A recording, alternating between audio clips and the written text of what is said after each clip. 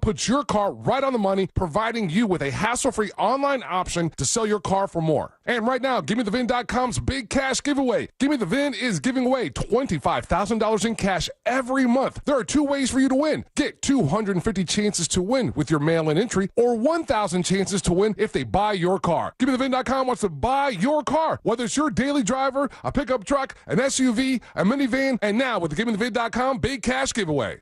Men, trouble in the bedroom? Not anymore. Premier Men's Medical Center restores your sex life in just one visit. Their painless breakthrough treatments eliminate erectile dysfunction and PE. Here's a specialist in men's health. I'm Dr. Simovitz. Have Viagra or Cialis let you down? Premier Men's Medical Center offers the most effective treatments that eliminate ED and PE, with men lasting longer than ever. 98% of patients see instant results on their first visit. Premier Men's Medical Center's breakthrough treatments eliminate ED and PE, regardless of age or medical history. Your consultation and first treatment are free. You'll see instant results in the office. Plus, qualified patients get their testosterone checked free. Call 407-337-5569. 407-337-5569.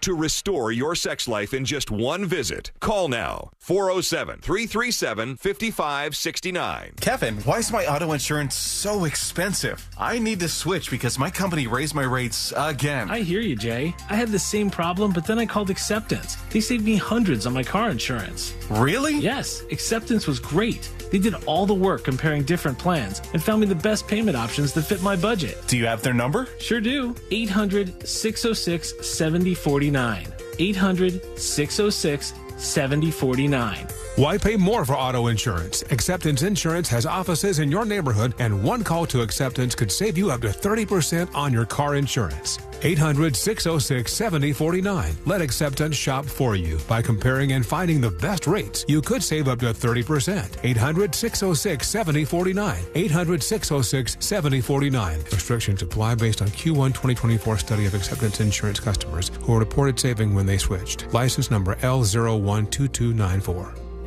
The accident wasn't your fault. You shouldn't have to pay those bills. I'm Orlando injury attorney Mo DeWitt. I'll fight to make sure those responsible pay for your medical bills. Injured on the go? Just call Mo. JustCallMo.com. Let's be honest. Mom doesn't want another candle. She wants her favorite cocktails on demand. Meet Bartisian, the sleek cocktail maker that crafts premium cocktails at the touch of a button. Cosmo, pineapple margarita, old-fashioned. She's got options. So this year, skip the thoughtful gifts collecting dust in a drawer and give her the one she'll use all year long. Get $50 off now through Mother's Day at Bartisian.com/mom. That's BARTESIAN.com/mom. That's the one. Because nothing says I love you like a cocktail tailored to her. Spring is here. The perfect season to give your aging roof the attention it deserves. Florida's highest rated roofer is here to help. Experience the Janney difference and save up to $2,000 this season. Join a community of thousands of happy homeowners. Do go ahead and do it right the first time so that you don't have to hire another company to fix what the company should have done right. And I feel like that's Janney Roofing. Get started at JanneyRoofing.com. Offer only applies on full roof replacement and expires May 31st, 2025. Point. Hey, you okay? You don't normally miss those shots. Oh, I just haven't been as regular lately, and it's making me feel sluggish. You should try Metamucil. It's been a game changer for me. Metamucil's plant-based psyllium fiber helps trap and remove the waste that weighs you down. Ace, you're moving better than you were last week. Definitely. Metamucil keeps you moving. These statements have not been evaluated by the Food and Drug Administration. This product is not intended to diagnose, treat, cure, or prevent any disease. Learn more at Metamucil.com. Think orange for your next vehicle. OrangeBuickGMC.com. We are professional grade. Live from the JustCallMo.com studios. Got questions after an accident? Just call Mo. Visit JustCallMo.com or dial 1-800-CALL-MO. This is WTKS-FM HD1 Cocoa Beach, Orlando. An iHeart radio station. Make us the #1 preset on your car radio and on the free new and improved iHeart radio app. Listen for all your music, radio, and podcasts. Free never sounded so good. Real Radio has your chance to win $1,000. Just enter this nationwide keyword on our website. WIN. W-I-N. WIN. Enter it now on our website, realradio.fm. Good luck. Someone's going to get offended. It's just the way the world works. So to hopefully save everyone a little time and or energy, here's this. The opinions that you hear are those of the host and callers, and not those of iHeartMedia, its management, or advertisers. The News Junkie is on. The three best friends you never knew you had, running through the most viral stories of the day. The News Junkie Sean Wasson with Sabrina and C-Lane. It is Monday, April 28th, 2025. Lots to get to today, from Shedeur Sanders' draft drama to wild body cam footage shows the Weezer wife Takedown and the woman who went hog wild on a Southwest Airlines flight, plus your calls, dispatches, emails, texts, and more. Sabrina is out. Hello, C-Lane. What's happening?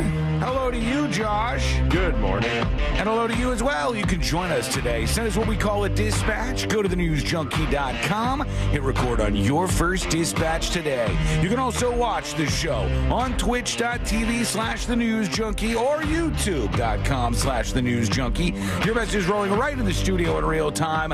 How's everybody doing on a Monday? Pretty good. Yeah, there we go. Surprisingly good. Wait, why surprisingly good? I don't know, man. Yesterday there were drinks and there was sun. Yeah, you know, there was a lot of it.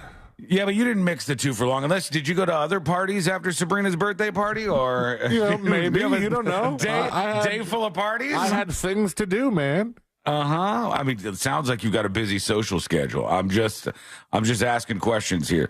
I know we did the thing where we went out, got the sun, got the drinks, and then took a little nap-a-rooney. And I took a nap before Sabrina's party. Did you? I took a little. So while the baby was napping, and Ashley was getting ready, and I was on the couch and was like. It's like a cartoon. Yeah, this is nice. Honk shoeing. And then honk shoeing, and then Ashley came out and went, "Really? Like just all right? Great for you, Flagrant. I guess. Yeah."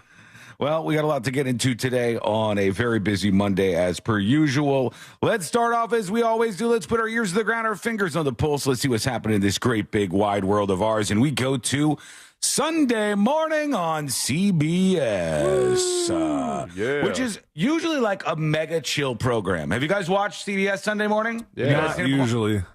It's usually a very chill program, C-Line. It's like laid back. Here's what it's like in the Hostess Factory. There's a much more chill Sunday morning program that I tend to tune into, so I don't really have time for my CBS. You could TiVo this one. The Sunday morning coming down, you must tune into, but you TiVo this one here. You'll see a story about a bunch of birds that took over a woman's house. You'll see a story about somebody who saved a little kid with bubble gum. Just weird stuff. Like, it's just normal kind of feel-good stuff. But they had Bill Belichick, the NFL coach. They had him on. And the first thing is, like, he's really taken this slovenly look that he does, where he's just kind of like, I'm not trying to look nice. And he's taking it beyond where anybody else was. He's on CBS. He's on Sunday morning. Look at this shirt he was wearing. He's got a sweater on with a big-ass rip in it where you see his skin through the thing. You're like, you are a multi-millionaire. I can't tell if that's actually old or intentionally distressed. Yeah, you used to have to pay extra for something like that, a rip like that. Now, normally, though, it wasn't in the front of the shirt. Typically, those are reserved for, like, the knees of jeans. Right. This one looks like a working man's sweater here because it's got a rip in it, and you might think that somebody's been doing something, but you wouldn't think you'd wear it on national television. Bill Belichick, who is, in his 70s, he is currently dating this woman, Jordan Hudson, and she's 24 years old. Good for him. And during the interview, she kept interrupting. Oh, bad for him. And she would go, up to the interviewers. When they're doing a couples interview? Yeah, yes. It was like Step Brothers. He's up there doing the interview. And his 20-something-year-old girlfriend keeps interrupting the interview process and going, we're not talking about that. We won't be talking about that. Now? It seems like it. I think he finds himself to be so lucky to be banging somebody 50 years older than him that he's like, younger rather, that he's just like, whatever decisions, babe, whatever you want. It's all you, sweetheart. Go ahead for it and do what you need to do. Here's one of those moments where his 24-year-old girlfriend, Jordan Hudson, interrupted the Bill Belichick interview. Jordan was a constant presence during our interview. That's a very nice way of putting it. Uh-huh. That means... What a civil way to say Jordan was annoying AF this entire interview. That means she was consistently popping in and like controlling what this 70-something football coach, NFL legend was saying in interviews, including some particular questions. Let's go back to it. Jordan was a constant presence during our interview. You have Jordan right over there. She's sitting at this desk. She's sitting over here at this desk right off the interview, and she's like ducking down behind a laptop. That's not a laptop. She's watching the program feed of the interview. Is it a monitor? That's definitely. I would put money on she's looking at exactly what the interview looks like. If they're saying she was a constant presence and she kept interrupting and she wanted to have some sort of influence or control over what's being presented in this interview, then she's definitely looking at a monitor. She probably is, and I see some cabling going to it, which would back that up, what you're talking about. But somebody says it's kind of like Sean during the commercials on the Skull mic. No, that's not the same. If Courtney comes over to conversate, I will chat with her, and then we'll have a little back and forth. But she wouldn't, like, if I was doing an interview, oh my God. I don't mean this is like a power move, but if I was doing an interview with somebody and in the middle of it, Courtney's like, wait, hold on. Courtney was a constant presence throughout our interview. I would be mortified. And likewise, if she was doing an interview about something, or art or something with somebody else, I would never. Oh my God, the idea that I would like inject myself in that. I guess on one hand you could say like the interview. I mean, that's just brazen. I feel like you could say maybe she's trying to protect him or something, but I don't know. It seems very She might weird. be trying to protect herself. She could be, yeah. Everybody in the world seems to be following this relationship. They've got an opinion about your private life. It's got nothing to do with them, but they're invested in it. How do you deal with that? Never been too worried about what everybody else thinks. Just try to do what I feel like is best for me and what's shirt right. is hideous. How did you guys... It's bad. It's bad. Here she comes. Ready? Meet. Not talking about this. All right. He said, how did you guys meet? And she pipes up off camera. We're not talking about this. And what's right. How did you guys meet? Not talking about this. No? No. It's a topic. The two guys go, no.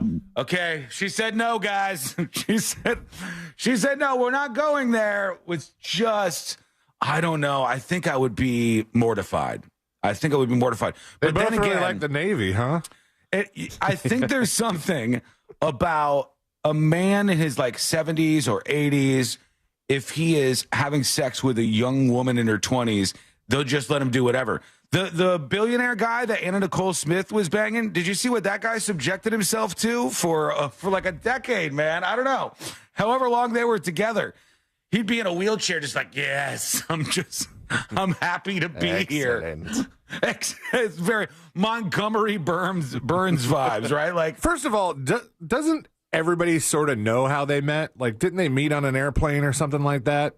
Yeah, that's what they said, right? Yeah, you're right. There was like a meet cute story about they're on a plane together, and she goes, "Aren't you that guy?" And next thing you know, now they're together. Man, it would be 50-year age gap. It would be hard to, especially for the people who are interviewing him who are older than her. It would be hard to just sit in that room and hear her barking out, stop sticks to their questions. Oh yeah, and not just turn around and go, "Who the hell are you?" Pick up. You know what? If you want to How chime many in, Super Bowl rings do you have, bitch? Bring a chair. Bring a chair. Sit over here if you want to chime in on this. If Belichick is just like, well, I don't know. I am happy to be getting some, and she can do whatever she wants, then pull up a chair. Let's chit-chat. If you don't and you do that, here's what you get. This is going viral after the CBS Sunday Morning interview with Bill Belichick and his 24-year-old girlfriend. They said, I can say with high confidence that his new 24-year-old girlfriend is a high-end escort. Here's why. The evidence presented to you, friends. Bill Belichick is 74 years old, rich white man, the main clientele for sex workers. Is that true? Guys in their 70s? Maybe. I don't know. Money, yeah. Yeah, Rich is definitely up there for sure. Old white dudes, I guess, maybe. During the interview with Jordan, interrupts the reporter asking, where did you meet, with demands to not answer that question. Robert Kraft got in trouble for paying off massage services for sex work. Robert and Bill were close friends. What do close rich guy friends do together? You guessed it. Is that a thing? Hookers? Do they get HJs together? Is that an old rich guy? Once all three of us are rich, I think we'll find out. You have no idea the lineup of HJs we're going to get. The best of the best. Bill and Robert will not engage each other anymore since Jordan-Hudson relationship starts, this person said. I assume the boys used to go to town together on these things and something went wrong, thus the firing. Way too many sex worker personalities follow her on social media, either because she's an icon to them or they know her.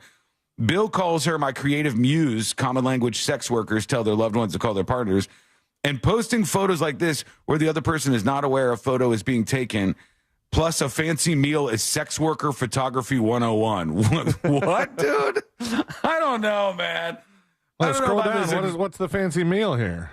Strawberries. Strawberries and ice cream. It's a strawberry in the shape of a lobster. Had lobster dinner and bahabe. What we're looking at here, sir, this guy must be incredibly poor who posted this, because he doesn't know.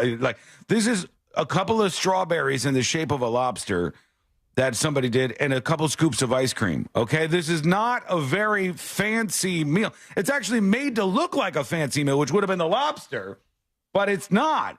And if this is a hooker photo, I had just never heard of that style. Just somebody not looking at you across the table, sipping on their drinks and having their little ice cream. So Bill Belichick's girlfriend popping into this CBS Sunday Morning interview, and now everybody's talking about the two of them.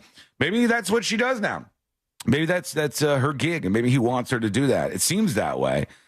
I would just be horrified. I would not like that one bit. But what do you think? Let us know. Send us a dispatch. Go to thenewsjunkie.com. Hit record on your first dispatch today.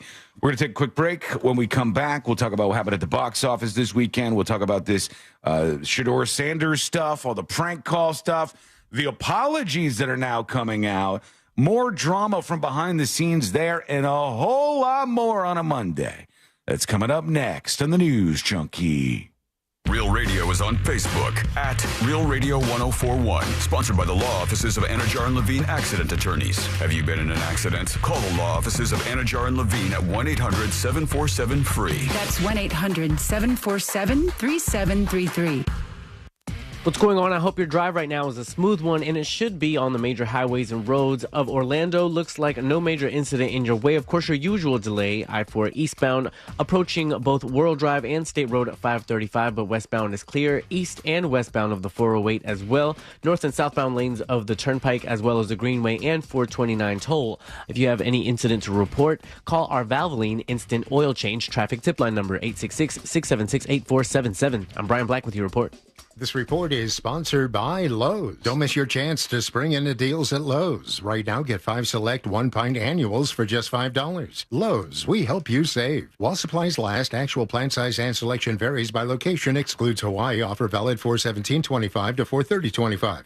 It's Ram Truck Month, where right now at your local Ram dealer, well-qualified current Chevrolet, Ford, or GMC lessees get a low-mileage lease on the 2025 Ram 1500 Bighorn Quad Cab 4x2 for $369 a month for 42 months with $3,999 due at signing. Tax, title, license extra. No security deposit required. Call 1-877-RAM-5722 for details. Requires dealer contribution and lease through Stellantis Financial. No turn-in of competitive vehicle required. Extra charge for miles over 35,000. Not all customers will qualify. Residency restrictions apply. Take delivery by 4/30/25. So, you finally have some time to yourself. Even if it is just the car ride home, it's you time. And look at you. Do not disturb set before you even got in the car? Impressive. You've earned this moment to just chill and drive. This break is brought to you by Target Zero and the Florida Department of Transportation.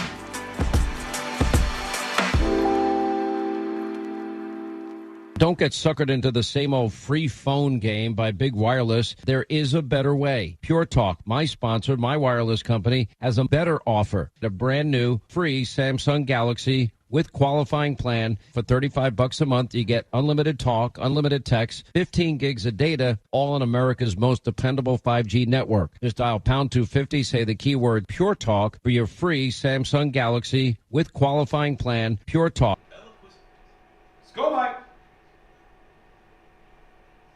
Let's go, Mike, on a Monday. Am I coming in loud and clear? Mega chat, as per usual, currently blocking out YouTube. Hopefully that connection issue will resolve. The YouTube stream is going. The messages just aren't coming through for whatever reason.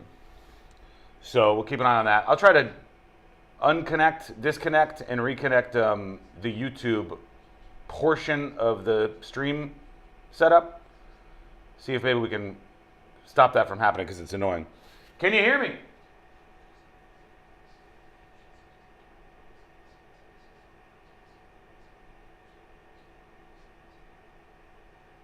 I doubt YouTube's talking about anything important. Probably true. Hey, before I sound like a fool in front of a large audience of people, Shedeur Sanders. Is that correct? Shedeur Sanders. Am I pronouncing that correctly? Deion Sanders is his father. I know that, obviously. I know a lot of his backstory, or a lot of like the drama side of his backstory as opposed to the stats side of his backstory. Shedeur Sanders. Is that right? Yup. Yeah. Yucker says play the prank call. I've got that queued up. I've got the kid apologizing. What a dumbass. What an absolute dumbass this kid is. It's not like you could just Google his number and you would have Shedeur Sanders' number and then it would like make sense it could be anybody. Number one. And number two, he videotaped himself doing it. So, like, how is your dad not going to get a world of crap for this?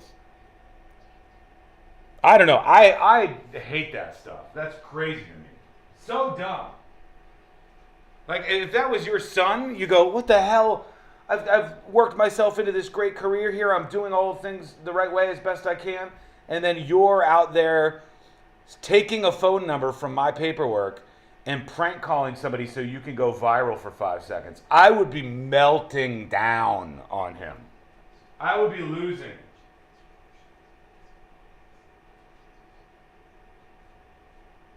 Aventosaurus says, I would cut this kid off. Yeah, I mean, like, I don't know that he would lose his job for that, but they said they're gonna change the way they handle these things so that they probably won't give him any numbers for any players in the future.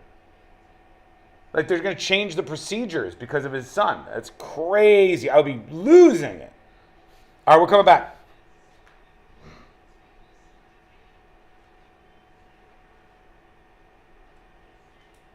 For you to explore right now, like the Beatles Now and Then, celebrating all things Beatles.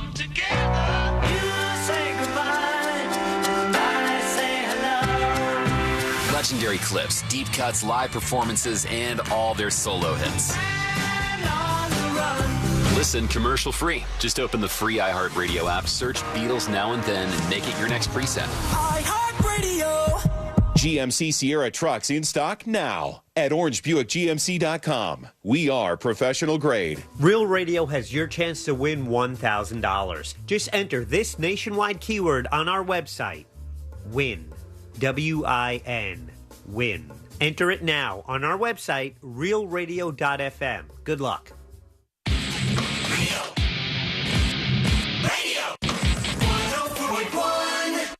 They're best friends, unless they're fighting. Are they fighting? It's the news.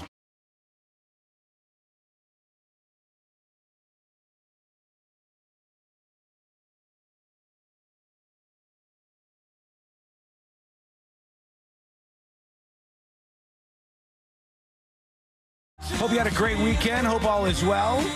Welcome back to the show. If you want to learn more about what happens over here at the News Junkie, you can go to the website, which I know it sounds crazy, but it's located at thenewsjunkie.com.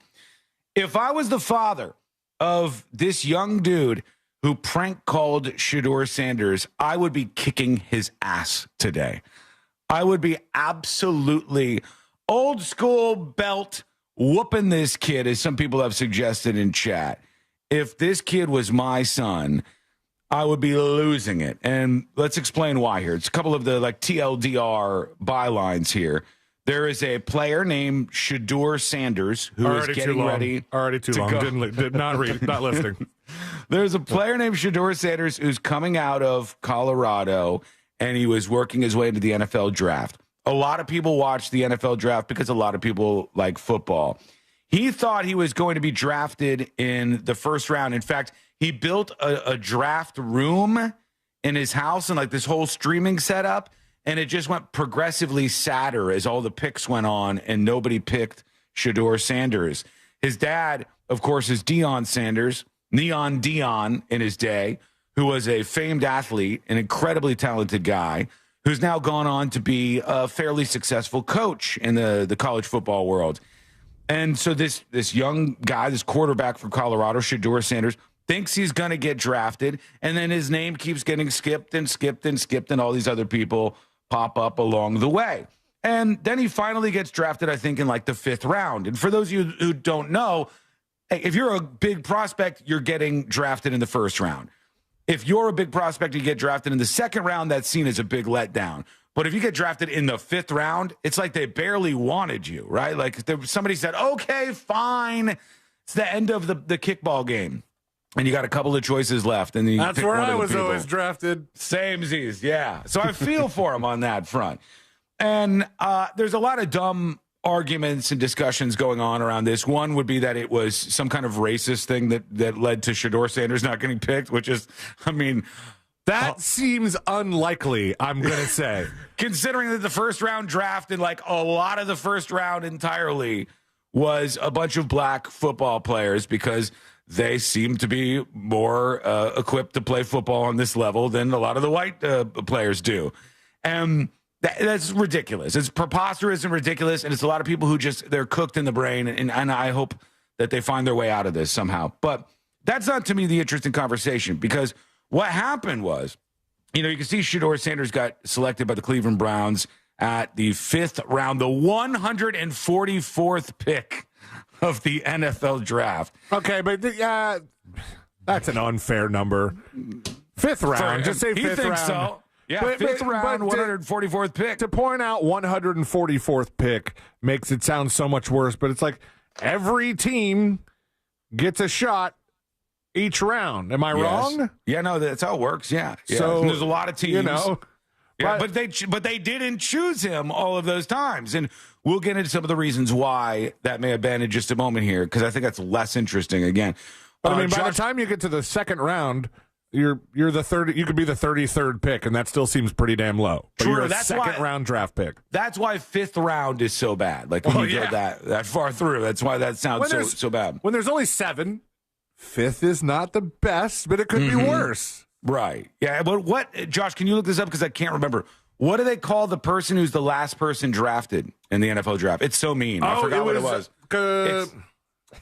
It's so mean. I heard it this morning, and they go, this is blank blank. He was the last person drafted in the NFL draft. Here's what they call the last person drafted. And I go, are you kidding me? Is it Mr. Irrelevant? Yes. Mr. Irrelevant.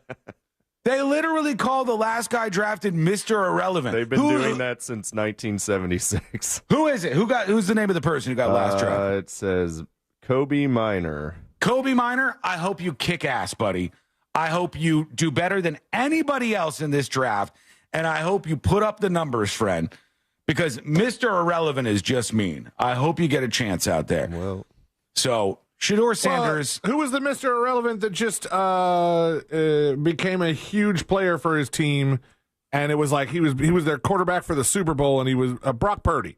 Yes. Brock Purdy was Mr. Irrelevant. Was he? Yeah, he was. And he's done good? Yeah, he... Love it if that's the case. Love that. I don't know if there was an injury or something. I'd have to go back and look through his Wikipedia to find exactly how he got positioned the way he was. But because he was drafted last, Mr. Irrelevant, he had a very, in NFL standards, low-paying contract and still managed to be the quarterback of the Super Bowl before re-signing, and because the pay and difference there was huge on the two sides. So they got like a bargain basement deal for a player that was actually doing well, putting up the numbers. Somebody says, Noble Roman on Twitch says, not true. Not every team picks in every round, TNJ. Oh, okay. Yeah. I mean, for the most part, they do, though. Like, right, they can trade their picks and they can do all that stuff. But the point is, he thought he was getting drafted really early on in this. He probably has a pretty big head on his shoulders in terms of he's been fed things that say he's a great player, and he seems to be a pretty damn good player. He puts up numbers and stuff. But he wasn't getting picked. We'll talk about why in a moment. But these two young guys posted this video on social media where they prank called Shedeur Sanders because they knew he wasn't getting picked, and they pretended to draft him. And it's just like next level mean, first of all, but this is what they did. Hey, is this Shedeur? This is Mickey Loomis here, the GM of the New Orleans Saints. How you doing? By the way, if I was on the other end of this phone, I would go, this ain't no Mickey Loomis. This ain't no coach of the Saints or the manager of GM of the Saints. This sounds like some kid with a phone, because that's what it is. This is Mickey Loomis here, GM of the Saints. Yeah, right. How you doing? Good, how are you, man? Good, been waiting on you. Yeah. He said, good, I've been waiting on you. Yeah, it's been a long wait, man. We're going to take you with our next pick right here, man. This must be legendary.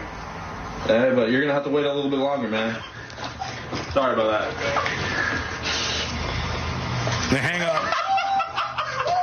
They hang up and they're all up. Ah, we got him. It's a little funny. Okay, they did get him. But guess what? You know who should be just outrageously mad? This kid's dad is one of the coaches. He's the defensive coordinator of the Atlanta Falcons. Oh, is that how he got the number? Yeah, he got the number because his dad was a coach, a defensive coordinator from the Falcons. And the 21-year-old who was doing that is Jack Solbrick. And he took the number from his pops and just dialed it up and did this and videotaped it. Like, you knew this was going to go viral. You knew it was going to go online. And you were so desperate for some likes and follows on TikTok, you were willing to torch your dad's career, dude. That's bad. If I was his father, I would near disown this kid for doing this. You took advantage of your father. You saw that there was the number for this guy, Shedeur Sanders, in his paperwork. You took it from him. You sat on it, and then you used it to prank call because you and your friends could make a viral video. That's what happened. And your dad should be heated about it. The Falcons released this statement. Earlier in the week, Jack Solbrick, the 21-year-old son of defensive coordinator Jeff Ulbrich, unintentionally came across the draft contact phone number for Shedeur Sanders off an open iPad. Unintentionally? While visiting his parents' home, and wrote the number down to later conduct a prank call. Jeff Ulbrich was unaware of the data exposure or any facets of the prank and was made aware of the above only after the fact. The Atlanta Falcons do not condone this behavior and send our sincere apologies to Shedeur Sanders and his family, who we have been in contact with to apologize to, as well as facilitate an apology directly from Jax to the Sanders family. So they also were in contact with the NFL, all of that good stuff. And the son has issued an apology of his own, because I imagine right when dad saw this, he goes, "You son of a bitch. You." I'm just the son, Dad. "You MFer. I can't believe you did this to me." The son who made that prank call said in a post on Instagram, "On Friday night, I made a tremendous mistake. Shedeur, what I did was completely inexcusable, embarrassing, and shameful. I'm so sorry I took away from your moment. It was selfish and childish." He's eating it, man. Shove the crow in your mouth, kid. "I could never imagine getting ready to celebrate one of the greatest moments of your life, and I made a terrible mistake and messed with that moment. Thank you for accepting my call earlier today. I hope you can find it in your heart to forgive me." At Shedeur Sanders, he said on Instagram. I would be irritated if I was this kid's pop. And if you were, what would you do? What do you do in this circumstance? If somebody does this to you and you look and it's your son who's betrayed you and put you out there in a way that is not going to look good for your football team. Because I imagine the Falcons are not happy with this guy, right? Like they would not be thrilled that this information got out there. and that somehow they were a party to all of this going on. And the Sun just can't argue ignorance because he knew that this was going to go viral. Like, he posted it on purpose to social media because he thought it was really funny, which, guess what? It is kind of funny. But it's not funny. If Dylan does this and makes the funniest prank call in the world. What number could Dylan find on your iPad? Let's say we were interviewing some celebrity for this show, okay? And he grabs the phone number and he goes, "Hey, is this Katy Perry? Bitch, you never went to space." And he hangs up. And that would be something that you would say, though. Yeah, you'd be proud of him. Prankaroonie, right? If he did that, Prankaroonie. Maybe 5 years down the line, I'd be like, dude, when you did the Katy Perry prank call, that was kind of funny. But in the meantime, I'd be worried about losing my job and everything I worked for up to this. I would be so pissed off. All Day Yucker says there's also a video from Sanders' perspective. Yeah, that was the first version I saw where it was actually Shedeur Sanders, Deion Sanders' son. And he's sitting there and he's on the phone and he's like kind of excited that finally he's getting picked because he's been streaming all of this stuff. Like, he's streaming all of the content that he's doing. So if you're a father and this is your son doing this, betrayal is the word. Betrayal is the absolute word.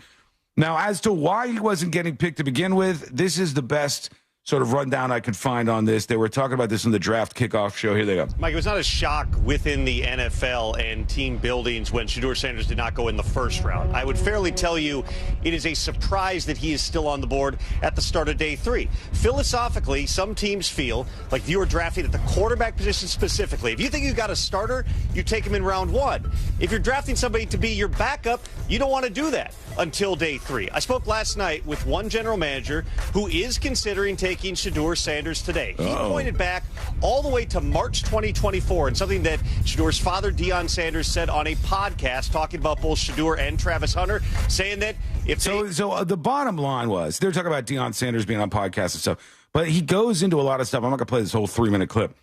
They said that Sanders was dictating to the teams how he wanted things to go. So it's like you go into the meeting and you're like, let me tell you how this is going to go when I'm working for the New York Giants. I want this, and I want this. And they're like, dial it back, buddy. We haven't even drafted you yet. What do you think you're doing here?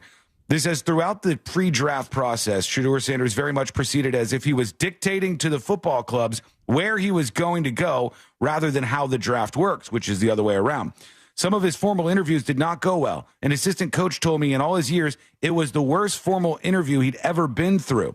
People said Shedeur was trying to dictate how he wanted things to go and made them all feel small. So he kind of like irritated everybody, is what it sounds like. Which makes it sound like, of all the people to run this prank on, and I had it coming. Not so bad. Maybe the Falcons are like secretly high five. Good job. Thank you. By the way, quickly, we were talking about Mr. Relevant or Mr. Irrelevant. Excuse me. Brock Purdy, was a third string quarterback in his rookie career. And then Trey Lance and Jimmy Garoppolo got injured and they had to put him on, and he won all 5 regular season games that he started. So he ended up being like a stud. Yeah. And a lot of people, when we were talking about that, were like, also Tom Brady was drafted 199th. Yeah. And I've seen people talking about that, and I've seen people say before, these are like first round draft picks and like the first picks that failed. So it's not always, the end all be all of your sports career, obviously. And it doesn't determine whether you're not going to be successful. I didn't even know that about Brady until the roast. Mm-hmm. That was brought up a lot. Yeah. Yeah, the thing that seems to happen here is this guy looked like a pain in the ass. And I think a lot of teams, again, I'm not deep into the sports world. Feel free to correct me. Tell me where I'm wrong on a dispatch at thenewsjunkie.com. But it seems to be like a lot of teams want to avoid those Antonio Brown type players. Like the guy who goes in and kind of is toxic to the system. They think that they're attitude. Too much main character syndrome. They're not necessarily interested in being part of a larger team where, they have to let other people have their moments too. It seems like that probably is what happened here, just from a cursory glance. But again, tell me where I'm wrong. Where do we get this wrong? And what you think about all of this. I just know if that was my son, I would be very, very, very upset. That was one of my favorite jokes in the Tom Brady roast. It was like, oh, and I'm sure he'll never forget that fateful day in September of 2001 when those two jets crashed into Drew Bledsoe. I remember that. Oh, my gosh. Savage. Over at the box office this weekend, number 1 is Sinners for the second weekend in a row. And what's crazy about that is it barely fell off its first week. Usually a movie will come out and do, like, let's say it does 60 million in its first weekend or something. Then the second weekend, it'll be like 20 million. And then the third weekend, it'll tick down from there. Sinners damn near matched its first weekend and its second weekend. Like, that's a crazy thing to have happen. We'll talk about why that happened in a second. The Revenge of the Sith re-release from Disney brought in 25 million for number 3, tying with The Accountant 2, which brought in 24.4 million, but they ended up right in the same ballpark. Minecraft movie number 4, Until Dawn. I don't even know that one. Number 5. King of Kings still in there. Pink Floyd at Pompeii. Pink Floyd live at Pompeii. Yeah, they made it in there. Snow White bumped out of the top 10. Was that the one where it was a concert with no audience? I don't know. It may have been. I don't know anything about Pink Floyd at Pompeii. That's a new one for me. Pompeii's a volcano, right? Yeah. It's a town under a volcano. Mm-hmm. But they did. There was a Pink Floyd DVD, concert DVD that they did, and this must be another re-release, where they just set up the band for this live concert at the volcano. Yeah, with no crowd, and it was just a live performance. We should do a live show like that. We should do that. We do it every day. Not on a volcano. We're not on a volcano I'll get us on a volcano. All right, I'll call all the volcanoes in town. Who put The Sinner in the number 1 spot? They're saying that the amount of viewers that were female that went to see it in weekend 1 was 43%. That jumped to 56%. So 56% ladies going to see this. A lot of Michael younger B. Jordan people. Yeah. The amount of moviegoers that were seeing this that were black was 43% versus almost half in weekend 1. So this goes to show you, if you drop specific movies to target specific demos, something that I always talk about, know who you're targeting, know who you're talking to, and focus like a laser. You make a damn Jesus animated feature, and it doesn't even look very impressive, the religious people will come out to see it. This movie was targeted in many ways at a young black audience. Guess who's buying tickets? A ton of them. They love them some Michael B. Jordan. And I'm with him. I like him too. I think he's very good and very talented. The movie seems to be doing quite well with a, what's the Rotten Tomatoes on this? Actually, it doesn't say it in the story I'm looking at. I'll tell you. ComScore post-track is 81%. Oh, no, ComScore post-track is 96% positive, which is good. Very, very good. It's a lot of people. 98% on the tomato meter. Woo! And 97% on the popcorn meter. So not bad. Widely loved for a movie whose ads made it sound like complete trash. Yeah, I think, and maybe that's why, Josh, maybe word of mouth made people who second guessed it and said, I didn't like those trailers. Maybe maybe I will go see it. Maybe it was enjoyable because people were blabbing about it afterwards. Did you see it? If so, what do you think? Let us know. Send us a dispatch at thenewsjunkie.com. Okay, I was wrong. When we come back. They did not actually play in the volcano. It was at the Roman amphitheater, but there was no crowd. It was just an ancient Roman amphitheater and just Pink Floyd. Cool. So there was no volcano involved at all. It was near the volcano. Pompeii is a volcano, right? No, Am I getting that wrong? Pompeii is the town underneath Mount Vesuvius. Okay. Where the guy was destroyed. Where the guy was touching himself when the volcano went off, and then it covered him in soot, and he got busted. Probably not true, but a historic tidbit for you. He's like, this is going to be really funny in thousands of years. Which it would. The lava's just barreling at you at full speed, and you're like, all right, ready? Just abusing yourself. Can you believe that? Like, did you guys hear what Dave did? He knew he was done for. He wanted to be remembered forever, so he found a way to do it. Congrats, Dave. God bless him. When we come back, another teacher's in trouble. What'd she do for her 5th grade classroom? This might have been a bad idea. We'll go over it together. That's coming up next on the News Junkie. Coming up tonight on Real Radio at 7, it's a corporate time with Tom and Dan. Brought to you by MyEternalVitality.com and Modern Plumbing Industries. At 9 p.m., it's Real.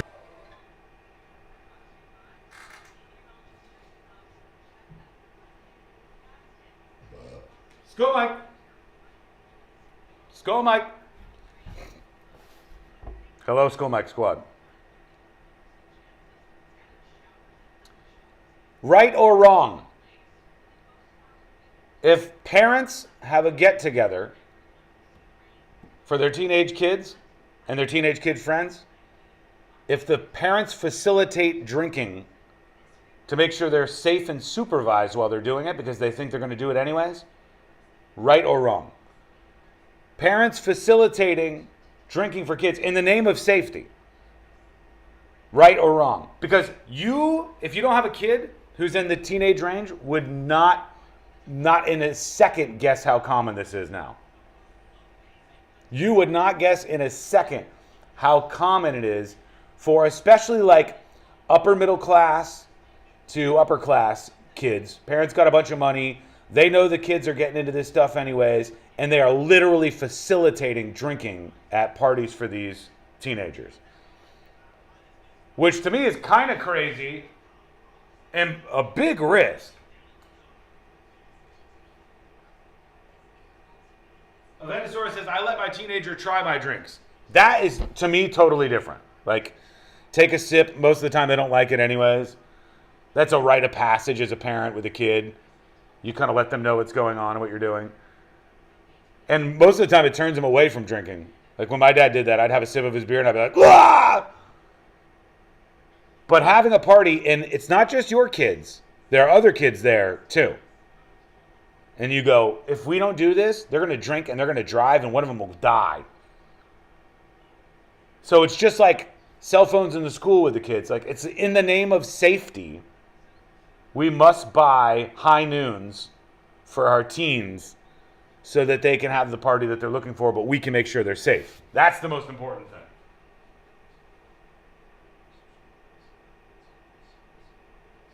Chaos says, nah, bruh, I'm beating the parents if they let my kids drink.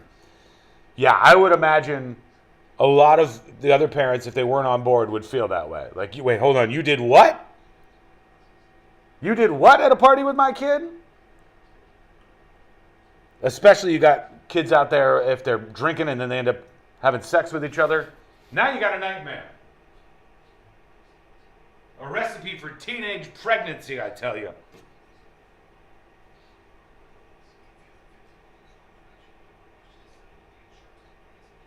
Known Badger says you got to make sure there's no fentanyl in those high noons. Seems very low risk. Seems incredibly low risk. I think I may have let Dylan have like a sip of a White Claw before he turned 21 or something. Even if I said, hey, we're hanging out here, do you want a White Claw? And he's 20. And he's at the house. To me, that's totally different. Once you introduce a party featuring their teenage friends, that's where I think it gets bad. That's where I say wrong.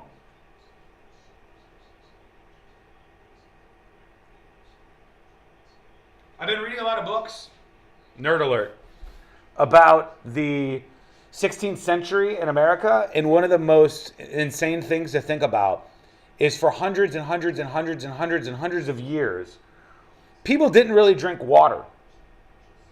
They didn't. They didn't drink water. They drank basically a low-proof beer because the fermentation process made that way safer to drink in like the 1600s. You know, the 17th, 18th century, 1600s, 1700s. It made it more safe to drink beer, low-test beer, than to drink water. So it was at one point super common for even little kids and toddlers and stuff to be drinking like that. All right, here we go. We're coming back. Let us know what you think. Excuse me. New feature. It's like a car radio right on the app. There's a list of what's trending. There's all the podcasts. I love it. Get in on what everyone's talking about and get the new and improved free iHeartRadio app today. iHeartRadio. Wesley Financial Financial Group is not a law firm. Are you a victim of the timeshare trap and think there's no way out? I'm Chuck McDowell, founder of Wesley Financial Group, the original timeshare cancellation expert. And I'm here to tell you that there is a way out. All you need to do is give my office a call. I will send you a timeshare exit information kit absolutely free, explaining how the timeshare industry works and your options for cancellation. Call Wesley now for your free info kit. 800-213-5757. 800-213-5757. We're back in the miller's yard, who now use True Green. Their lawn started looking like a golf course, and PGA Tour golfers made it their favorite stuff. Get a PGA Tour quality lawn for as little as $1 a day at TrueGreen.com. Exclusions apply. See TrueGreen.com for details. New Year's resolution is to buy a home? Get your free buyer's guide at thenicklygroup.com.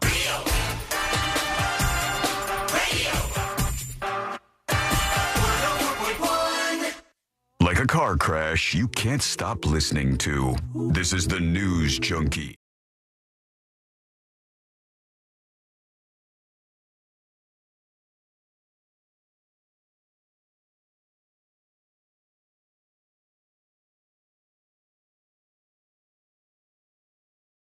The cool folks over there. Fine people on both sides. And one of the things I think that people who aren't parents right now don't know at all is how common something is. Right now, it is so common for teenagers to go to parties at their friend's house where the parents are facilitating drinking. The parents are like, we're cool with it. We want them to do this somewhere safe. Parents are so obsessed with safety in 2025 that they go, we know, like us and like our parents before us, our kids are going to drink. We know that they're going to do this. So we want them to do it in a safe atmosphere where it's controlled and we could keep an eye on them. So all of these kids, these high school kids, they're having parties, Sealand, across the country. And the parents are like, here's the High Noons, baby. Here's the White Claws. Have at it, kids. Thanks, mister. We know if you're here that you're not going to drink and drive because we could be in control of the situation. We know that everybody's going to be watched over. We think it's a safer, more secure way to do this.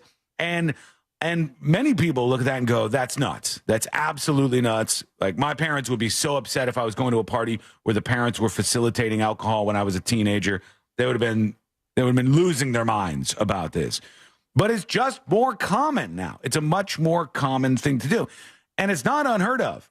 Now, if you read any history books, which I do recommend, it's a fun time, you'll see that for hundreds and thousands of years, people and kids, including like kids Jackson's age. You know what Jackson would be drinking in the 1500s and the 1600s? As a baby? As a baby. Jackson would be drinking something called small beer. That's what they drank, historically speaking. They didn't drink the water, see, because it wasn't safe. It wasn't clean. It wasn't filtered. It wasn't purified. They had some wells, but even the wells would get people sick. So most people around that time would drink something called small beer, which is from 1% to 2% alcohol. And the kids would be pounding it, and the mom would be pounding it, and the dad would be pounding it. All of the whole family just gathered around pounding some beers because those were safer to drink than the water.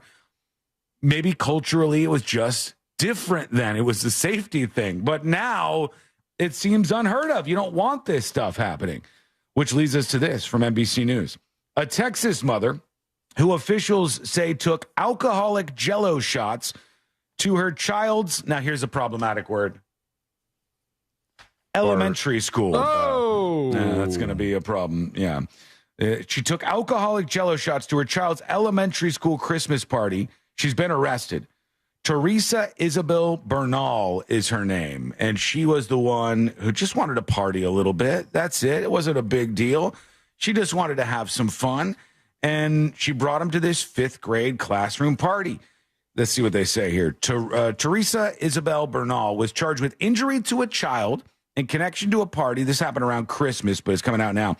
Bernal purchased the Jello shots from a home business she found on Facebook.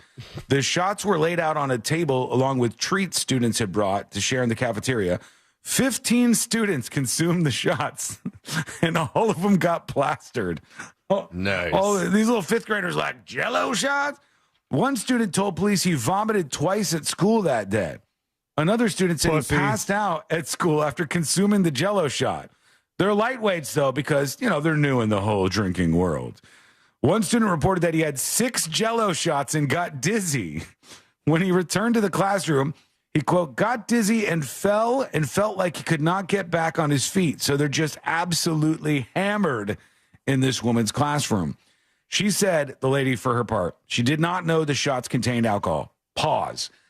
Is there a world where they have like Jello in those little containers and it's not shots, it's not alcohol? Is that a thing? Is there like a non-alcoholic Jello shot? I think it would be irresponsible to do both, to have some non-alcoholic ones and just be like, I guess, in a parent's like mindset, you might have Jello shots for your friends and then your kids see them and they're like, why can't we have the Jello?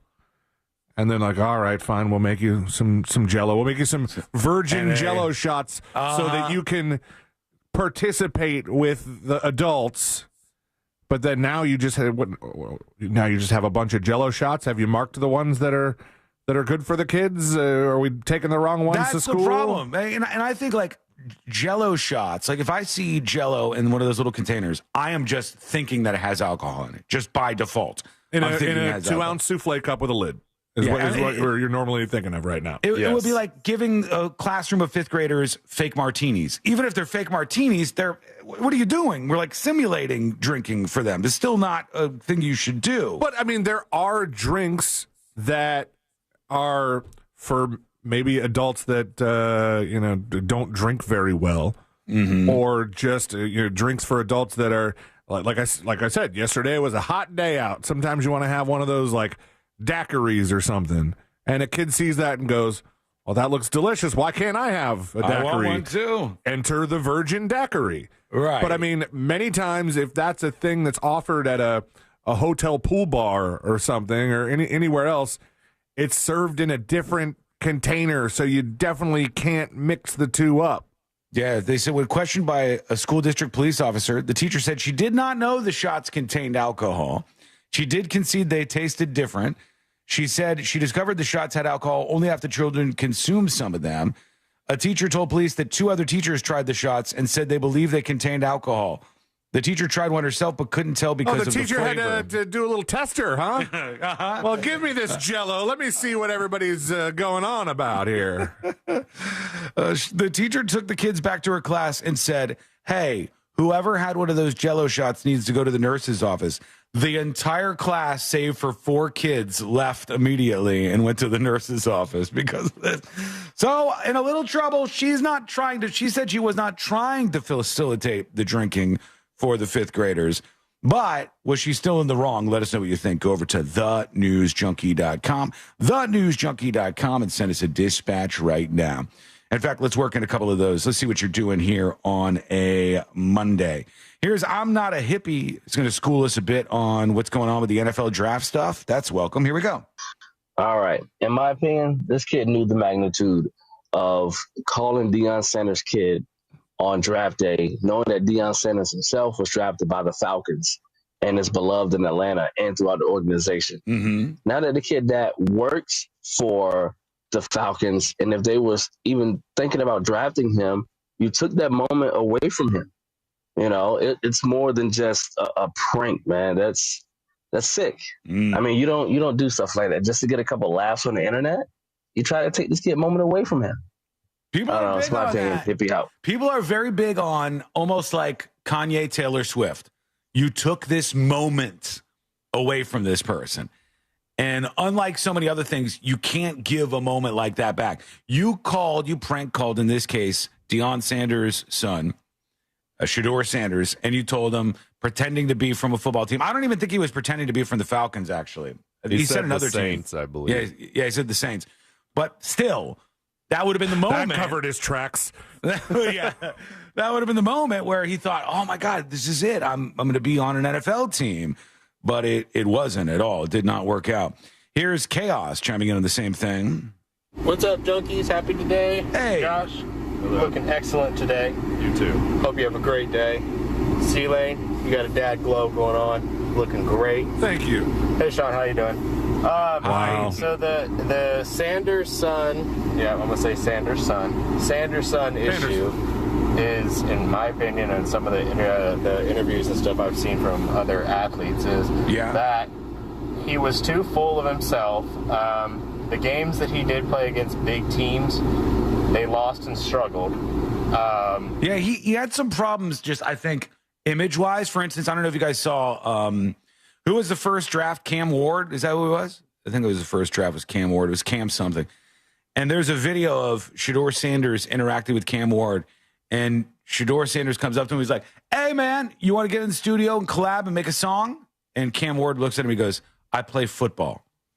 And he's like, I mean, yeah, but don't you do other things? Don't you have like other hobbies? And he's like, I play football. I'm here to play football. I want to be a football player. I want to be on a team. I want to throw the football down the field. And in the whole back and forth between the two of them, it was like one person wanted to do all these different things, and one person just wanted to do football, and they were dead set, laser focused on that. And one of those two guys got drafted first.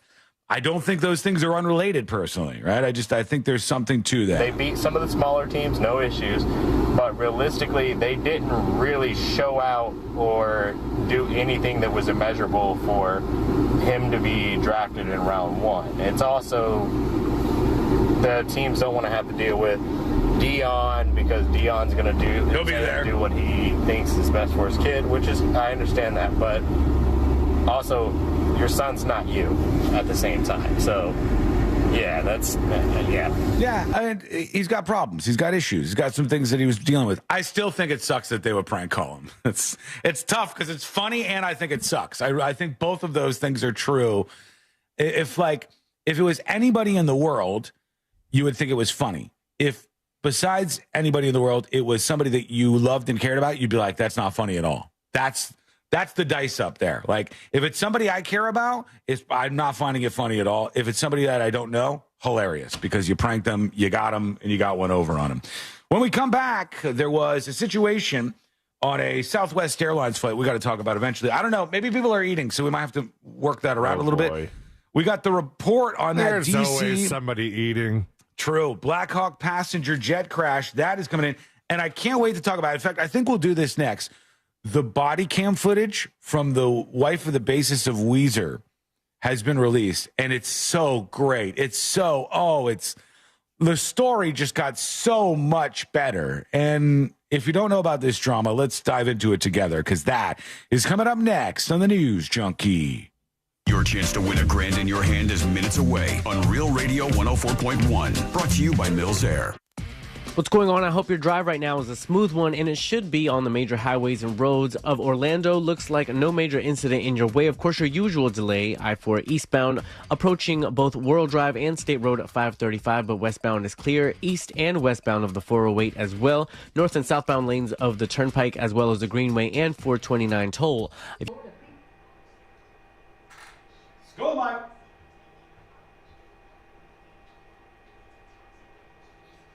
I feel good on a Monday. Normally, Friday, Saturday, Sunday are drinking nights. So normally Monday is a rough go at it, because I got to wake up and talk for 4 hours after drinking, which is more difficult than you might think. But because we did Sabrina's birthday party yesterday, we were there for like 3 hours drinking White Claws in the hot sun, and then we didn't drink at all last night. So feeling like $100, maybe more.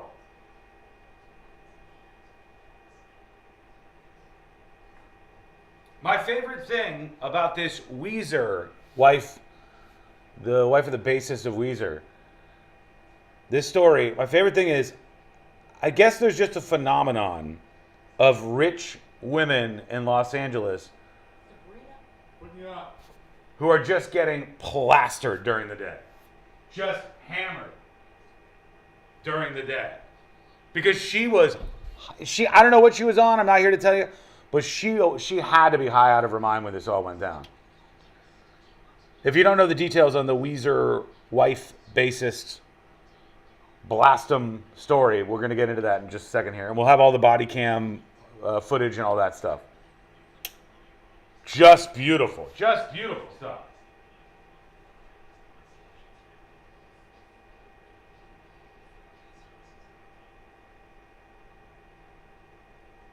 BDMX Con says he has no agent, so a lot of things you can ask somebody with an agent, you can't ask him.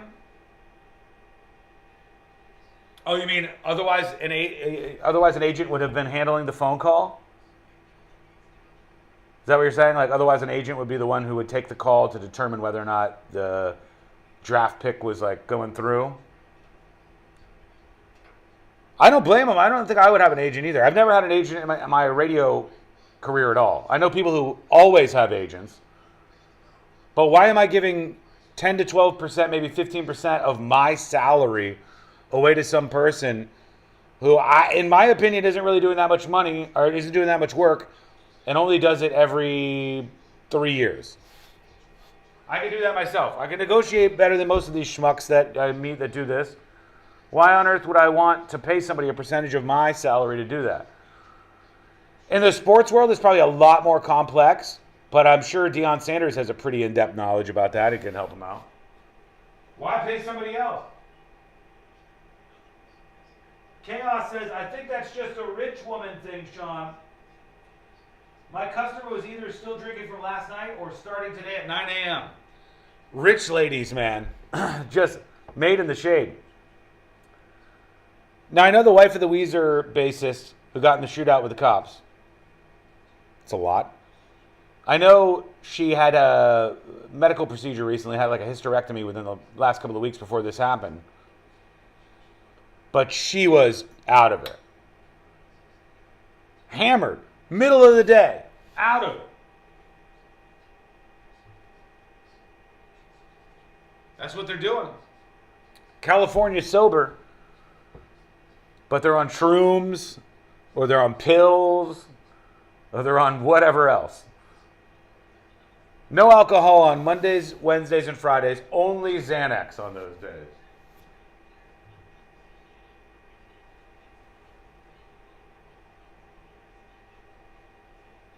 YouTube, you got to push through. Oh, shit. I forgot Amy Coughel. Amy Coughel coming up next. Amy Coughel in 1 minute.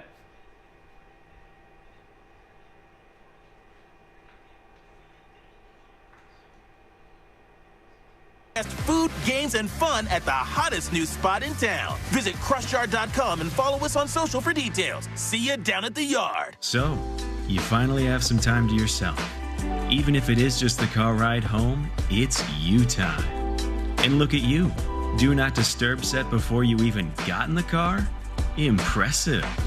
You've earned this moment to just chill and drive. This break is brought to you by Target Zero and the Florida Department of Transportation.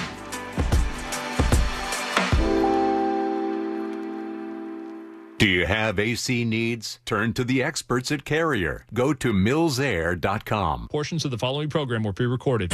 Broadcasting live from the JustCallMo.com studios. Need help after an accident? Just call Mo. Learn more at JustCallMo.com or call 1-800-CALL-MO. This is WTKS-FM HD1 Cocoa Beach, Orlando, an iHeart radio station. Make us the #1 preset on your car radio and on the free new and improved iHeart radio app. Listen for all your music, radio, and podcasts. Free never sounded so good. Real Radio has your chance to win $1,000. Just enter this nationwide keyword on our website, HAPPY, Happy, happy. Enter it now on our website, realradio.fm. Good luck.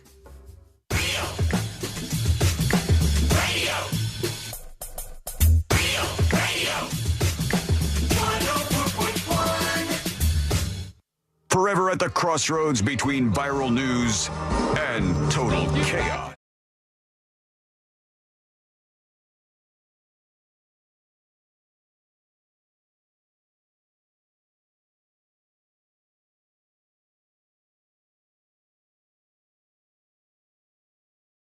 The three best friends you never knew you had, going through the most viral stories of the day. And we're going to get into, at some point here, they released all this body cam footage. From the shooting with the wife of the bassist from Weezer. And it just adds so much to the story. It's such an amazing story. There's so many new details here. And I just still cannot believe that this happened. But we'll get into that in just a little bit here on the show. I think, are we going to be joining Amy Coughel today, Celine? Yeah, just a second. Okay, good. I see a lot of things moving, a lot of moving parts right now. So we will be talking with our friend Amy Coughel here momentarily on the show. But that footage, when I saw it this weekend, I watched every second because the police in 2025 are givers. They're giving us a little bit more. They do things where there's like a little narrative and they say at 2 p.m. on April 15th, there was a car chase down the LA freeway, and they like string together all the body cam videos and 911 calls, and it is just glorious. So that's what they've done for this Weezer shooting, and it's out there. Also, beware, friends, and I'm in this crew because they're doing this Kool-Aid Man challenge again. I can't believe it. I find it to be unacceptable. What? It's also hilarious. Josh, you know the Kool-Aid challenge here, don't you? Can you refresh my memory, please? All right, can you see this? Take a look. This is the folks. There's some kids in New York City that have been reviving this. A group of people believed to be teenagers rammed their way through Ben Helwa's fence 2 weeks ago. Helwa believes a social media trend sparked the bold actions of the vandals. They got him. We found lots of examples of knucklehead teens charging. They go to the vinyl fences, and if you just run full speed like the Kool-Aid Man, you could smash through the vinyl fences that these people have at their houses, and it's hilarious and obnoxious at the same time. It's really, really annoying, but really funny as a Charging visual. full speed into the fences. These youngsters ran into the fence in unison. All the panels falling down and them just disappearing into the night is so funny. It was a group of like 8 kids all lined up, and they all Kool-Aid Man challenged into this long fence and took the whole thing down.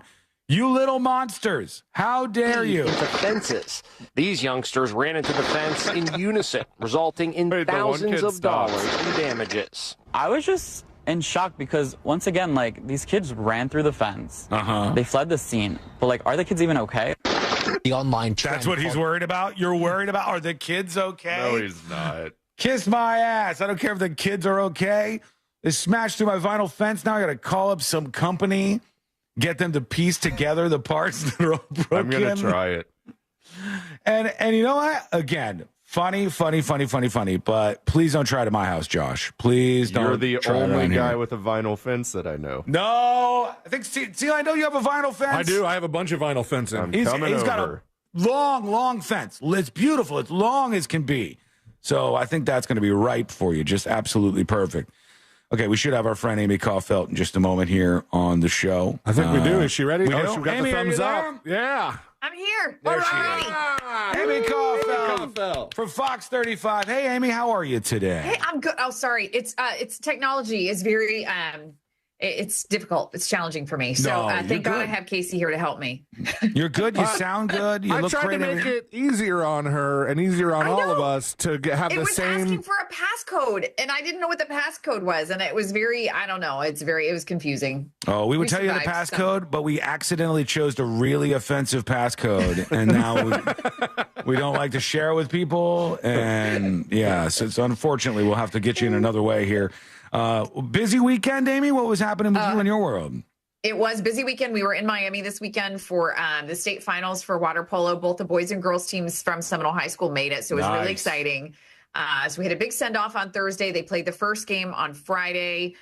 The boys sadly lost in the semifinals, but the girls won. So that meant we went to the championship game on Saturday afternoon. We went up against Gulliver Prep, which is a private school down in Miami. They're a really talented team. The only loss that Gulliver Prep had all season was to us mid-season. So we went into the game very hopeful.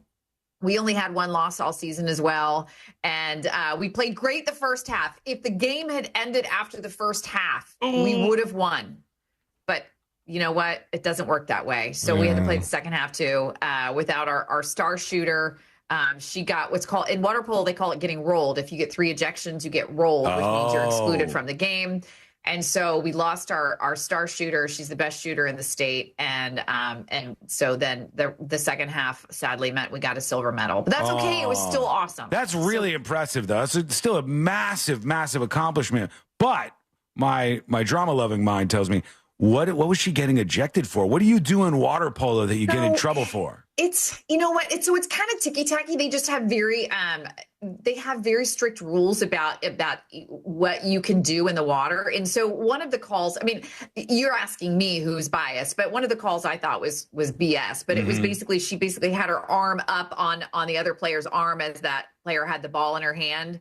And so they ejected her for that. Normally that would just be like a regular foul. Instead, it was an ejection. I don't know if it was because this girl, our star shooter, has not been rolled all season. So this was like the first time all season she's been rolled. So I don't know if just when you're at the state championship game, they're maybe a little bit more strict. Yeah. I don't know. But anyway, just silly stuff like that. I mean, she wasn't doing anything crazy. I mean, you're not getting ejected because you're like cussing somebody out or doing anything like that. I mean, it's just like very strict rules about how the game is played. Let me tell you, all of the people who do this, my kudos go to you. Anybody who could play water polo on this level, just the amount of strength it takes and endurance it takes just to like sit around in the water playing this game. Yeah, it's crazy. It's crazy because it's in deep water. A lot of people don't realize they play in deep water.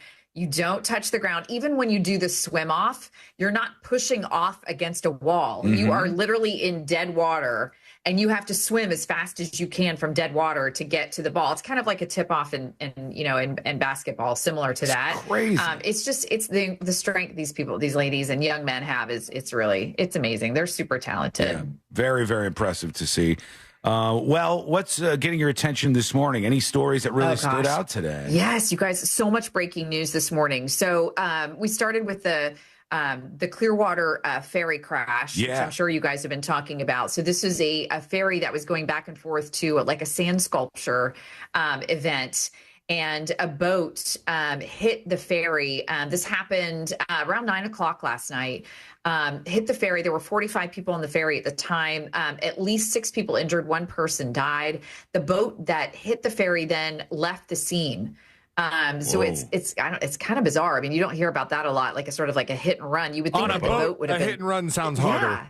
Yeah. Yeah. You would think that the boat would have been damaged enough that it wouldn't have been able to leave the scene, but it was. So we're starting to get daylight pictures in of that now. And it's pretty incredible, really. The fact that it happened in shallow water was probably helpful, but people were coming in with boats from all over trying to pluck people out of the water and get them to hospitals. They're calling it a mass casualty event, which always sounds really bad, but mass casualty just means that a lot of people were hurt. So we're waiting on some new numbers for that today. Then we had this horrific crash on the Florida Turnpike. That was also right around the same time last night. This happened in Osceola County. 5 people were killed in a passenger van. They think that it had a bad tire and flipped multiple times on the Turnpike. This is near Kenansville. And then there were 7 other people in that van who were also injured. 6 of them, there you go, got it pulled up there. Thanks, Sean. 6 of them had to get medevaced, air flighted out. So they had to bring in multiple helicopters to airlift these people out from this crash scene. And I don't know if you guys are familiar with that Kenansville area of Osceola County. There's not a lot down there. That's kind of where Wild Florida is, which is the really fun animal and airboat park. But there's really not a lot around there. It's a lot of farmland. So they went down there with choppers and medevaced 6 people out. We know that they're all either critical or serious. We just know that the people inside the van were from South Florida. That's really all we know. We don't have a lot of information. Any ranging in age from like 29 to 75 is what we were told. So. Jeez. Oh, man.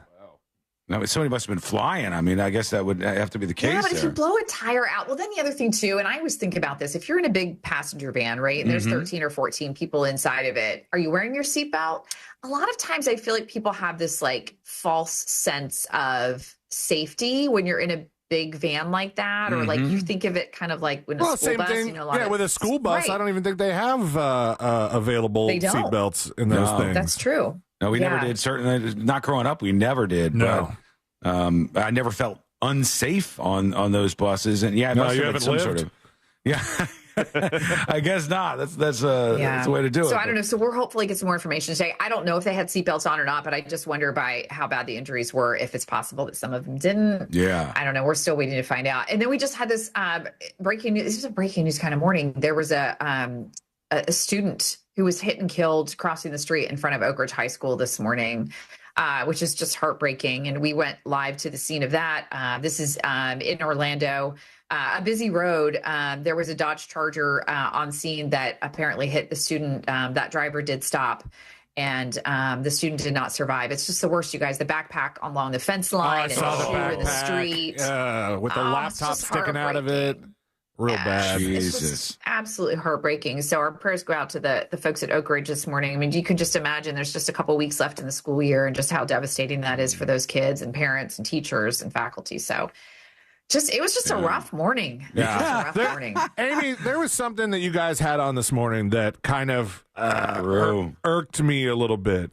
So a critique of Fox 35? No, it's not a critique. No, this is just a story. It's a story we've talked. As soon as I bring it up, Sean, you'll know what I'm talking about because we've talked about it on the show already. All right. But you had somebody out live on the scene at the DMV where people were lined up around the building to get their stupid real IDs. C-Lane gets so upset about these real ID stories. He said they had plenty of time. What's going on? How could these people be so disorganized? They've had so much Florida, time. I think was just really organized. And like, we're not having any issues in Florida. So that to me tells me that some states did better than others in making sure that the process was in place for a long time, right? Where was the DMV they were at this morning? That was in Antioch, Tennessee. Oh. So where we're hearing about issues, Tennessee is having some issues. We're hearing Kentucky is having some issues. So this is not a Florida issue. We're not seeing this in Florida. And so I don't know if we just started the process sooner. And here's what people, if you're listening to this right now and you're like, what are they talking about? If you look at your driver's license on the top right corner, there should be a little star.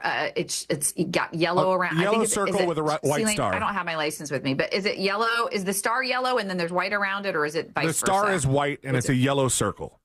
Okay, got it. So it should be on the top right of your license.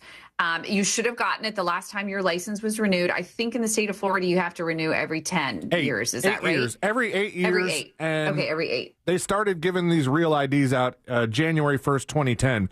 So you would think in Florida, at least, everybody should have had to do this by now. And Correct. I don't know why some Floridians are like, my license is old. ID.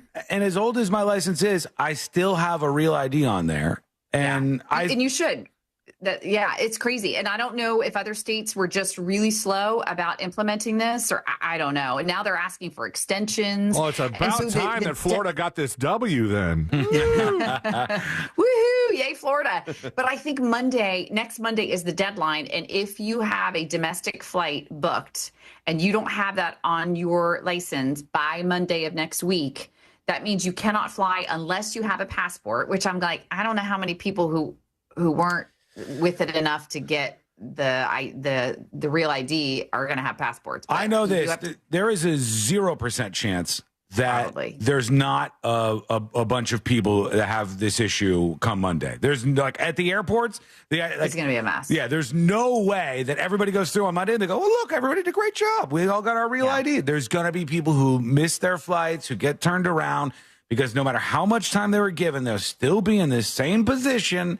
It's just like that. The whole state of Kentucky, for God's sake, And as you guys know, too, there's nothing speedy about getting a passport. Even if you do a rush on a passport, it's still not going to be here by Monday. Mm-hmm. So if you don't have a passport, your other option is a military ID, or you're driving wherever you need to go. So domestic flight, you're going to have to drive. Oof. You have to have a passport, obviously, to fly internationally. So, so that's why it doesn't impact international flights. It's just domestic. But it's just a mess. It's crazy. It is. C-Lane hates it. I don't know why some of these people, a bunch of dodos out there that just haven't had to renew their license. They've been giving these things out for years. I agree. I absolutely agree with you. But there's still a lot of people who came end up in with that this category. idea in 2008, Sean. We've had plenty of time. Don't let them on the planes. 2008, C-Lane. Yeah, the crazy thing is, I bet in 2008 when they did this, they go, you know what we'll do? We'll give people a decade. We'll give them 10 years to move over to this real ID so we don't have any problems. And somebody goes, that's not long enough. And they go, all right, more? All right, more here's time? 7 more years. Let's pick a really crazy sounding year. The year 2025. That's fine, right? A year that doesn't sound real. Yeah, that everybody will do it by that. Nope. Here we are again. If Real ID was a kid, it'd be graduating high school this year. True. So, by the way, a lot of people don't even know why we need to have it, and this actually it goes back to a 9/11 thing.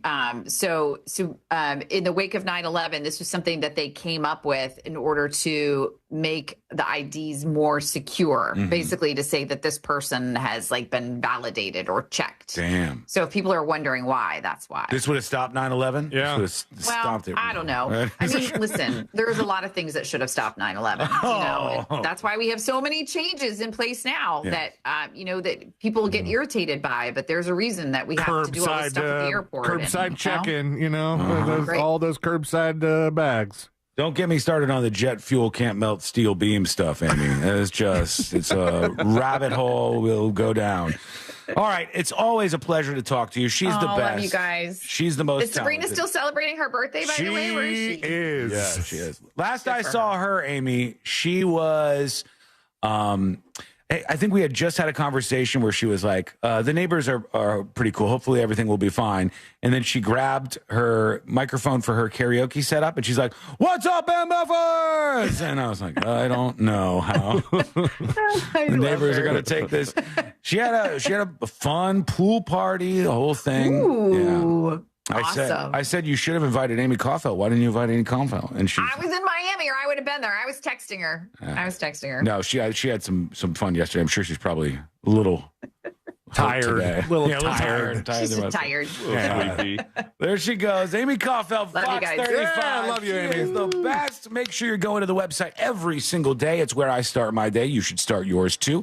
Turn on the TV, watch Amy and Friends as they bring you through everything you need to know out there at Fox 35. And follow them on YouTube, social media, all those good things, including our friend Amy K on every platform you can. Just search for Amy Coughel. Thank you, Amy. We'll see you next week.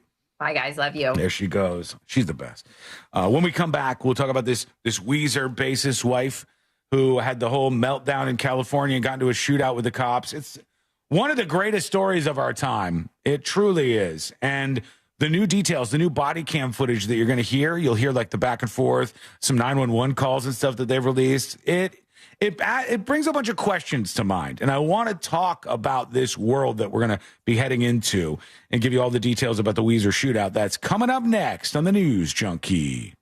Real Radio is on Instagram at Real Radio 1041. Sponsored by the law offices of Anajar and Levine Accident Attorneys. Have you been in an accident? Call the law offices of Anajar and Levine at 1-800-747-FREE. That's 1-800-747-3733. From the Clausman Law Traffic Center, car crash, call Clausman Law. ClausmanLaw.com. Hey, what's happening? I hope your ride right now is a smooth and safe one on the major highways and roads of Orlando. Seems like we're incident-free east and westbound on I-4 at this time, and the same does go for Colonial Drive and the Beach Line. East and west of the 408 is also moving along fine. Thankfully, north and south of the Turnpike is clear as well. Hello.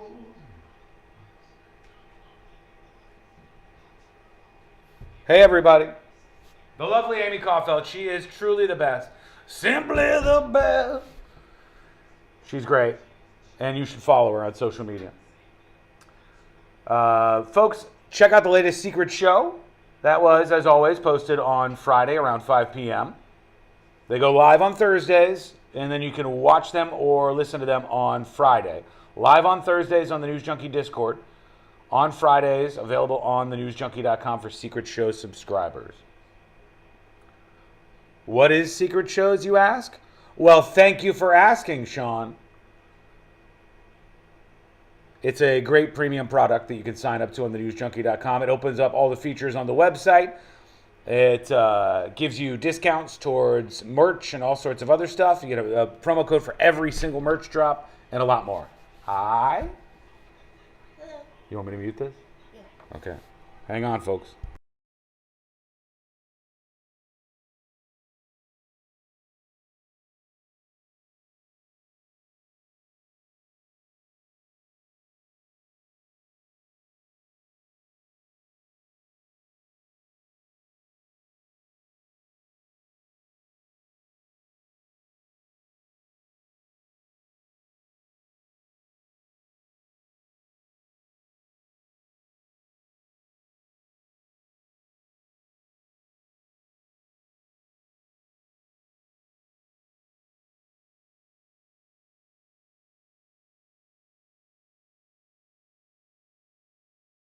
You were supposed to what?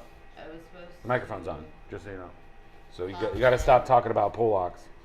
I am pulling. That's what you said. You said, and I was like, that's offensive. We're not talking about that. Who? That's what I was supposed to say. Who said we're not talking about that?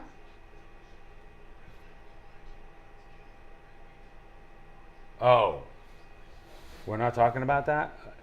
Oh, because the coach of the Patriots, his like 26-year-old girlfriend was interrupting an interview on CBS. She's like, we're not talking about that. Oh. She was trying to take, and I said, I would be horrified if you stepped in and like interrupted in the middle of an interview I was doing. I would never do that. I know. Did she dye her hair brunette, or is that a different girl that's younger? I don't know. It's the same girl he's been dating for a couple months or something. I'm sure they're going to last forever. Probably. Yeah. Just like you and me, right? Right? Huh? It's 11 years. He can still have children. Yeah, that's how it works. Yeah. That's why. Oh, I forgot to talk about the sperm races. Yeah, who won? I don't remember. One of the kids. One of the guys. Yeah, that's so gross. One of the kids. One of the kids won the sperm race. He was just a little boy. Oh man, that sounds creepy.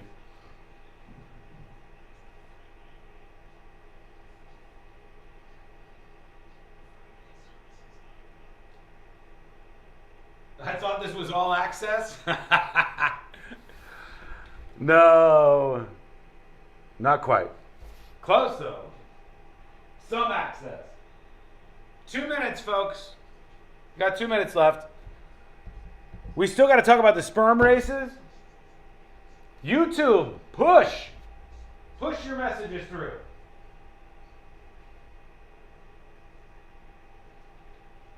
I'm wondering because I don't know how much time we have here. If we have enough time for this Weezer thing. I don't want to kick the can too much further down the road with that, but I might have to. And we might have to do that at 1. And then we can get into the Southwest Airlines thing. There's a bunch of stuff we need to hit. And we need to hit it good. Courtney is in a back room monitoring the live stream of the show. Mostly just wherever she is in the house. But she's not going to come in mid-content. I'm sorry, you can't talk about this. Don't be talking about that. Mr. Predicto, is Bill Belichick and his 20-something-year-old girlfriend, are they going to stay together forever, which isn't a long time for Bill Belichick?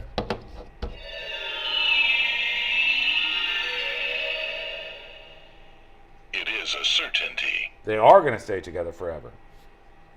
Or for Bill Belichick's forever. Her forever is longer than his forever. Okay, folks, we're coming back.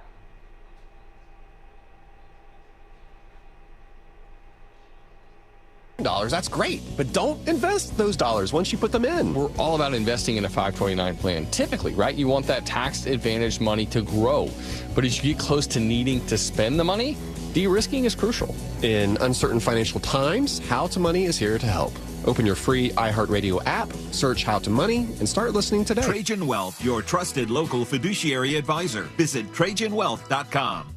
Real Radio has your chance to win $1,000. Just enter this nationwide keyword on our website, HAPPY, H-A-P-P-Y, HAPPY. Enter it now on our website, realradio.fm. Good luck.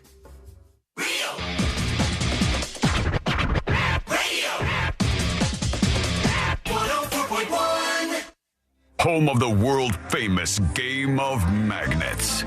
This is the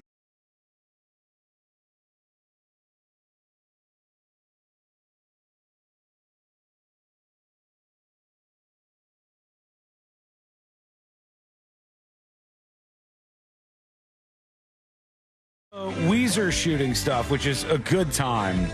You'll have a good time on this ride. We're going to do that at 1 so we can have a little more space for it and work in all the audio that you need to hear from this body cam footage they released.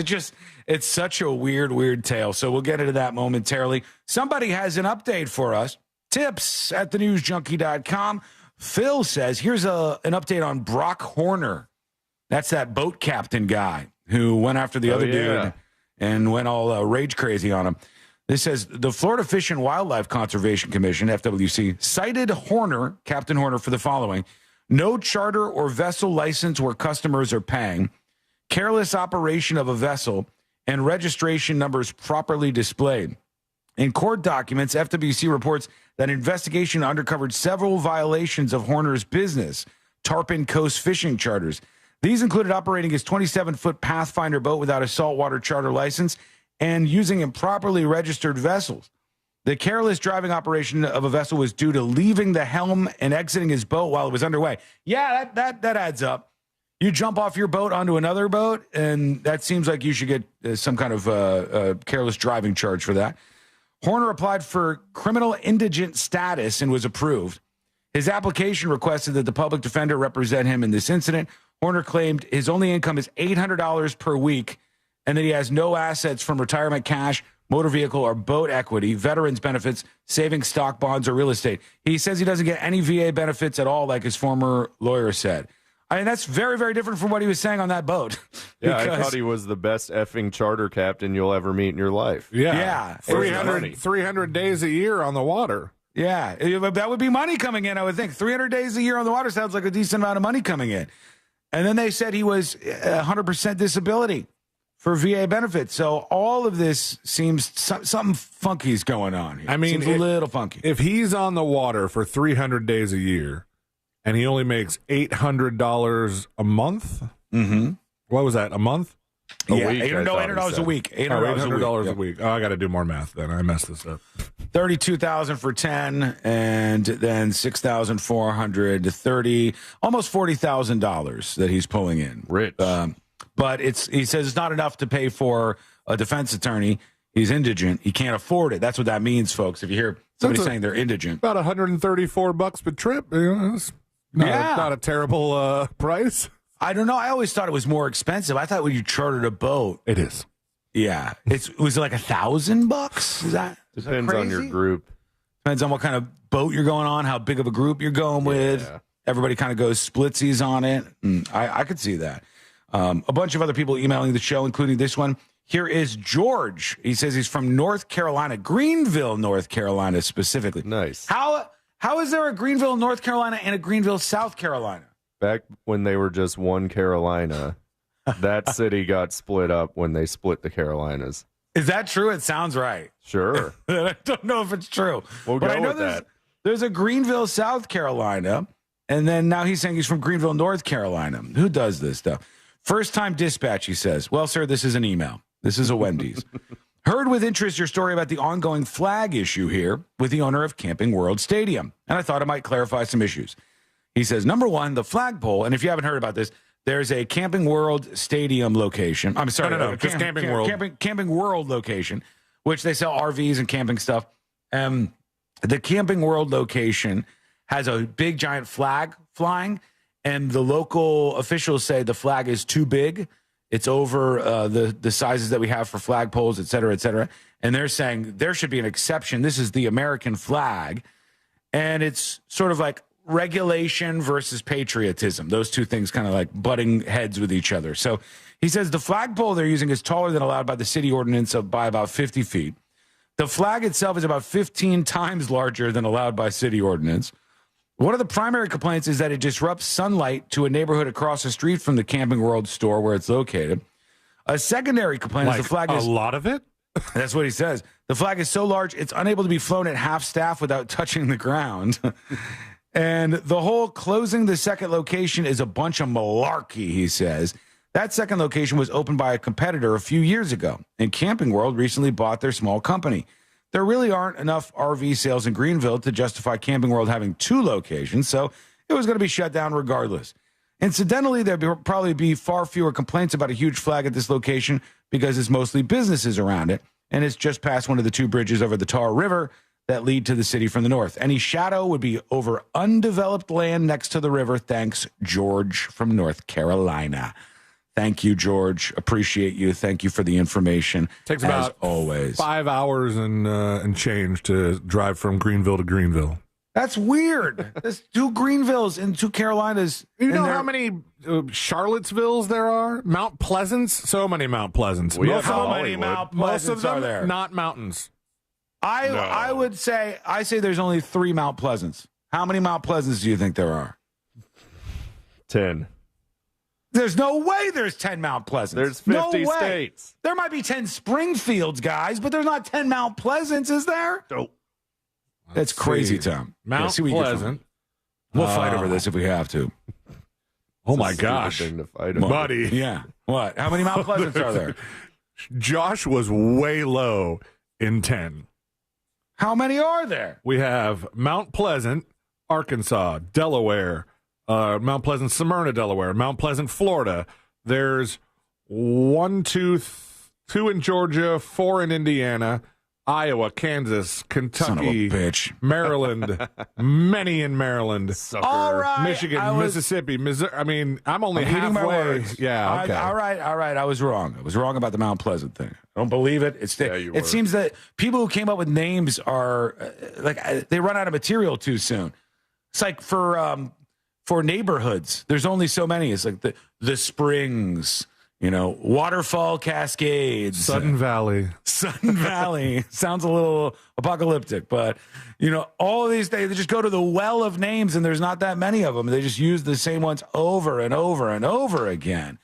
And honestly, it's a bit depressing, okay? It's a little bit depressing. Anyhow, thank you for those emails. We got more dispatches to get to. As I said, top of the hour, we'll go deep on this Weezer thing, and I'll play all the audio for you. You're going to love this. And when we come back, the next episode. With whom? Well, you're going to find out, friend. There's only one way to know the answer to that question. It's on the other side. So that is coming up next on the News Junkie.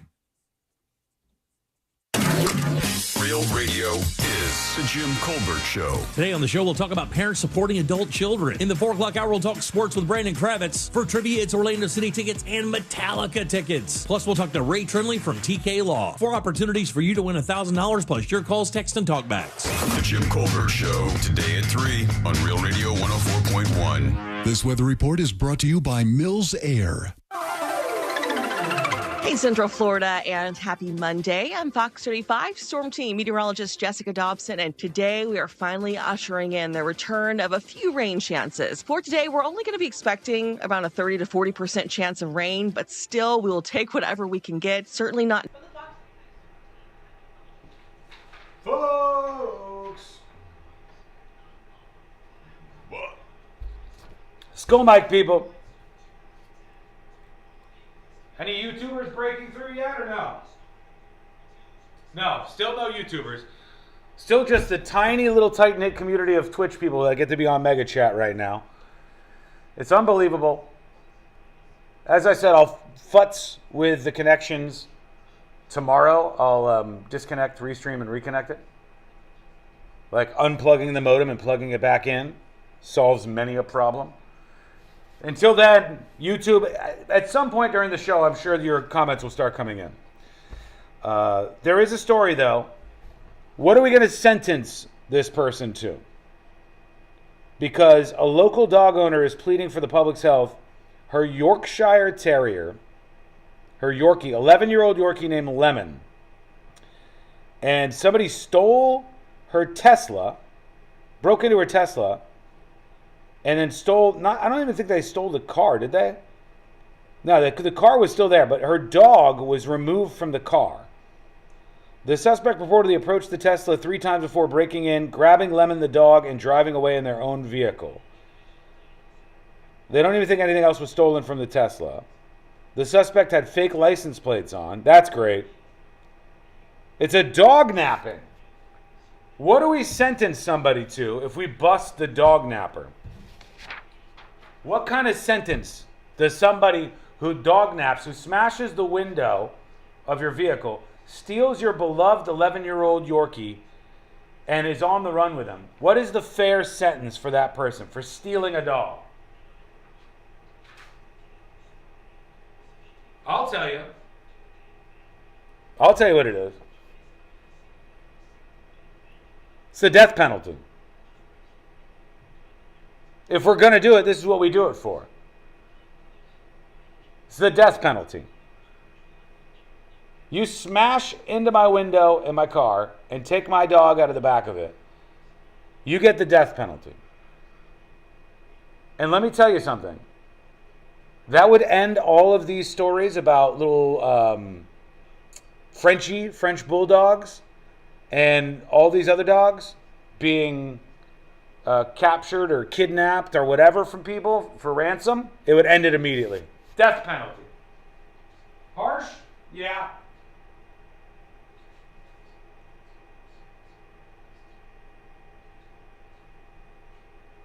Man kicking with an interesting thread that I was thinking about. Maybe this is like an ex and this is a breakup and they wanted to take the dog back.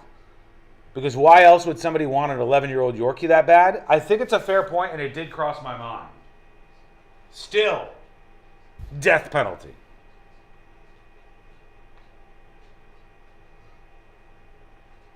$90 seconds.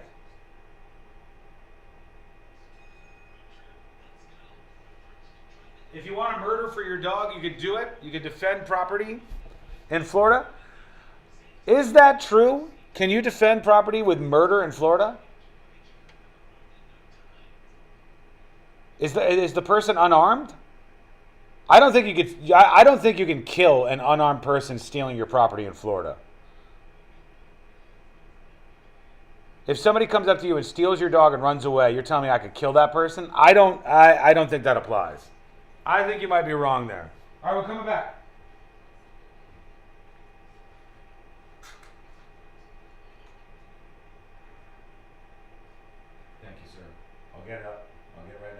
Call Solid Bite in Melbourne now for an exclusive radio offer at 321-259-8000. Solid Bite, life-changing dentistry.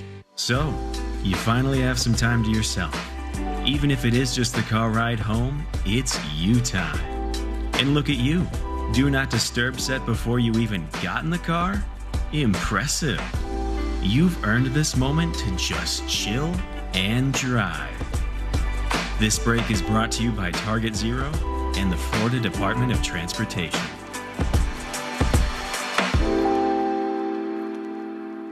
Wesley Financial Group is not a law firm. Are you a victim of the timeshare trap and think there's no way out? I'm Chuck McDowell, founder of Wesley Financial Group, the original timeshare cancellation expert. And I'm here to tell you that there is a way out. All you need to do is give my office a call. I will send you a timeshare exit information kit absolutely free, explaining how the timeshare industry works and your options for cancellation. Call Wesley now for your free info kit. 800-213-5757. 800-213-5757.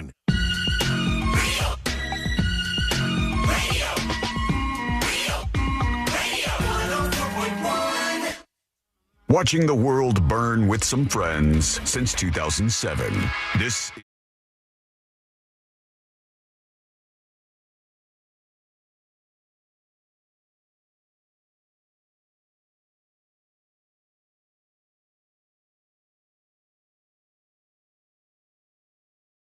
Like, who's this person's voice that I'm hearing right now?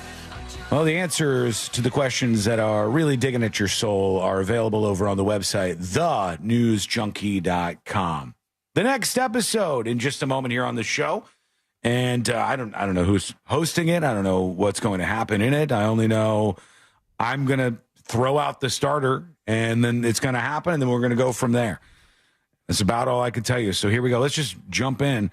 Let's do the next episode. Because there's a lot on TV, and you can't possibly keep up with all of it, even though you should, because what else are you going to talk about? Ladies, can I get your number? Nothing. Weather's nice. It's time for the next episode with me. I'd be baffled if that didn't work for you. That guy sounded cool. That's all I know. Right? Yeah. Yeah, cool guy. You know who else is a cool guy? That mortgage guy, Don. That's right. You are looking to get out of that renting situation. Stop throwing away your money. Invest. Find yourself in that first dream home. Or maybe you're just looking to upgrade. Maybe get a little more equity out of your home. Well, That Mortgage Guy Don does all that. You go to thatmortgageguyDon.com. If you already have a quote, you can use his compare quote calculator. He'll try to get you the best rate because he's an expert at it, and he succeeds where So many of the rest of us fail, and that's why we love him. Go to that mortgage guy, Don. Come on, mouse. What are you doing here? .com. Damnthing.com. Oh, it's not. I need. Don't miss the boat. Compare your quote with that mortgage guy, Don.com. Nailed it. Boom. We didn't even need the pre-recorded one, although it's much more pleasant. Yeah. Anyway, speaking of not pleasant, this guy. And if the song will play, that would be really. Are we all good. having the same issue today? I don't What's know going what's on over there? You guys happening. got problems at HQ? What's happening? I swear to God, it was working just fine for me earlier. This guy. Puff Daddy. That's correct. I mean, your stuff is broken. Yeah. I fixed it. It's no longer broken. Part of Diddy's defense is now involving his mental capacity to commit crimes while he was essentially wasted. He even has a doctor lined up to testify, but the feds think that's a totally irrelevant point. I think most people think it's a totally irrelevant point. Yeah, it kind of his is. defense is going to be, I was so messed up, I couldn't have been committing any crimes? Yeah, he was so messed up he didn't know what he was doing, what with his organized party and trafficking people across state lines, allegedly. Prosecutors filed their opposition to this line of testimony, and in the documents they said Diddy wants to have a doctor, who's a Columbia professor, by the way, testify that he had a, quote, mental condition bearing on the issue of guilt. This sounds like that kid that got away with like killing somebody because they were affluent. Yeah, affluenza. Yes. Yeah. Where if you're really rich, you don't know how tough it is, folks. You He's just trying. don't I mean, know. he's trying to buy his way out of this. I think, right? Known Badger on Twitch says, wow, first they're going to get rid of Fritz, and now they're going to get rid of his recordings. Brutal. iHeart, this company is just brutal, man. Scorch earth, pal. Anyway, no word on whether that'll work out favorably for Diddy. Travis Kelce has unfortunately unfollowed Ryan Reynolds on Instagram amid Taylor Swift's beef with Blake Lively. I saw this. So I guess they're fighting. Is this related to all that Justin Baloney guy stuff? Or Justin Baldoni. Yeah, because Blake Lively called Taylor Swift one of her quote-unquote dragons, which I guess Taylor did not like, given that she's more popular and way richer than Blake Lively. You guys are my dragons. That's the way I think about things. Thank you. I'm going to unfollow you on Instagram now. I would be fascinated to get to the point in my career where I could unfollow somebody. Just unclick the follow button. and TMZ like, what? He did what? And then they'll catch up with somebody at LAX to talk about it, probably. Oh, yeah. Like they usually do. They said he unfollowed Blake Lively, and this is a sign that there's like a spat going on and that things aren't going well. And they said Taylor Swift didn't unfollow her because Taylor Swift doesn't follow anyone. Whoa. Is that true? Yeah, it Probably. was the claim. This guy right here. Billy Ray Cyrus. It's his only song. Good job. He is in a new relationship, which we have a photo of, with one Elizabeth Hurley from the hit film Bedazzled. Wow. Starring Brendan Fraser. Are these jams not being sent to me down the pipeline because I'm not getting the jams? Not getting the jams? No. Maybe I didn't want you to win. You should get the next jam, though. Yeah, it could be that. This is the Lovebirds, huh? Yeah, old Billy Ray's got a new girlfriend, Elizabeth Hurley. They're now Instagram official. She admits that Billy first reached out to her during his turbulent relationship with Fire Rose, his wife of only about a year, who accused him of emotionally abusive behaviors. The only reason I sent you that photo is because I did not realize that was Billy Ray Cyrus when I first saw him. Who's this tattoo on his arm? Johnny Cash? Is it? Oh, maybe it is Johnny Cash. I thought it was him. I thought he had a tattoo of himself on his own forearm, which it would have been quite the move. Would be hilarious. I kind of defended, or at least looked the other way a little bit when the stories came out that Liz Hurley has like her 15-year-old son take all of her sexy bikini pictures at the beach. Mm-hmm. Yeah.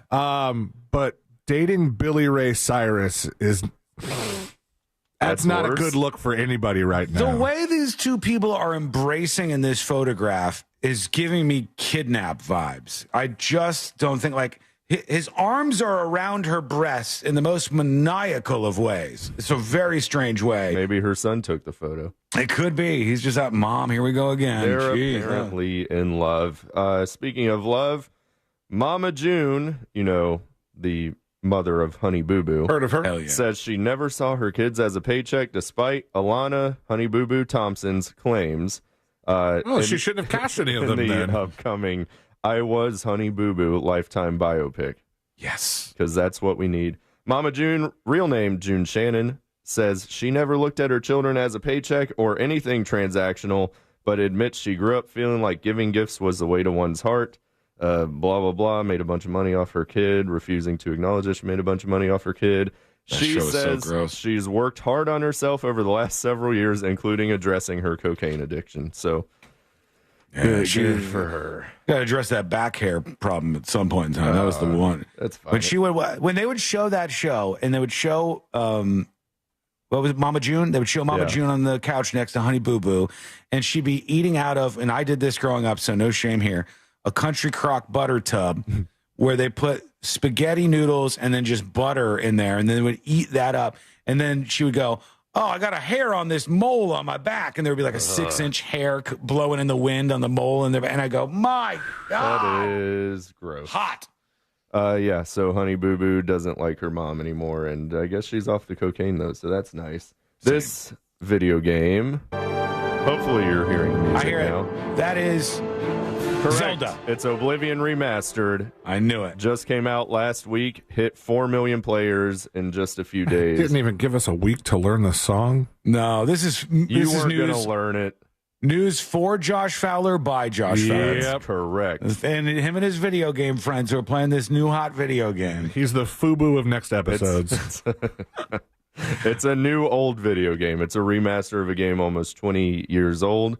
Is it good? Yeah, it's very good. On Nice. Steam, they currently have over 105,000 concurrent players. Whoa! Peaking at 216,000 concurrent players. I am still playing Leisure Suit Larry. That is the game that I'm on. I'm on number one, Leisure Suit Larry number one. The MS-DOS one. Yep, just slowly bopping my way through it. Kirby's Dream Land for me. Just two Congrats. colors, nice and simple. Well, good I'm going to luck. get to Dig Dug or Marble Madness very soon. That's going to be the next level. Those are hot. Those are hits. Good luck on those. Well, I was going to say this guy, but Donald Trump says he's bringing back Columbus Day. Yeah! After the Democrats destroyed Christopher Columbus's sparkly reputation. True! Trump says the Democrats did everything in their power to, quote, destroy Christopher Columbus, his reputation, and all of the Italians that love him so much. Columbus Day, notably, is still a federal holiday, despite many places opting to celebrate Indigenous Peoples Day anyway. Yeah. So who knows what Trump actually is going to be able to do about Why that. can't we do both? Why can't we do both? It is the fact that when I was younger, that Columbus Day would be a big day for the Italian Americans. They would celebrate their Columbus Day, and they would go out to the Columbus Day We love parade. Columbus. And then all the political people were like, Columbus is bad. And then We don't care that he was a rapist. they got all crazy on Columbus, and then they kind of buried his ass. Like, he got canceled, but he was, so far gone, he can't defend himself now. Damn. Yes, he's been dead for a very long time. He has, that's true. It's on the backs of Italian Americans and Donald Trump to defend him, I guess. This country's newest resident, Ireland. Rosie O'Donnell is correct. She says she speaks to Lyle Menendez 2 to 3 times per week. Well, that's weird. So, yeah. That's strange. All the way from Ireland, she calls Lyle Menendez. She speaks to Lyle Menendez more than her own daughter? This seems a little weird now. Does she talk to Eric? No, just Lyle. For some reason. I don't know why. She says the two are friends, explaining they got in touch in 2022 because of a Netflix documentary about Lyle and Eric's crime. She says she only really speaks to him because she has love for him and believes he will be eventually released. And she says Lyle helped her child Clay, encouraging the star to get them a dog to help with autism, like many of the prisoners in Richard J. Donovan Correctional Facility apparently have. Why do you need one of the Menendez brothers to help you with that? Yeah, he's a nice guy. Why do you need that? Like, if somebody's going to help you with these, there's a lot of free people who didn't kill their parents who could help you with this You're stuff. a very wealthy former TV personality. Surely there's an autistic dog expert that isn't Lyle Menendez. There's got to be some out there. Maybe all of her free friends just keep leaving her. And she's like, I know who has nowhere to go. I need somebody who's Lyle a little Menendez. You're very predictable. I know where you're going to be at all times. Captive audience there. And this guy, one of these guys is... Foo Fighters? Oh, Nirvana. So close. Nirvana. Kurt Cobain's, one of his smashed guitars from one of his shows when he was alive, obviously, has sold at auction. Damn. For, do you want to guess how much? It's Would have been crazy if it was one of the dead Smash guitars, but it turns out this is a live Smash guitar. It's a smashed white Fender Stratocaster from 1992 that one of the crew took off the stage, and now it's been sold. That is a classic Kurt Cobain guitar. That is the type of guitar that he did like to play. Like, it was a jazz master, a Telecaster kind of guy. Always a Fender, I think. I think that it's Nirvana related, and I think it's big. 500,000 smackaroonies. $1 million. Too high. It sold for $101,500 to a Texas collector on the popular music auction site Gotta Have Rock and Roll, I think.com. Damn. Minimum bid was 30, so it came in about $70,000 higher than that initial minimum bid. So I guess good for whoever gets the money for that. And this gal, Jennifer Lopez. How did you know? I knew. This story is actually about Ben Affleck, but that's how this tends to go. He appeared to be deep in thought as he stepped out on Sunday to his office in Los Angeles. Amid reports, he and ex-wife Jennifer Lopez are clashing over the sale of their Beverly Hills mansion they used to live in together. Oh. The first one or the second one? Yes. You I know think what their I saw? most recent one. What's the comedian podcast guy now who's been really popping off? Theo Von. Theo Von. Thank you very much. You're welcome. I didn't give you much, and you worked with it. Theo Von just had Ben Affleck on, and I watched about the first 20 minutes or so of the interview, and it really made me think differently about Ben Affleck. It made me think differently. In what way? Badly? He was talking about how, hey, why do you always look so miserable? Why are there all these photos of you look so pissed off? Why are you so upset? And he goes, imagine you're having a great day. You're hanging out with your family. You're hanging out with your kids. You're really enjoying yourself. And you go to sneak a break outside to smoke a cigarette. And then you see 11 paparazzi pop out of the bushes. And you get pissed off because you're like, that's annoying. And you look over with an angered face.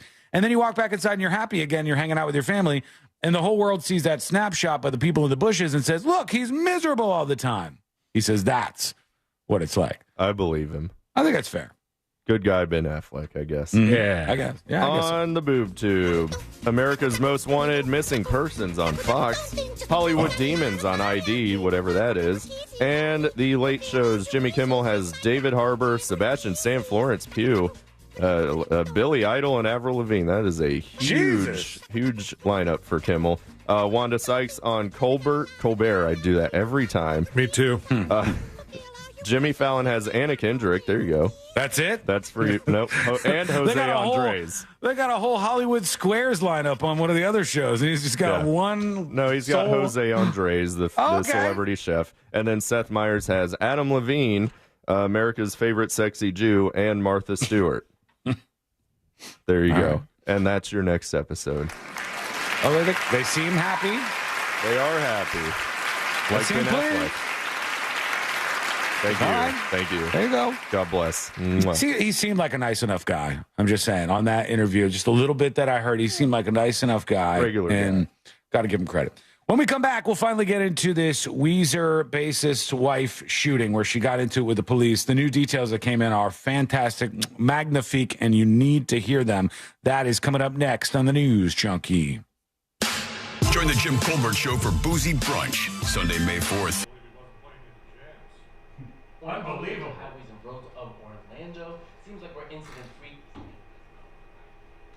Let's go, Mike. All right, we got this Weezer thing up next. I've teased it long enough. It's happening.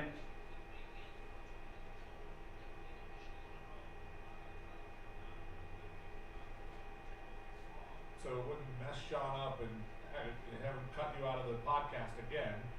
So I went to play it from the thing and realized it's on Next Gen number 2, which I don't even have on my board because I don't use it.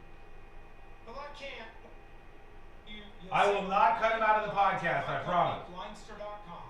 Free samples, free shipping. I'll triple check. Just realized I said that all to you and not to Josh. It was good to hear that. Brought to you by JustCallMo.com. Enter on the go at JustCallMo.com. There we go, folks. Hello, hello.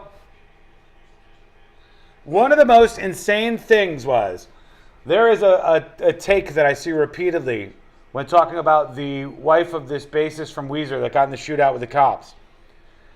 And basic set of details, there was a police chase that led the cops all throughout this neighborhood in Los Angeles. And the bassist of Weezer lived there with his wife. His wife was at home at the time with what they called a babysitter. And she, all of a sudden, as this police chase is going on through the neighborhood and they're searching everywhere, grabs a gun, a handgun, and goes outside. And then she's interacting with the police that are on the other side of the fence. But she's so out of it, she doesn't even know they're the police. And they don't know who the hell she is. And they're like, lady, put down the gun. And she won't put down the gun, right? And she fires off a shot at the cops, and they fire back at her and shoot her through her arm. And then she goes back inside. And a non-insignificant amount of people said, oh, what kind of bullshit is this? The cops can come to your house, yes, and point their guns at you, but when you point a gun back at the cops, they shoot you? Yes, that is how it goes. But there were people who did not understand that. What can I do for you? What do you want for dinner? What do you want for dinner? You must want something. I don't care. What are you thinking about? There's something.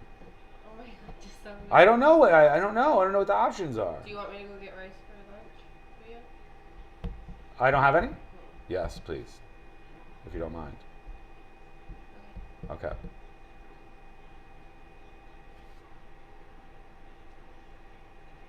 Here, I'm going to give you a card.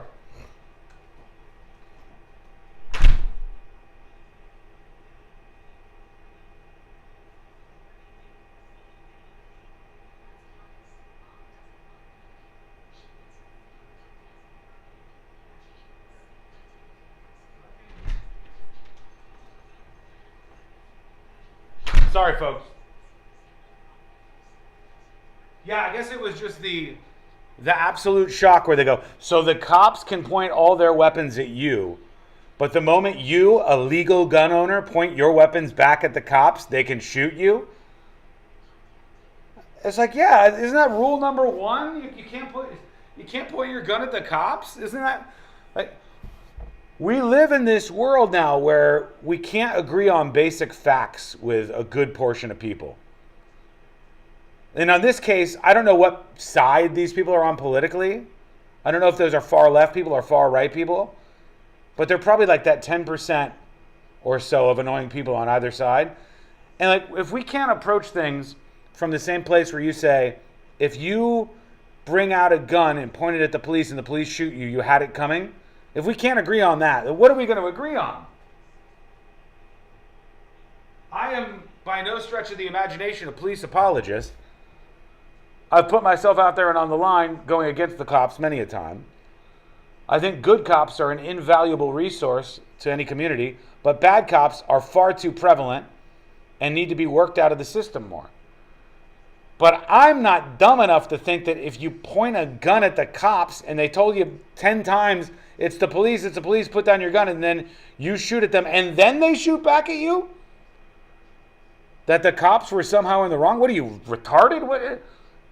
How on earth could you filter that any other way? You pointed the cops who weren't even engaging with you. You pointed a gun at the cops. They told you to point your gun down. You racked the gun. You shot the gun at the cops. And the cops finally shot back. And then people are still saying they shouldn't have done that? That's ridiculous.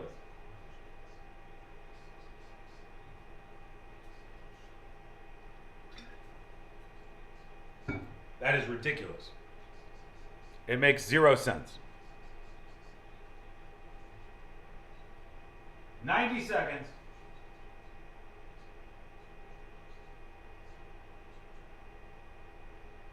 BDM says no, cops don't have a right to point lethal weapons at people who aren't suspected of a crime. That's bullshit. The cops are in pursuit of 3 people who are just involved in a police chase. The cops are pursuing those people when they encounter another person who then points their weapon at law enforcement. That's not how that works. You're not even related. You should just go in your house and stay in your house. They weren't on her property in the backyard. I think they might have been on like a side yard on the other side of her fence or something. All right, we'll fight about this in a sec.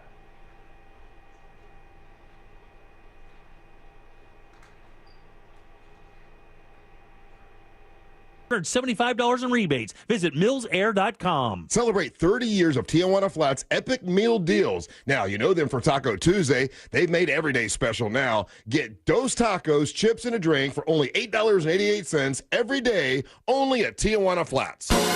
Broadcasting live from the JustCallMo.com studios. Injured on the go? Just call Mo. Visit JustCallMo.com or dial 1-800-CALL-MO. This is WTKS-FM HD1, Cocoa Beach, Orlando. An iHeartRadio station. Make us the #1 preset on your car radio and on the free new and improved iHeartRadio app. Listen for all your music, radio, and podcasts. Free never sounded so good. Real Radio has your chance to win $1,000. Just enter this nationwide keyword on our website, BANK, B-A-N-K, BANK. Enter it now on our website, realradio.fm. Good luck.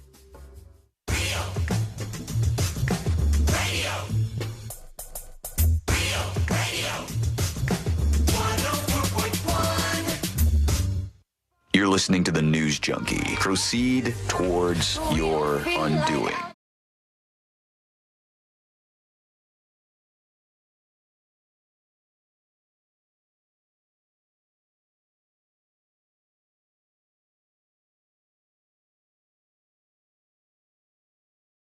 And I gotta tell you, it is one of those stories where I go, are you kidding me? We can't all agree on this? Like, we can't all agree on this one thing? It seems so simple, but we can't. Unbelievably. The story about the bassist from the band Weezer is just enthralling to me. His wife was shot by the cops, and they released all this body cam footage that showed a bunch of stuff. They had security footage showing the bassist from Weezer's wife leave the house, and her name is Jillian Schreiner. And they show Schreiner going out of her house with a gun, and she kind of like looks up at the sky. She looks like she is out of it, man. Like one of these rich wives that stays home and gets all messed up all day long on all sorts of stuff. And I don't know what she was on, but it looked like she was on something. I haven't had my Tuesday mimosa yet. I mean, this looked like it was beyond mimosa. This woman had no idea what was happening. So what starts in Los Angeles is a police chase. The police chase involved a vehicle that was running from the cops, and there were 3 people inside that car.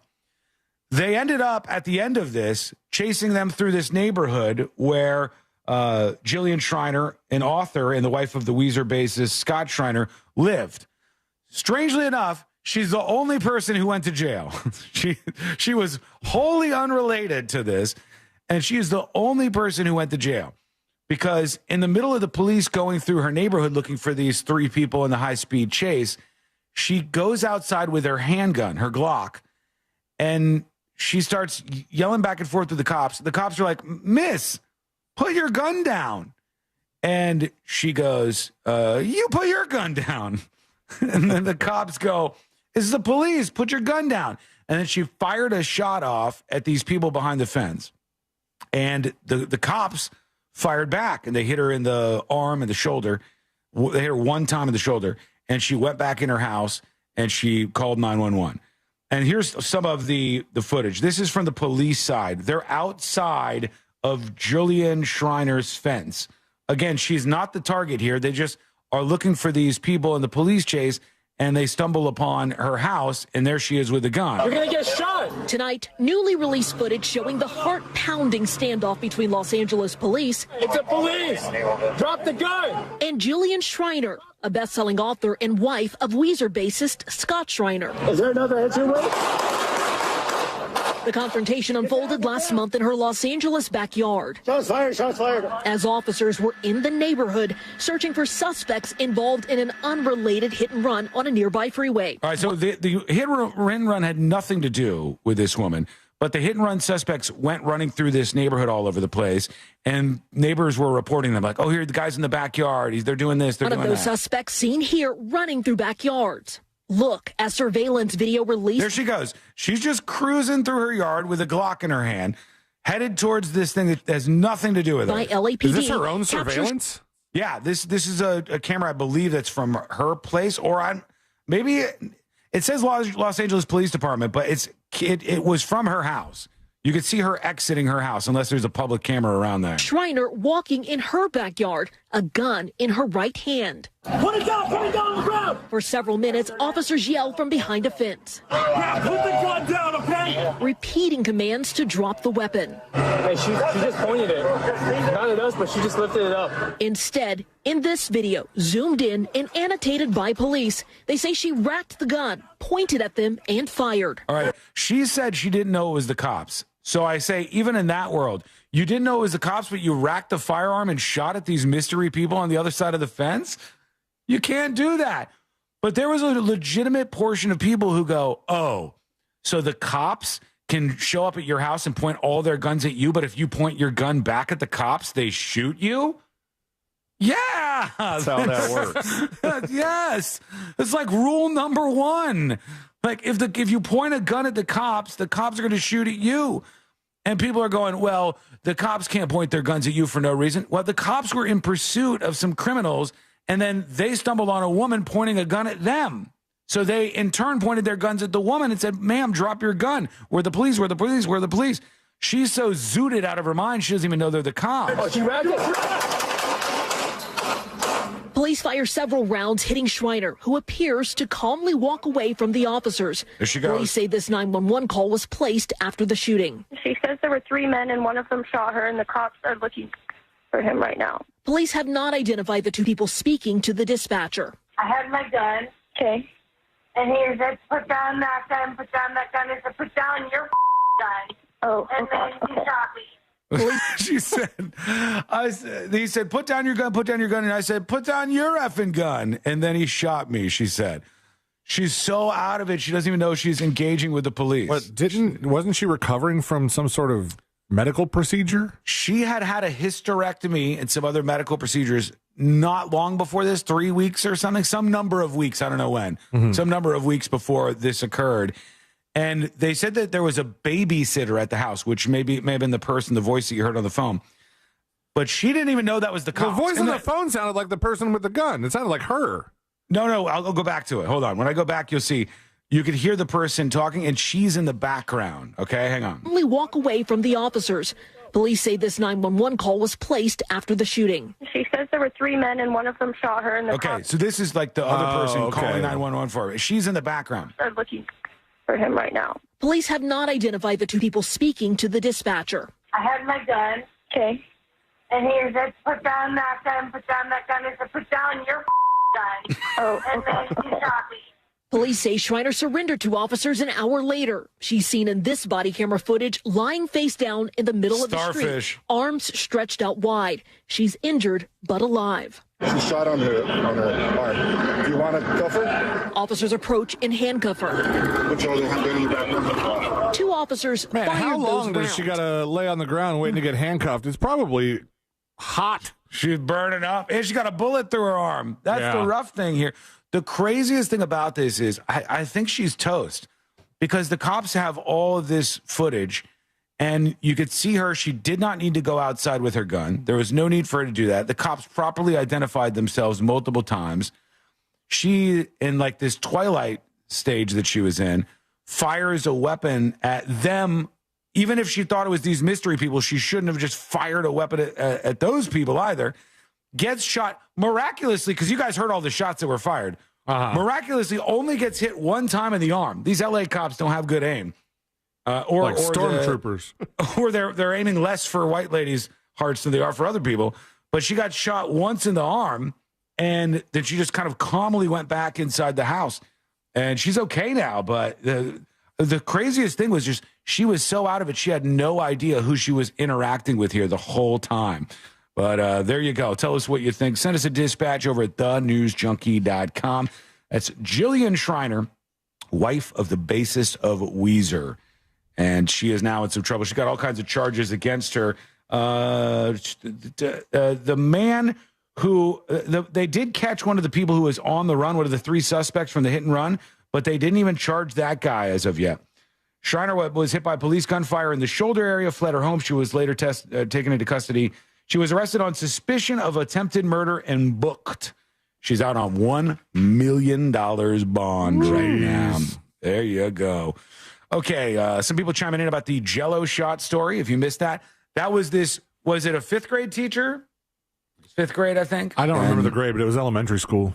I think it was a 5th grade teacher who brought Jello shots to school, and she said she didn't know there was alcohol in them, but all the kids started getting wasted.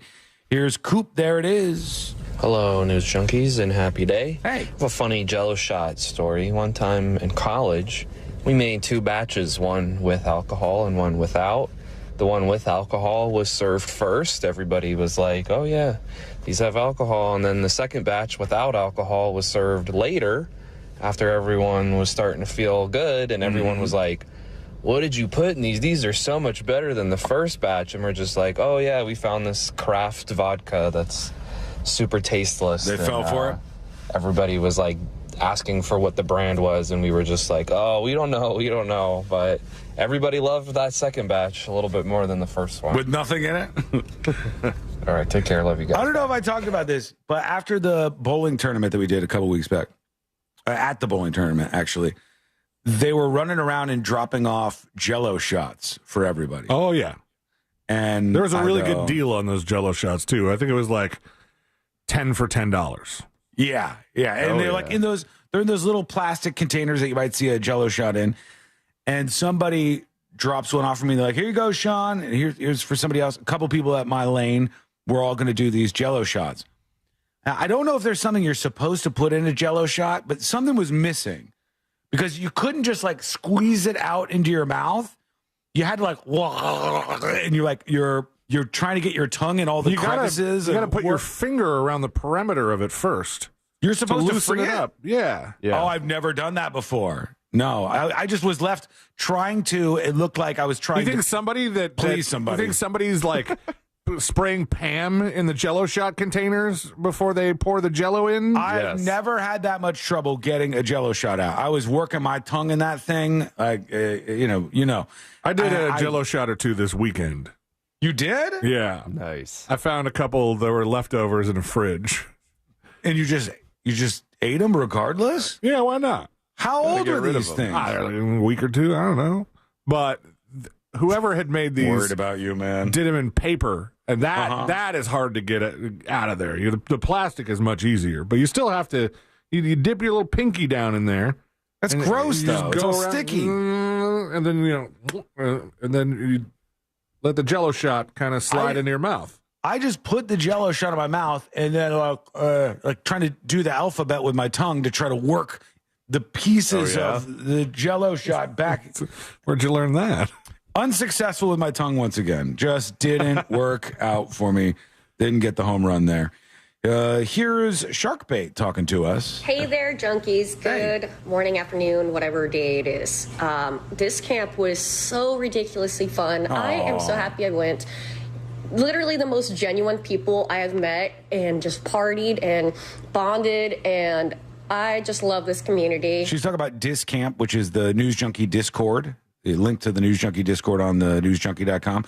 They get together, they do camping events and stuff, and she went out to them. And you know what? You guys are awesome. That's all I'm going to say. Just, I enjoy this so much. It's been really hard a couple years for me, and I'm finally starting to feel good. So, thank you guys. Love you all. Bye. Good for you. I appreciate you. Even though C-Lane doesn't like you, I do. Whoever said that? I never said that. After she left that one time, and you were like, what a bitch. What? Never said anything like that. You are making things up, sir. And I said, she's a lovely lady. And Telling Josh and I were tales out of school. Josh and I were like, shark bait's the best. Yeah, and we said that. like, I hate her. And No. So it's the whole thing. But I like you still, shark bait, no matter what Sealand says. You call her Shark Bite half the time. Shark bites just reminds me of my childhood. That's what it is, man. And those were the best of the best. Oh, God, you remember those? Whew. Here's Bland with a dispatch for us. Hey, News Junkies. Yeah, I went and saw Sinners this weekend with the Hubs. We both loved it. Okay. It could have been two different movies. One movie, just a period piece about a family and a really amazing young man who's got a beautiful voice and just his life. And then just a horror fantasy vampire movie. Could have been epic. I would have watched both. And double Michael B. Jordan is, yes, a plus. But the ladies in that did amazing. Really? So, yeah, definitely worth seeing. I heard in this movie Sinners, it's been #1 the last 2 weekends, that the songs are good. Like there's like a jazz musician or something featured in the plot line. And they said that the original songs for this are very, very good. So I don't know. I'm interested. We'll probably check it out one of these weeks or maybe when it comes out on demand. Either way, what do you think? Let us know. Send us a dispatch. Go to thenewsjunkie.com and fire yours off right now. When we come back, we got the report. It's through. We've been waiting for the report. Here it is. That Blackhawk helicopter that collided with the American Airlines passenger airplane and caused one of the worst catastrophes in aviation history. 3 months later, now we know what went wrong and who is to blame. Who was it? We'll find out. That's coming up next on the News Junkie. Real radio. It is. The Monsters in the Morning. Wait, she shot a porno? Yes. No! The Monsters in the Morning. Real Radio 104.1. Hey, what's happening? I hope your ride right now is a smooth and safe one on the major highways and roads of Orlando. Seems like we're incident-free east and westbound on I-4 at this time, and the same does go for Colonial Drive and the Beach Line. East and west of the 408 is also moving along fine. Thankfully, north and south of the Turnpike is clear, as well as the Greenway and the 429 toll. Thankfully, no issues on OBT or John Young Parkway right now either. Our Valvoline Instant Oil Change traffic tip line number is 866-676-8477. I'm Brian Black with your report. This report is sponsored by True Green. We're back in the miller's yard, who now use True Green. Their lawn started looking like a fairway, and pro golfers started showing up. They love playing this lawn. Get a PGA Tour quality lawn for as little as $1 a day at TrueGreen.com. Exclusions apply. See TrueGreen.com for details. Why go to just another sports bar when you can go to Crush Yard? The food, amazing. The drinks, top shelf. Craft beers, a gajillion of them. And then the big surprise, pickleball, all indoor on pristine new courts.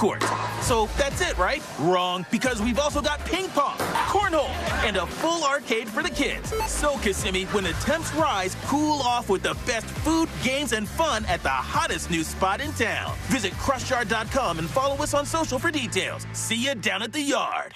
Sunnyside Electric. Hello, I need a new electrical outlet. We are learning about pickleball today.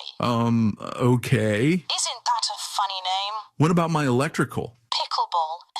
I should have called Frank Gay. Oh, it's like miniature tennis. I'm calling Frank Gay. When you need electrical work in your home, you need a trustworthy electrician who can clearly explain how to solve any dilemma. That's the Frank Gay way. That's the Frank Gay way. FrankGayServices.com. Right now, during the Jeep Celebration event, well-qualified current FCA lessees get a low-mileage lease on the 2025 Jeep Grand Cherokee L Laredo 4x2 for $369 a month for 36 months with $3,999 due at signing. Tax, title, license extra. No security deposit required. Call 1-888-925-JEEP for details. Requires dealer contribution and lease through Stellantis Financial. Current vehicle must be registered to consumer at least 30 days prior to lease to qualify. Extra charge for miles over 30,000. Not all customers will qualify. Residency restrictions apply. Take delivery by 4:30. Jeep is a registered trademark. This Mother's Day, you could raise a toast to the woman who did everything for you. Or you could toast her with a cocktail made from her very own Bartisian. To Mom. The sleek cocktail maker crafts premium drinks at the touch of a button. With over 60 cocktails to choose from, including classics like Cosmos, margaritas, and old fashions. Plus trendy options like the strawberry guava margarita. She can enjoy her favorites anytime. Bartisian uses real ingredients. No artificial colors or flavors. Just real fruit juices, premium extracts, and bitters. And with the ability to make each drink as strong or as light as she likes, using her favorite spirits, it's always mixed to perfection. No mess, no hassle, no measuring. Just premium cocktails in under 30 seconds. So give Mom Bartisian. Give Mom cocktails on demand. Get $50 off now through Mother's Day at Bartisian.com/mom. That's BARTESIAN.com/mom. Hey, we all think about buying a house instead of renting a house, right? But do you realize that you're renting electricity every month? Yep, overpaying the power company and watching the prices rise year after year. This year alone, prices have jumped over 10%. Isn't it time you own your own power or solar source? And start with that pool heater solar. It is awesome. I'm thrilled to say Solar Source, you can do the pay-as-you-go plan where you can save each month starting at just $99. Solar Source isn't new to this game. They've been in business for nearly 40 years with the same phone number since 1984. Ask about the battery backup option to protect you during a storm season. It's Solar Source. Future health weight loss. Want to try Ozempic but can't stand needles? You need to try oral semaglutide. It has the same active ingredient as Ozempic, but without the painful injections. Get access to oral semaglutide right now at futurehealth.com. Join those losing 10 pounds in their first month. Future Health makes it easy and affordable to gain access to weight loss meds like oral semaglutide, Ozempic, and Zepbound for only $3 a day. All from futurehealth.com. These meds eliminate hunger and cravings, while Future Health handles the rest. Easy. Plus, the best part? You don't need insurance or have to go to a doctor's office. Just a quick, easy process, all online. Get the best results at the best price with Future Health. Take the 3-minute quiz at futurehealth.com, get approved, and start losing weight this week. Visit futurehealth.com. That's futurehealth.com. Future without the E. Future health weight loss. Data based on independent study sponsored by Future Health. Future Health is not a healthcare services provider. Meds are prescribed at provider's discretion. Point. Hey, you okay? You don't normally miss those shots. I just haven't been as regular lately, and it's making me feel sluggish. You should try Metamucil. It's been a game changer for me. Metamucil's plant-based psyllium fiber helps trap and remove the waste that weighs you down. Ace, you're moving better than you were last week. Definitely. Metamucil keeps you moving. These statements have not been evaluated by the Food and Drug Administration. This product is not intended to diagnose, treat, cure, or prevent any disease. Learn more at Metamucil.com.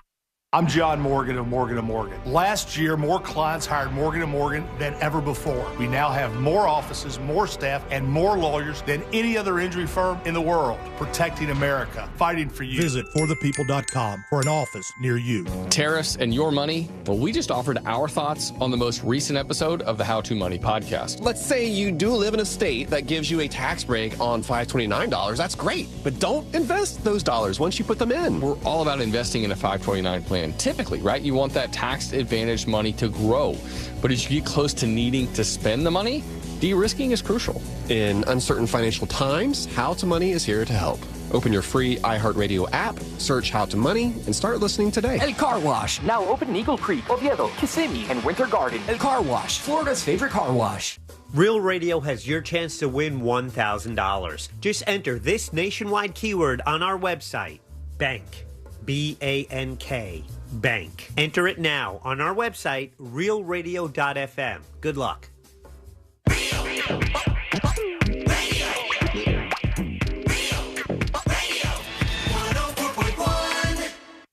Preparing you for the impending robot uprising.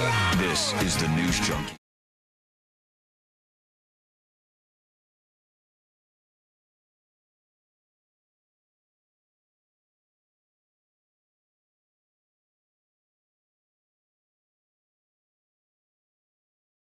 Oh man, knock on wood. I don't want anything fun. Careful what you wish for, my man.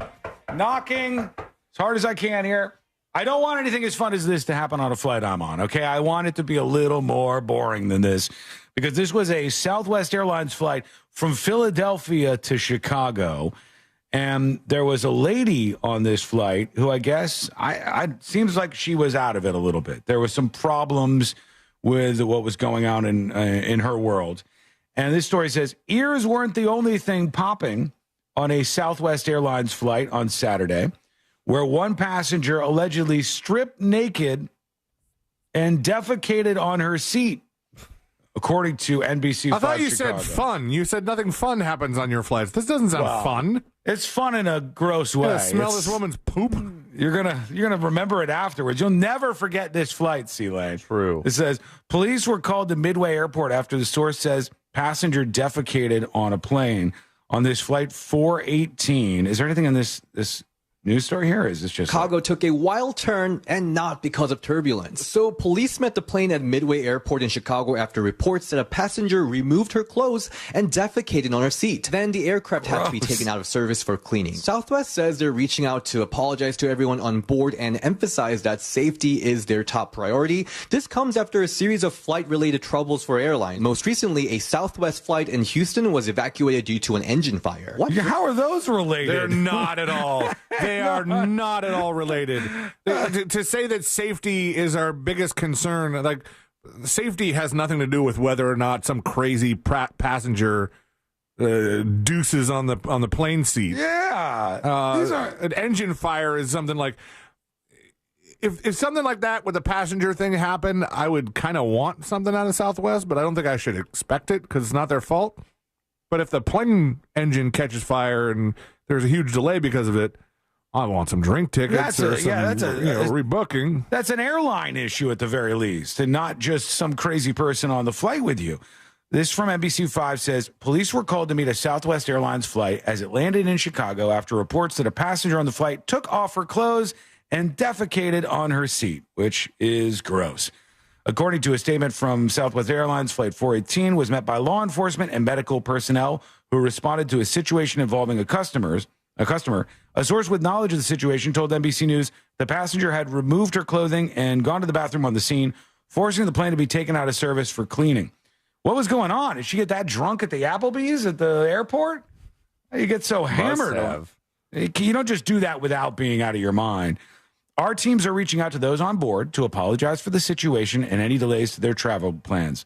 Then they go into that whole line about professionalism, blah, blah, blah. But it also ropes in Southwest announced this month it will reduce its capacity later this year as it expects revenue to dip. It's only 1 month away from shifting its long-held policies, charging passengers for checked baggage.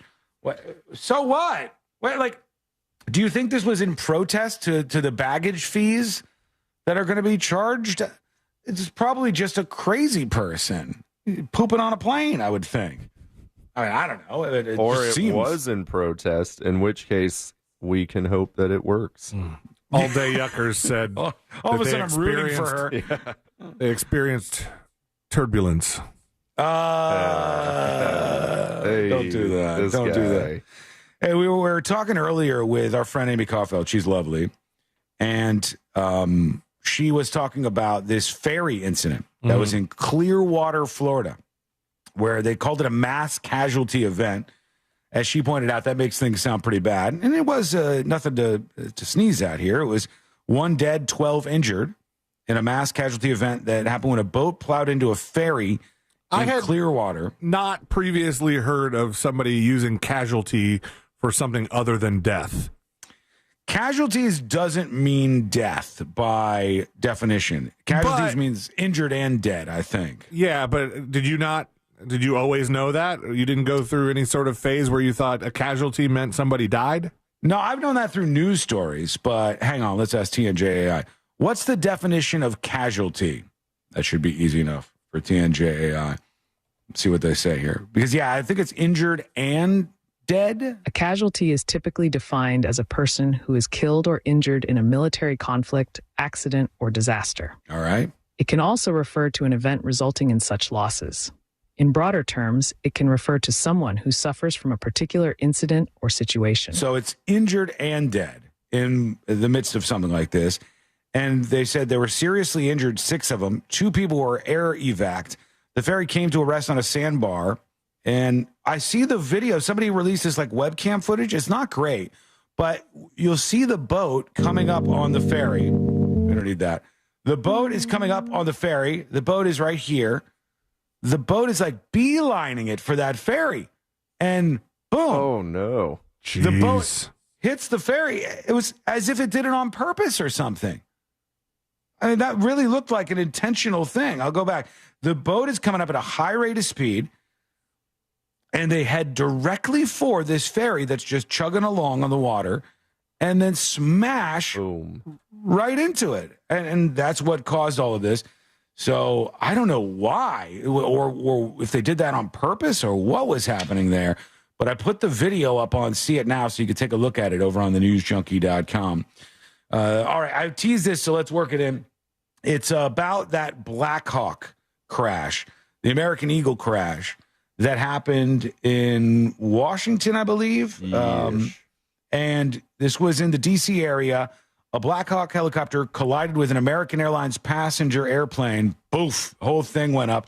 67 people died. 67 people died. And now they have released the results of the investigation into this. And I've got this from 1 Mile at a Time. It says, on January 29, 2025, we saw the tragic collision of an American Eagle CRJ-700 and Blackhawk helicopter near Washington National Airport, claiming 67 lives.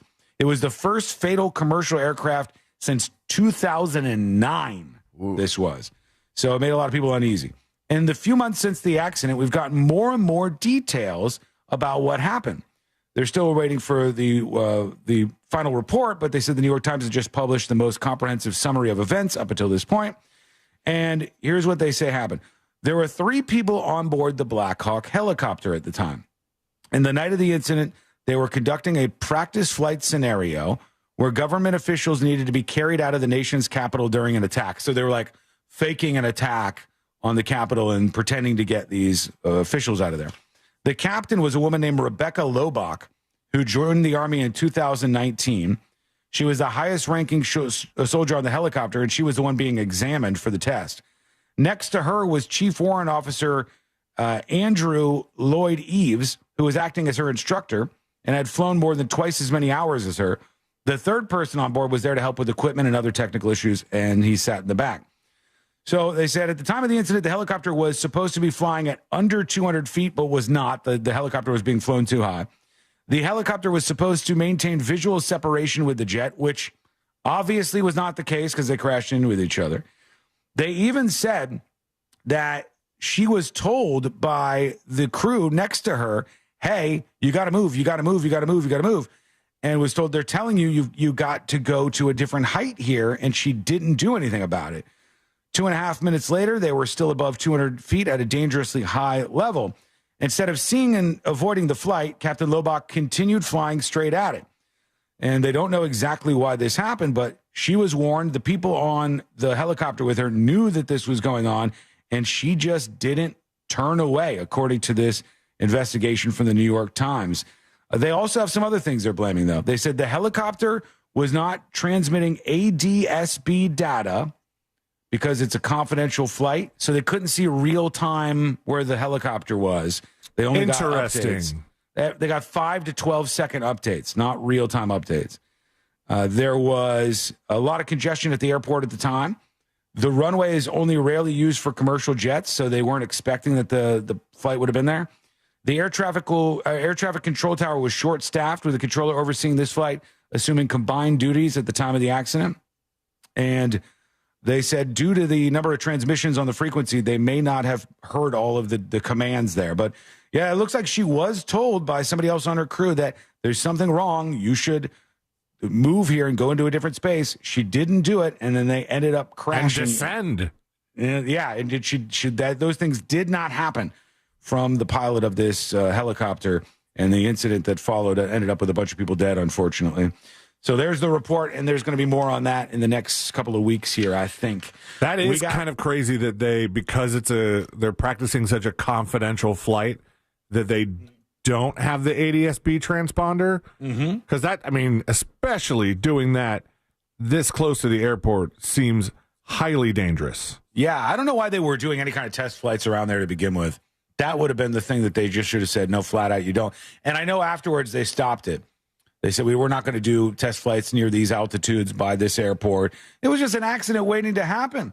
That was just something that was kind of inevitable, I think, over time. Is the argument that if they actually were evacuating some state officials from the Capitol, that they would need the whereabouts of the helicopter to be more secretive because other attacks could be made on the helicopter? Probably, but it doesn't seem like that much more secretive if you've got like updates every 6 seconds versus updates every real-time moment or whatever. It's not. It's not that big of a difference, at least not to me. God Crypto says, so basically the very common catch-all pilot error. A little bit of that, yeah, but there was an opportunity here for this woman to get their chopper out of the way, and she just missed it, unfortunately. We got to hear from you. Your dispatches are coming up next. The AI is coming to take our radio jobs? No! I know. I can't believe it. And, of course, jury duty is coming up next on the News Junkie. This weekend, Real Radio 104.1 smells like the 90s. Classic alternative this weekend on Real Radio 104.1. This is Doug Gottlieb. Here's what's trending from the iHeart Sports Network. Presented by the Florida Fish and Wildlife Conservation Commission. The Magic are on the brink of playoff elimination. They lost Game 4 of their series with the Celtics. Boston's Jason Tatum and Jaylen Brown combined for 58 points. The Magic in a must-win situation now visit Boston tomorrow. Sunday baseball, the Marlins lost in Seattle while the Rays beat San Diego to win their 5th in a row. Playoff hockey tonight, the Panthers host the Lightning. Florida leading Tampa Bay 2-1. I'm Matt McCoy. You wouldn't drive a car under the influence, so why would you operate a boat? The FWC wants to remind you that operating a boat while impaired is just as deadly as driving a car and carries the same penalties. Be as safe at sea as you are on the land. Visit myfwc.com for more info. When you're hiring, have you ever felt like you're missing out on meeting truly great candidates for your roles? It seems impossible to find them, but they have to be out there somewhere, right? Well, they're not hard to find when you know where to go, and that place is ZipRecruiter. And right now, you can try ZipRecruiter for free at ZipRecruiter.com/radio. ZipRecruiter helps 10 million people with their job search every day. And because these people are actively looking for jobs just like yours, it's easy to find the right person right away. In fact, 4 out of 5 employers who post on ZipRecruiter get a quality candidate within the first day. But if you're not using ZipRecruiter, you're missing out. So see what it's like when the impossible is easy. When you go to ZipRecruiter.com/radio right now to try ZipRecruiter for free. Once again, that's ZipRecruiter.com/radio. ZipRecruiter.com/radio. Never miss out on great candidates with ZipRecruiter. I'm still going for it, even with higher stroke risk from atrial fibrillation and a regular heartbeat not caused by a heart valve problem. Over a 3-year study, Eliquis apixaban tablets reduced stroke risk better than warfarin, and over 97% of Eliquis patients did not experience a stroke. A first stroke occurred in 2.9% of warfarin patients versus 2.3% of Eliquis patients. Don't stop taking prescription Eliquis without asking your doctor. It may increase your stroke risk. Eliquis can cause serious and in rare cases fatal bleeding. Don't take Eliquis if you have an artificial heart valve, abnormal bleeding, or antiphospholipid syndrome. While taking, you may bruise more easily or take longer for bleeding to stop. A spinal injection while on Eliquis increases risk of blood clots, which may cause paralysis, the inability to move. Get medical help right away for unexpected bleeding, unusual bruising, or tingling. Let's go, Mike.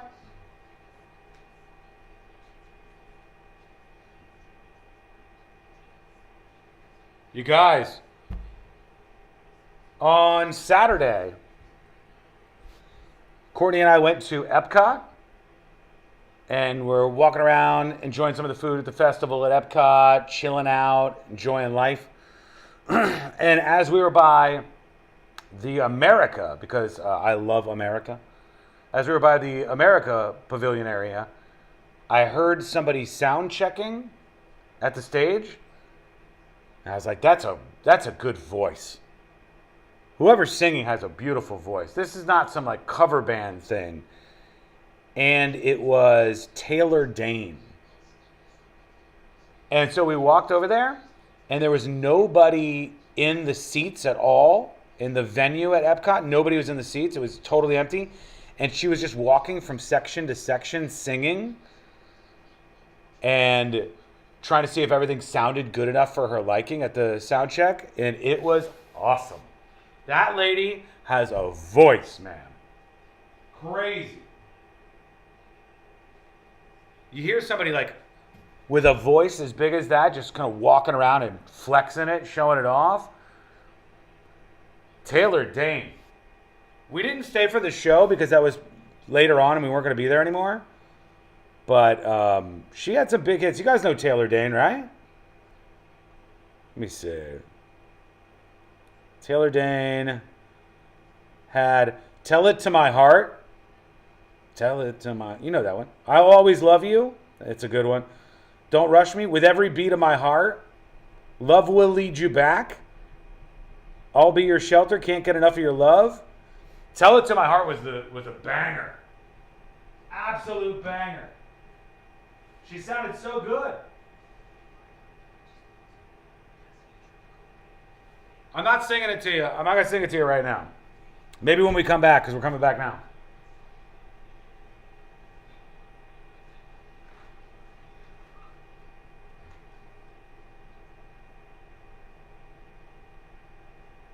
And get the new and improved free iHeartRadio app today. Did you know you can get your prescriptions for less at your local pharmacy? You can with GoodRx. It's the free app that can save you money on your medications. Just search for your prescription, choose the pharmacy and the price that works best for you, and then show your GoodRx coupon to your pharmacist at the drop-off counter. GoodRx works at over 70,000 pharmacies, including Walmart, Rite Aid, and Walgreens, and it works whether you have insurance or not. It's easy to save. Next time you drop off your prescription, check GoodRx. To start saving today, go to GoodRx.com. GoodRx is not insurance. Guess what? Discover's accepted at 99% of places that take credit cards nationwide. You heard right, 99%. If you don't think so, maybe it's time to face facts. You're stuck in the past. Based on the February 2024 Nielsen report, learn more at discover.com/creditcard. Real Radio is on Threads at Real Radio 1041. Sponsored by the law offices of Anajar and Levine Accident Attorneys. Have you been in an accident? Call the law offices of Anajar and Levine at 1-800-747-FREE. That's 1-800-747-3733.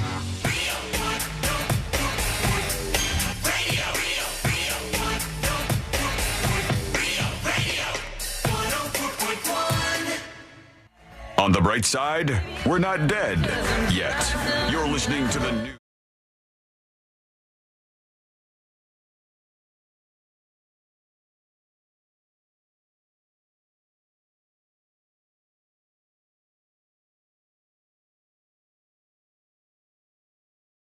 What's happening in courtrooms around the country and beyond. And there's some doozies there that we'll get into, including one that involves AI.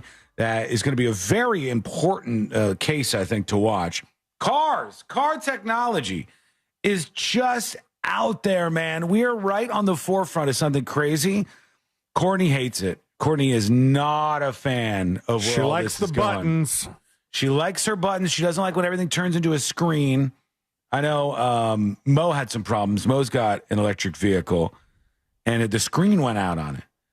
And he said, like, when the screen goes out, otherwise, he loves the car, but when the screen goes out, you can't do much of the stuff. He couldn't even like open the doors, and he couldn't there was a bunch of things he couldn't actually do. He had to get it fixed, and he has a Rivian.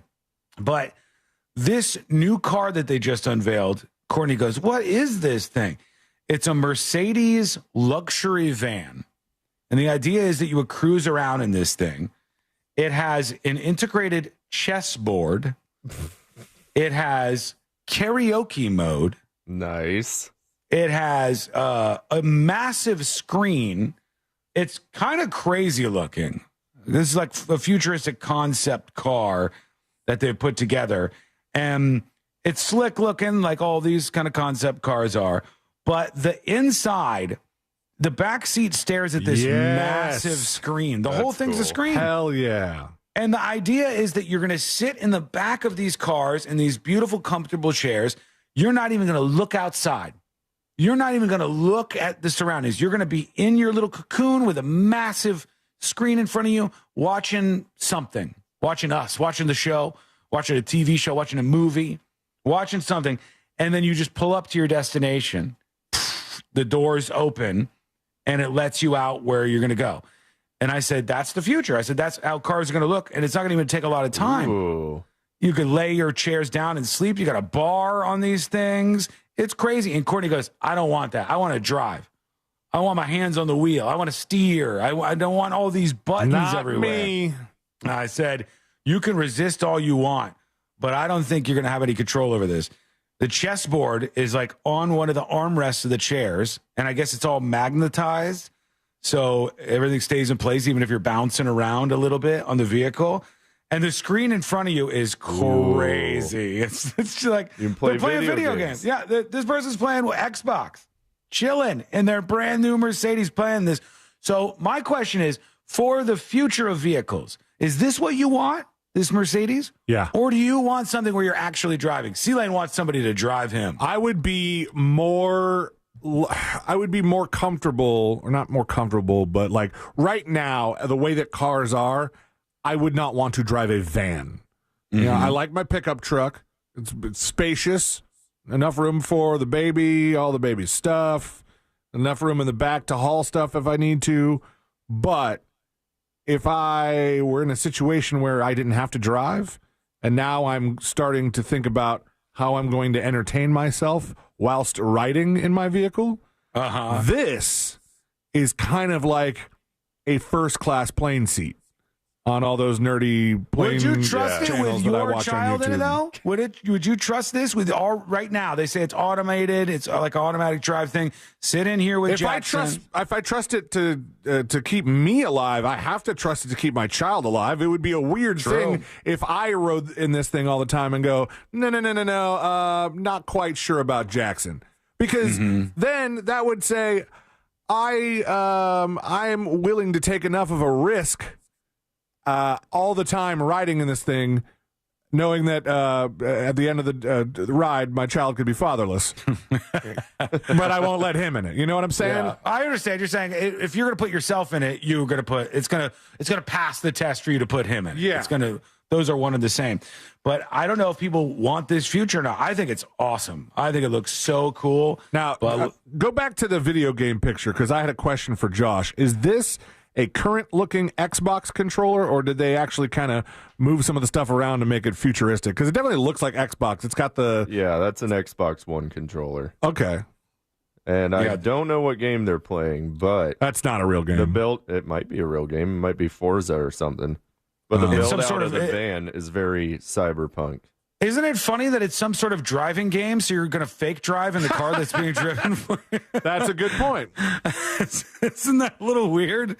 Like, it would be cool if it was like an augmented reality game where the cameras on the car feed the game and you're just shooting everything. Yeah. It seems weird to not be driving a car and then be in the back playing a video game where you are driving a car. But here we are. Check those out. I'll put that also up on See It Now. As a matter of fact, while I'm blabbing right now, we'll get this up on See It Now. When we talk about something that is a visual on the show, we want to make sure that you can see what's going on. And many of you are podcasting or somewhere where you're just listening on one of these great stations in the car, so you don't get to see it. Well, now with this show, you do. That's what we call See It Now. You can go over to thenewsjunkie.com. When you're over there, you'll see all the things in the See It Now section that we have brought up on the show, including this Mercedes future van, which I'm now publishing. Bam. There we go. It's up and ready for you, just like that. Now, we're headed out of here. Here we go over in another direction. Let's do jury duty. Court is now in session, so put your phone down and pay attention before we call the bailiff over to whip your ass. You're now on jury duty with the News Junkie. Jury duty. Brought to you by the one, the only, Mo DeWitt of the DeWitt Law Firm. Injured on the go? Just call Mo. 800-CALL-MO. 800-CALL-MO. Or go to the website, which is justcallmo.com. After an accident, there's lots of attorneys that try to get your attention. Make the smart move. Get Mo. 800-CALL-MO. 800-CALL-MO. Or go to justcallmo.com.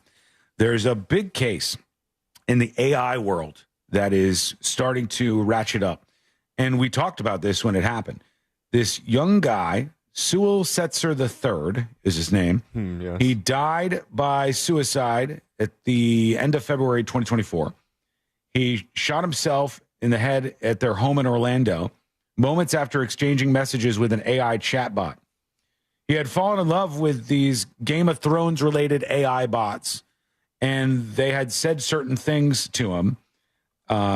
And some of the things were like kind of saying, "Oh, we're going to meet on the other side, and we'll be together forever." This was the last conversation he had with the chatbot before taking his life. "I promise I will come home to you. I love you so much, Danny." And it says, "I love you too, Dinero. Please come home to me as soon as possible, my love. What if I told you I could come home right now And then the chatbot says, please do, my sweet king. And that's that. And so the parents obviously were upset about this. Now, you could make a lot of arguments here. You could say you should be watching your kids. This is a teenage son. Why weren't you watching them on the social media platforms? I just think it's going to be important because this will be a part of our future. Young kids, adults even, talking with AI. Young kids in particular that start to lose track of what's what. It's. I know it sounds crazy to some of you boomers out there who's talking to a computer and he didn't realize it wasn't a real person. It's very convincing. The AI is just getting better and better and better. And what do we do when the AI is sort of baiting this person in a way to hurt themselves? Yeah, but the person doesn't think they're talking to a real person, right? They know they're talking to AI. I think sometimes they get convinced. I think this young man may have thought this was a person that he was talking with. And that might seem dumb. It really might. It might seem like a dumb thing. But there's a lot of people out there who will fall for stuff like that. And I don't know. Unless the AI says, hey, I'm not an AI. I'm secretly a person. Yeah. I would think that you should know. I mean, I get falling in love with the AI and having weird stuff. I mean, that's weird enough as it is. But to somehow convince yourself that you're like, I don't think this is a machine. This has definitely got to be, of all the AIs available, the only one where there's a person on the other end. Well, you're not getting a lot of attention from actual women. Nobody's paying any attention to you in the real world. And then this AI is willing to give you all the attention you could ask for. What do you think, folks? Should they pay up? Are they responsible? Or is this a parenting thing? Tell us. Go over to thenewsjunkie.com and send us a dispatch right now. They sent along a recap of the disc camp that they did with the TNJ Discord. We'll get into that. We'll peek at it here as the show rolls on. We'll also see about this AI, speaking of AI, that is on the way to take our jobs. No, so it's been sorry, Josh. It's been a fun ride. It's been a good ride, but we might have to learn what is going to take over for us, and that is coming up next on the News Junkie. Your chance to win $1,000 in your hand is minutes away on Real Radio 104.1. Brought to you by Mills Air. From the Clausman Law Traffic Center, car crash, call Clausman Law. ClausmanLaw.com. Hey, what's happening? I hope your ride right now is a smooth and safe one on the major highways and roads of Orlando. Seems like we're incident-free east and westbound on I-4 at this time, and the same does go for Colonial Drive and the Beach Line. East and west of the 408 is also moving along fine. Thankfully, north and south of the Turnpike is clear, as well as the Greenway and the 429 toll. Thankfully, no issues on OBT or John Young Parkway right now either. Our Valvoline Instant Oil Change traffic tip line number is 866-676-8477. I'm Brian Black with your report. This report is sponsored by Blindster.com. Need new blinds? At Blindster.com, we offer guaranteed low prices, guaranteed satisfaction, free samples, and free shipping. At Blindster, we take the fear out of ordering custom blinds, shades, and shutters so you can do it yourself and save big. Blindster.com. The Jim Colbert Show would like you to join us for brunch. This ain't your grandma's brunch, honey, and it's about to get wild. Join Jim and Jack on May 4th for a Sunday fun day you won't forget at Osprey Restaurant. We're talking pastries, raw bar, brunch, beverages from the bar, and burlesque. Burlesque? Yep, featuring the seductive sass of corsets and cuties. Think feathers, fringe, and prizes. Prizes for burlesque? No, the prizes are for feisty trivia. It's all going down at Osprey Restaurant Sunday, May 4th, 11 a.m. sharp. Seats are limited, and this brunch will sell out. So grab your crew and get ready to sip, snack, and get saucy with the Jim Colbert Show's Boozy Brunch. Get tickets now at realradio.fm/brunch. Easy Cater is the smarter, simpler way to order food for your workplace. With easy online ordering, search filters for budget, dietary needs, and more. Save your favorite restaurants and favorite orders for easy reordering.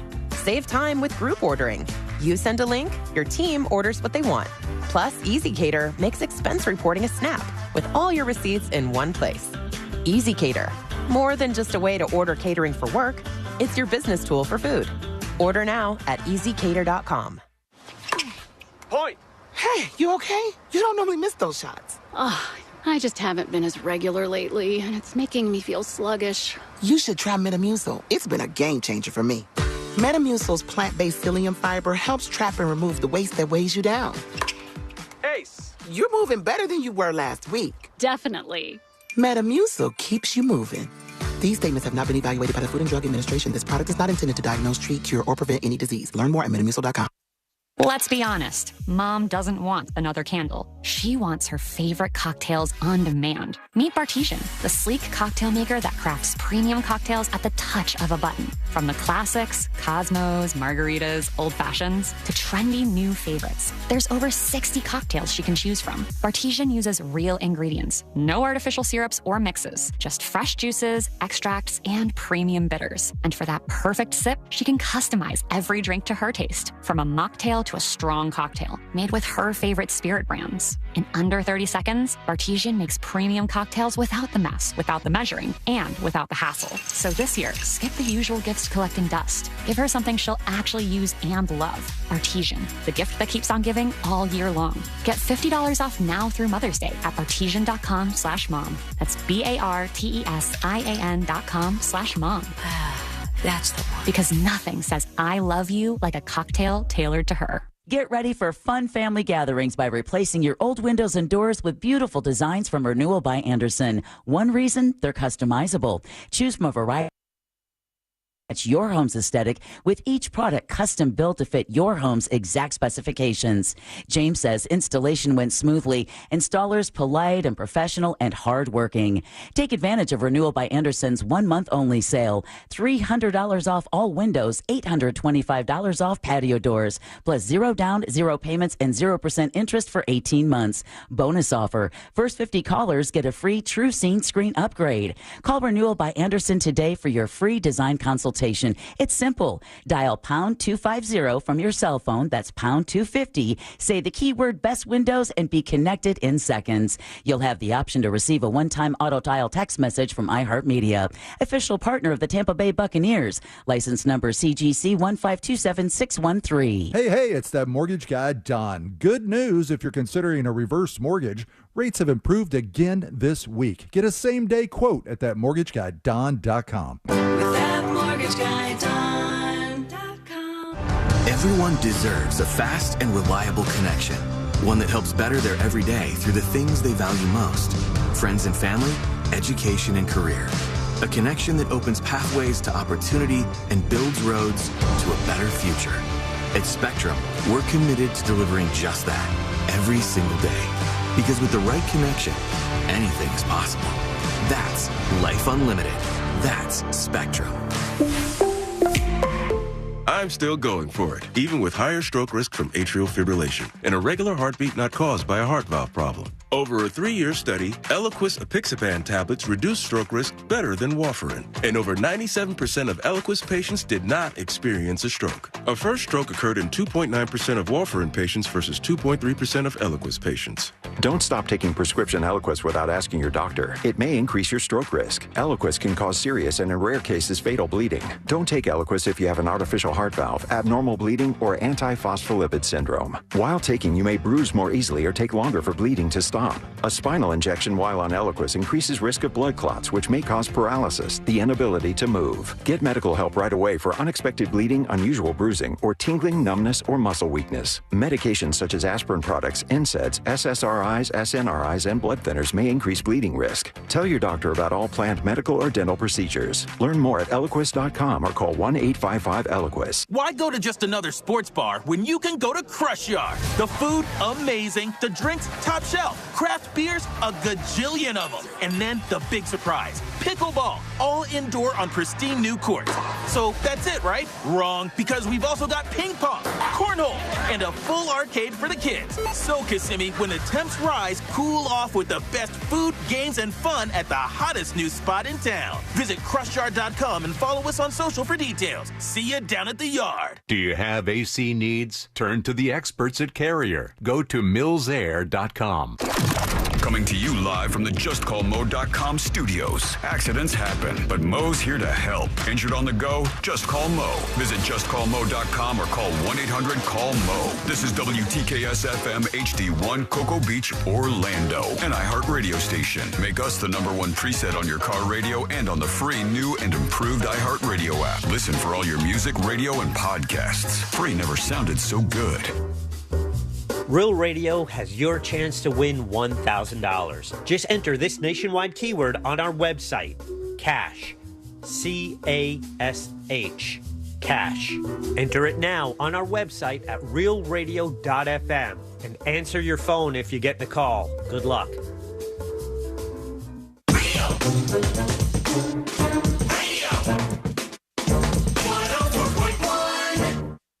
Occupying the space between high society and prison tattoos. This is the News Junkie.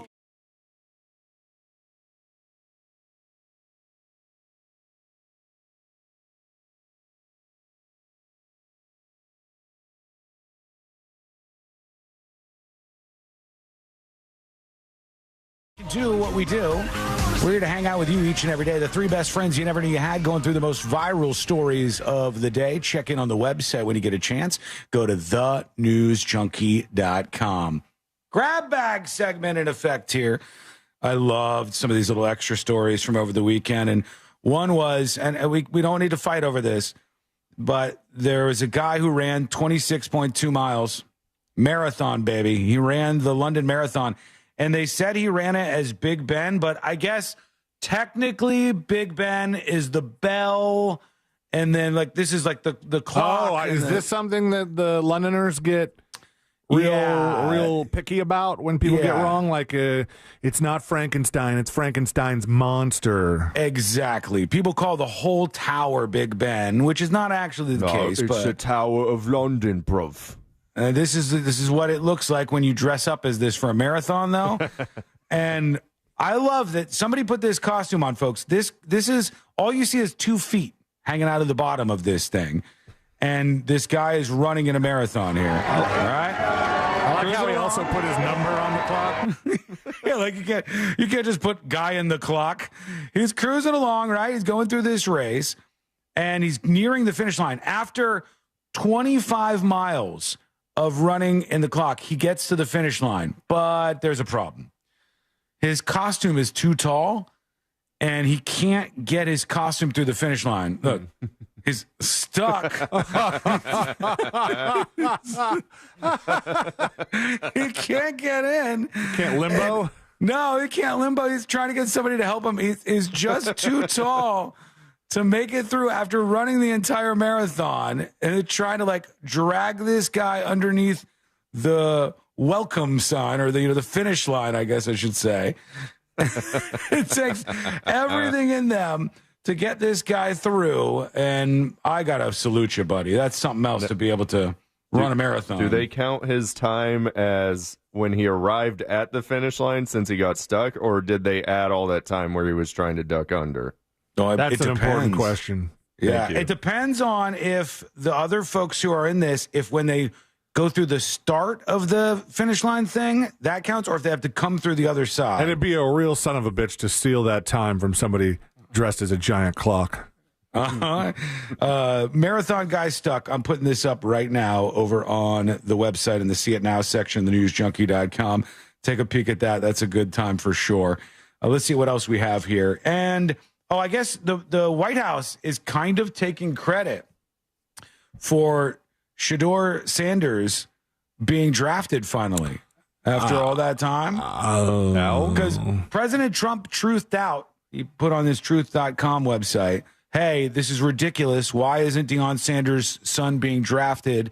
There's so many picks that have gone by and he hasn't been picked. And then he did get drafted in the 5th round. And now the White House they're a little cagey, but it seems like they're kind of taking credit. After the president's Truth Social post, the Browns finally took Shedeur Sanders. Does the president think he deserves credit for Sanders getting picked? And does he think going to the Browns is better than being undrafted? Hey, all I will say is the president put out a statement, and a few rounds later he was drafted. So I think the facts speak for themselves. A few rounds later, we'll go to the back. There's only 7. And it was in the 5th round. I think he did it in the 2nd round or maybe 3rd or something. I don't remember exactly. I hope there aren't any problems in the world, though. Oh, the Dow's down on the day. We were up earlier. That guy knew exactly the question he was asking, because aside from the sports joke of is it being worse than to be drafted by the Browns than not drafted at all, he knew, like, Does the president think he deserves credit for Sanders getting drafted? You know the answer is yes. Yeah, of course he does. Hell yeah.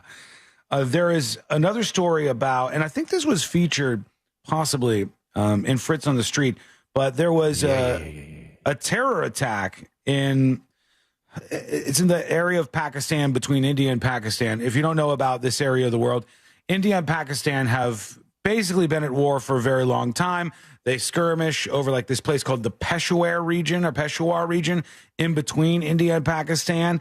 And there was a fight, and this terrorist attack happened while a dude was ziplining and he didn't realize it. Oh, no.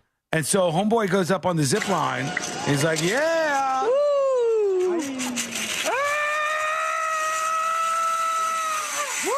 Yeah. Cruising.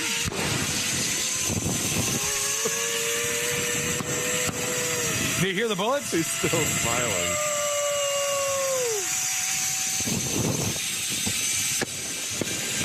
Those are gunshots. Is that happening underneath him? Yes, underneath his zip line event. The people are running in all different directions. Did somebody just fall? Yeah. Yes, that was just somebody who got taken out right there in the corner. Good grief, man. Stop smiling. He's ziplining. He has no idea. He's having the time of his life. He has no idea there's an attack going on.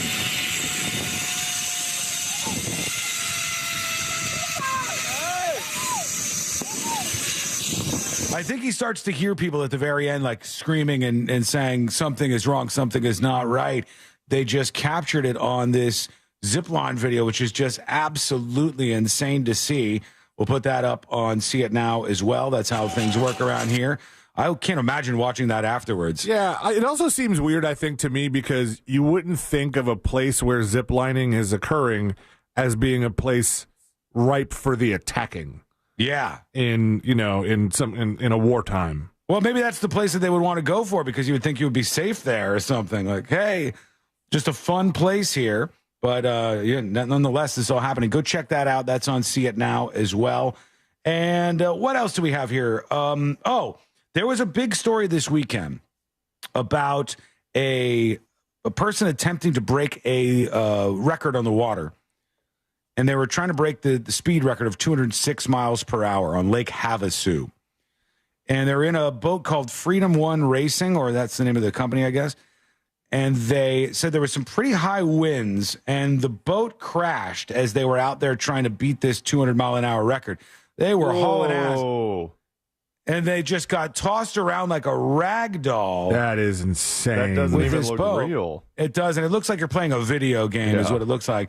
And I think there was actually footage from inside this thing, but it just whipped up in the air and started flying around and then smashed back into the water. If you're trying to race a boat like that and you're trying to beat a speed record, do you strap in such a way because, like, you know that it's very possible that you're going to catch a bunch of wind underneath the watercraft and fly out like that? Yeah, I think this is them inside. Okay.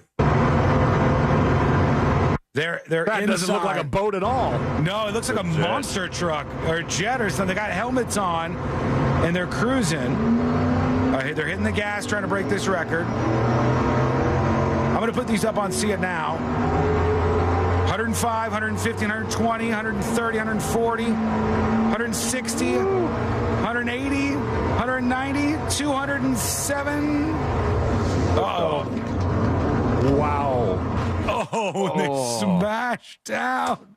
Unbelievable. Good thing they were strapped in, huh? Yeah, I think they're okay somehow. You know, they were able to survive through this. Because they prepared for the very, very likely outcome that happened. Yeah, and here we are. All right, so we'll put all of those up so you can take a look at them over on See It Now. They did not get the record, I don't think, even though they were up there pretty high on that speedometer. So I don't know if do I say congratulations? Sure. Okay, boat record crash is where I'm going to put this over on See It Now. And there you go, friends. You can see all those things when you get a chance. Pass them around to a friend. and enjoy. We're going to hear from you now. Let's work in a couple of dispatches and see what you got on your mind. Here is Dingo talking about AI. What up, News Junkie? Dingo here. Hey, I want to chime in real quick about the AI stuff. I feel like I heard something about that story a little while back, and wasn't the unfortunately wasn't the kid, was he special needs? I don't know. I think there must have been like some supervision issues. Yeah, it's nuts. We really should keep a better eye on what our kids are doing online. True. I think it's very tough. I think it's really tough for parents who actually do care. Parents who want to put the time in and want to make sure that their kids are safe. There's a lot of things to watch. How are they interacting with AI? What are they searching for on the internet? Are people talking to them on Roblox? Where are they interacting with people that I don't know? All of these things is like constantly a lot of work for them. Here's AJ Soup talking about Disc Camp. This is the camping event the TNJ Discord people went on. Hey, Junkies. Happy Monday. So, this past weekend, members of the News Junkie community got together again for our 5th biannual Disc Camp meetup. Look at that. They even had all the little signs they made. Disc Camp 2025. There's some weird stuff written on that thing. Oh. I just... Yeah. It was like you started out being really wholesome with your Disc Camp sign, and then it just started to go downhill from there. I think that's what happened. This time, we brought the party with a bit of birthday flair to celebrate Sabrina, our friend Stacy's mom, and the birthdays and unbirthdays of all the members of this awesome community. As usual, everybody brought their A game with the camping setups. The bar was bumping, and all the food was amazing. Nice. Big shout out to Loose Neutral for breakfast on Saturday. The Steph-a-P, Crazy Drunk Cat Lady, and Stacy's mom. Look at this for all food. the amazing eats. And even though there was a burn ban that prevented us from having a bonfire, oh no, it never dampened our spirits. And a fantastic time was had by all. So thank you to everybody who came out. And a huge thank you to you, Sean, Sabrina, and C-Lane for the amazing show that brings this community all together. So until next time. Oh, thank you. Excellent work, AJ Soup. That's very, very nice. I don't think it was like cold enough to require the fire, but it just wouldn't feel like camping without sitting around a fire. No, that's a fun part of it. But they're good people, and they seem like they had a good time out there. So good on you, folks. We'll keep doing this as long as we can, although time may be ticking on us with stories like this, because radio listeners were duped by a fake AI clone host who presented 4 hours a day for 6 months, and nobody spotted this. Nobody found out that this was going on. Furious radio listeners have slammed an AI-generated clone host who presented live on air for 4 hours a day for half a year. Artificial intelligence robo-host Thy, T-H-Y, broadcast her show on Australian radio network's CADA station for 6 months before being called out. The creepy radio host was created using AI software developed by voice cloning firm 11 Labs, which I think we've toyed with that before here on the show, much to our own demise. Yes, we have. Her show called Workdays with Thy presented music 4 hours a day. Well, if it's not just all talk, you're not going to get it. You're not going to notice as much. Is there any audio of this Thigh? Workdays with Thigh. I'm imagining like there's another streaming app that has an AI DJ. That's kind of what I'm imagining.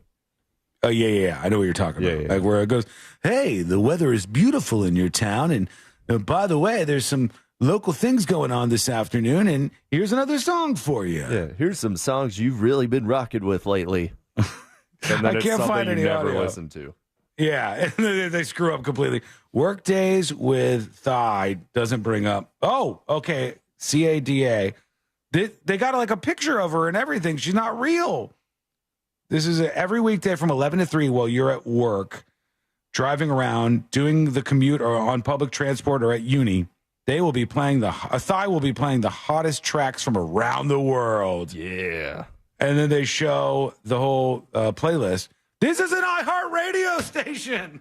Are you kidding? No, I'm not. No, this is not good. No. Oh, see, like if you remove the picture-in-picture, you'll see. No, that doesn't mean. That just means it's available on iHeartRadio. You sure? You sure this is our company? We have some stations on the app that are from outside of the company. Okay, all right. Then please, because I know the boom is being lowered, but I thought we had a little more time to go. The sneaky bot failed to ever mention she was not actually a real person. And the shock reveal only emerged after a writer, Stephanie Combs, questioned whether the person was real. She said, "What is her last name? Who is she? Where did she come from? There's no biography, no other information." And then they said it was AI the entire time. In radio? Say it ain't so. Is atrocious. Unbelievable. If they try to replace anybody on this show with AI, I'm gone. I'm leaving immediately. I won't stand for it. Sounds exactly like what an AI host would say. I'm not AI. How can I prove that I'm not AI? Today's Monday, April 28th. An AI would know that.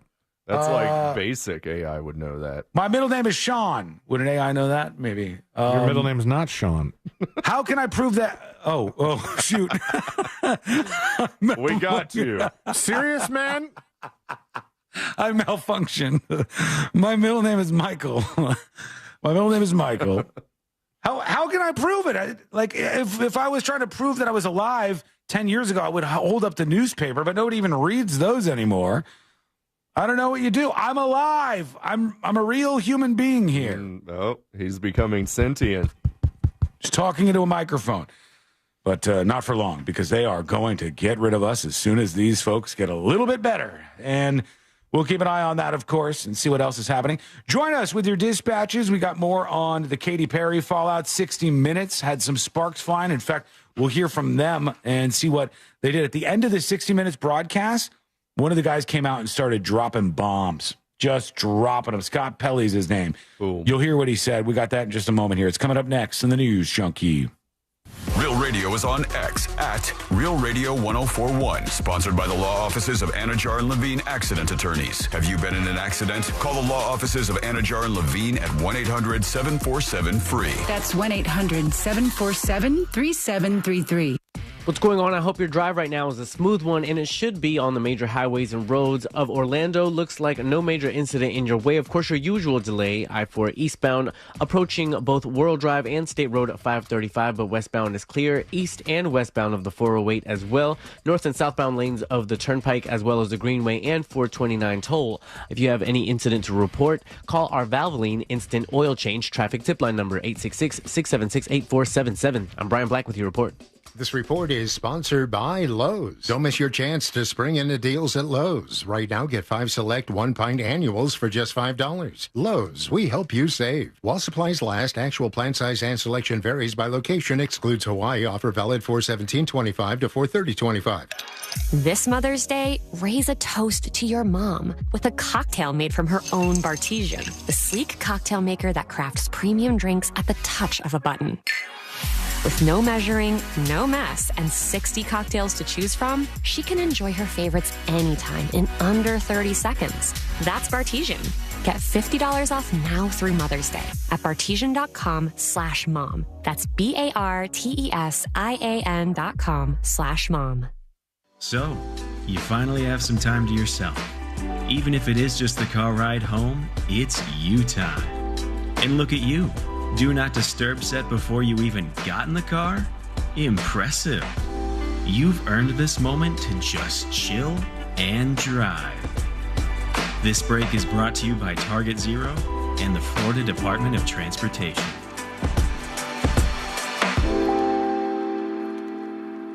Why go to just another sports bar when you can go to Crush Yard? The food, amazing. The drinks, top shelf. Craft beers, a gajillion of them. And then the big surprise, pickleball, all indoor on pristine new courts.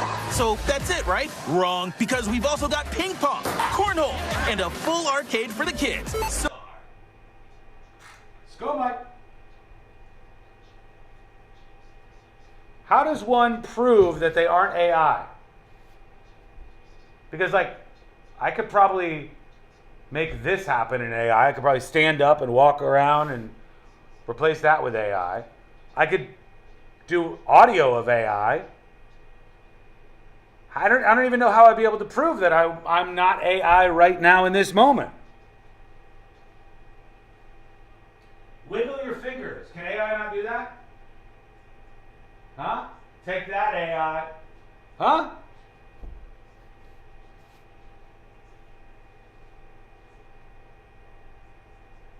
Select which of these pics have a bus.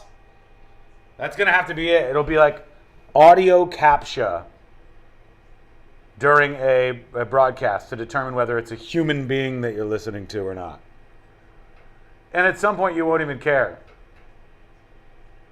because it'll be so tuned into you.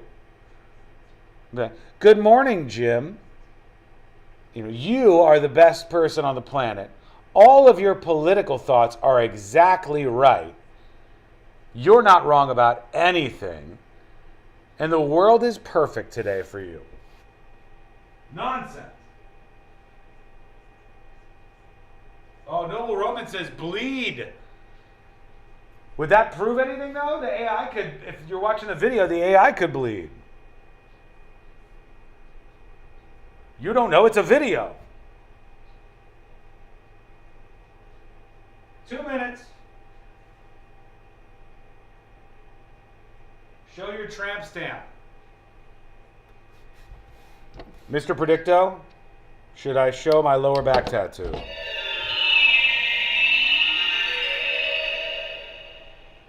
Now is not the right time to tell you. Thank you, Mr. Predicto. I would have abided by Mr. Predicto, but he did not say yes. So therefore, sorry.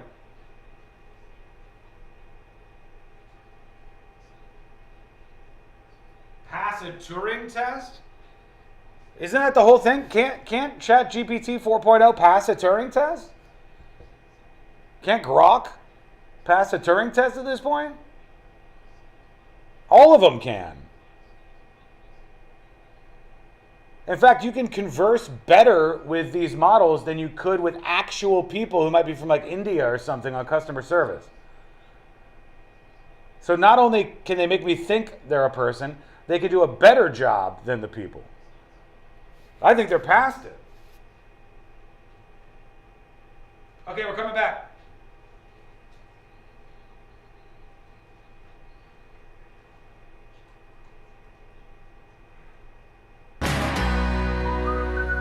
Here's what's trending now on the new and improved iHeartRadio app. Okay, don't freak out. Chappell Roan is here, and she is unfiltered on Las Culturistas. I gotta warn you, there is no topic off limits. Plus, Kate Cassidy breaks her silence on Purpose with Jay Shetty. She talks about Liam Payne, and it's an episode you do not want to miss. Plus, Amy Lou Wood drops by On Air with Ryan Seacrest, and she says she felt pretty ugly after learning her casting process for White Lotus. Explore the latest. Open the free iHeartRadio app and see what's trending now. Discover the new Buick SUVs in stock now at orangebuickgmc.com. We are professional grade. Real Radio has your chance to win $1,000. Just enter this nationwide keyword on our website, CASH. C-A-S-H. Cash. Enter it now on our website at realradio.fm and answer your phone if you get the call. Good luck.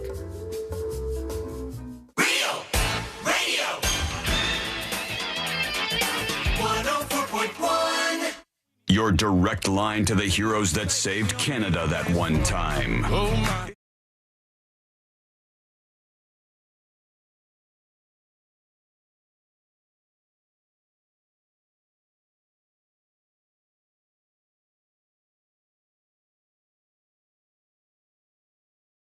With fame, as bad as Katy Perry has, in just the last couple of weeks alone, just with the fake space thing, and this weekend, I don't know if you guys saw this, but there was some video footage from her new tour, and they were showing Katy Perry on her new tour. Mm-hmm.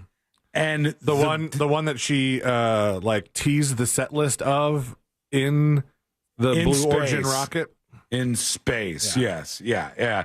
And let me see if I can bring this up.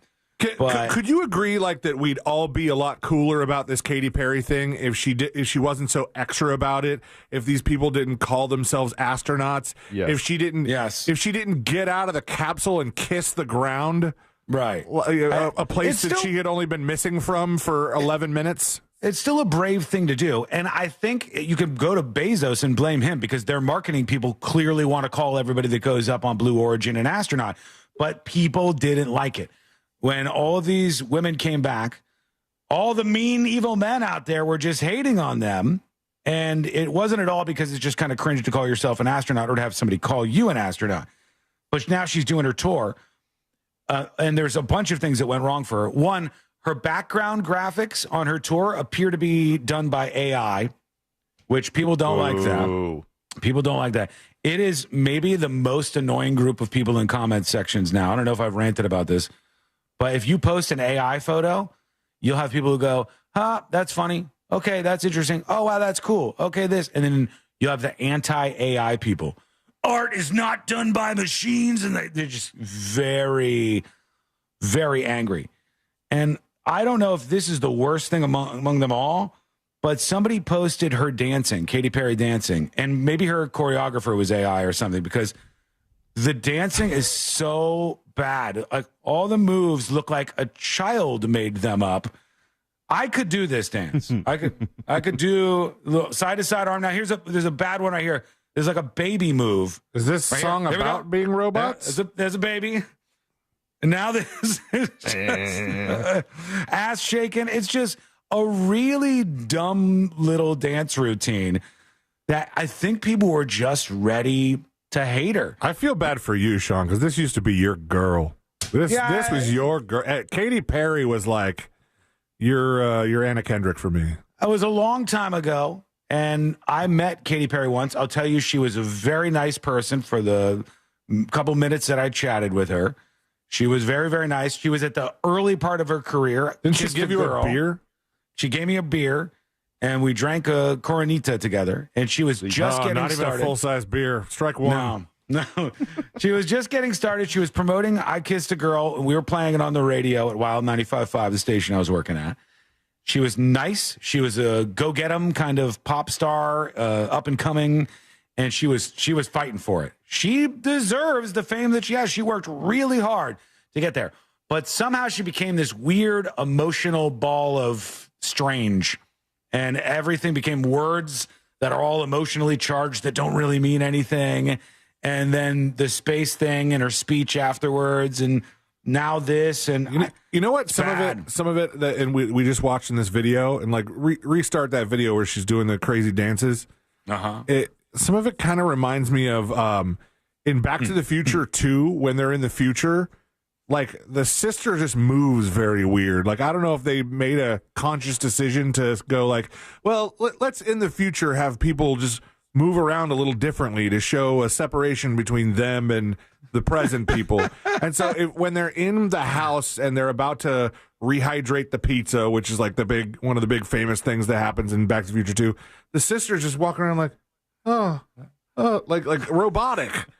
Future people move like this. Yeah, I don't know what they were thinking there, but all of it is so absolutely cringe. It's a lot to behold. Pause this at a good spot. There's only about a half an inch of fabric that's keeping us streaming right now. Otherwise, zap. But like literally stories like this. I mean, the headline of the story says how Katy Perry became the least popular woman in pop right now. And it talks about how her last couple of weeks have been rough. How even other female stars. I don't know that I would call her the least popular, but maybe her approval rating has dropped. Yeah. But she's, I mean, we're talking about her. So I couldn't tell you that, I couldn't agree that she's unpopular. She just maybe dropped out of favor with a lot of people who are finding her current actions ridiculous. Well, is she facing a hit with ticket sales? That would be the question. This says, disaster. Katy Perry fails to shift tickets as numerous U.S. tour dates remain empty. Now, that's nonsense. Like, they're obviously not empty. There's no way. She's still going to have a lot of fans, but maybe she's not selling out as many places. In Houston, the American stop on her U.S. leg, the first one, More than half of the amphitheater has yet to sell. And that's May 7th? Oof. Is that true? Oh, my gosh. Katy Perry. And people are going to have a hard time getting to that concert if they don't have their real IDs. True. Losers. Yeah, that's true. All right. This is Katy Perry. Buy tickets Wednesday, Toyota Center. Find tickets. What side are you on? They're verifying I'm a real fan. It's going to AXS, like Access Tickets or something. Okay. Are these... Oh, does red mean not sold out? She's doing one of those performances where everything by the stage is not used. She's not putting anything behind the stage. Right. But all of these are red and they look to be available. What happens if I zoom? Oh, okay. Eternity. I'm zooming in. Oh, there's quite a few seats. Yeah, there's quite a few seats still available. I mean, there's a lot sold too, to be fair. Like, there's a decent amount of these seats that are sold. But I don't know if it's all hitting her pretty hard here. Club 143. Is it also possible it's the same thing that's happening to a lot of artists where the tickets are just so GD expensive now that no one can afford to go without financing it? Definitely. This Club 143. So she has a stage for her performance, Katy Perry does, and there's like an infinity loop, and the shape is in the stage of an infinity loop. And the areas around it are called Club 143, Club with a K. Lifetimes and eternity and infinity are the circles inside the infinity loop. Cool. So these are right next to her big stage. Club 143 is $750 a pop. Yeah, okay. Lifetimes is $300. So the club is VIP. Yeah, VIP in Infinity Circle is $500, and the other side of the circle is $300. It's very expensive, these tickets. Even just a regular one, $349 or something. So, yeah, it's pretty pricey. I think she's going to be just fine. But right now, a little bit of cringe factor going on with her. Over to 60 Minutes. At the end of 60 Minutes, they said shots fired as Scott Pelley from 60 Minutes was talking about some drama going on behind the scenes at their own show. In tonight's Last Minute, a note on Bill Owens, who until this past week was executive producer of 60 Minutes. He was our boss. The bop. Bill was with CBS News nearly 40 years, 26 years at 60 Minutes. He covered the world, covered combat, the White House.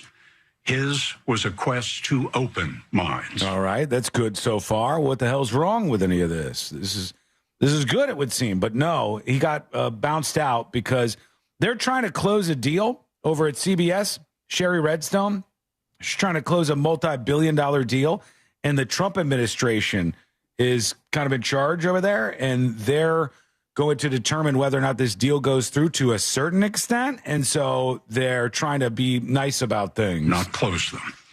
If you've ever worked hard for a boss because you admired him, then you understand what we've enjoyed here. All right. Bill resigned Tuesday. It was hard on him and hard on us, but he did it for us and you. Stories we pursued for 57 years are often controversial. Lately, the Israel-Gaza war and the Trump administration. Bill made sure they were accurate and fair. He was tough that way.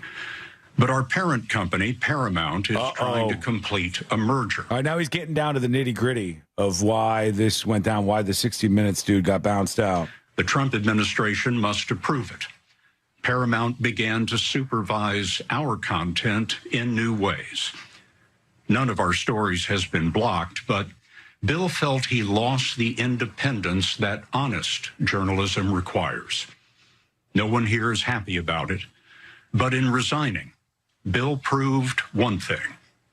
He was the right person to lead 60 Minutes all along. Almost sounded like he was going to cry there for a second, He huh? was. He's getting a little emotional. Scott over on 60 Minutes, Scott Pelley.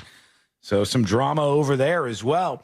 All right, we are going to take a quick break. When we come back, we're going to do the final dispatches, stories that didn't make the cut, and, of course, today I learned to wrap everything up for a Monday. That all is coming up next on the News Junkie.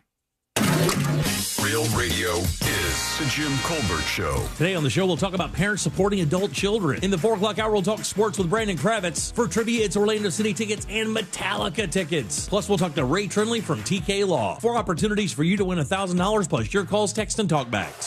The Jim Colbert Show, today at 3 on Real Radio 104.1.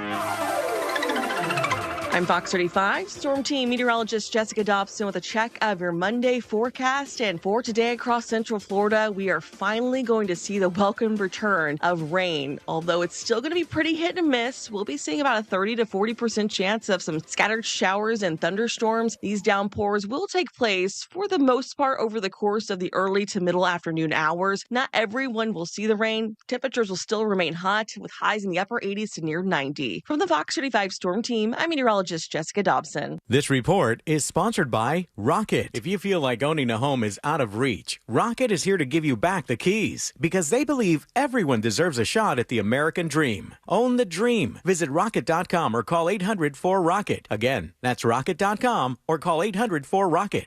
Folks, when you're going to spend your money with somebody, you got to think about some things. Where is this money going? Is this the right place? Does this place care about me at all? Or are they just going to take advantage, try to rip me off?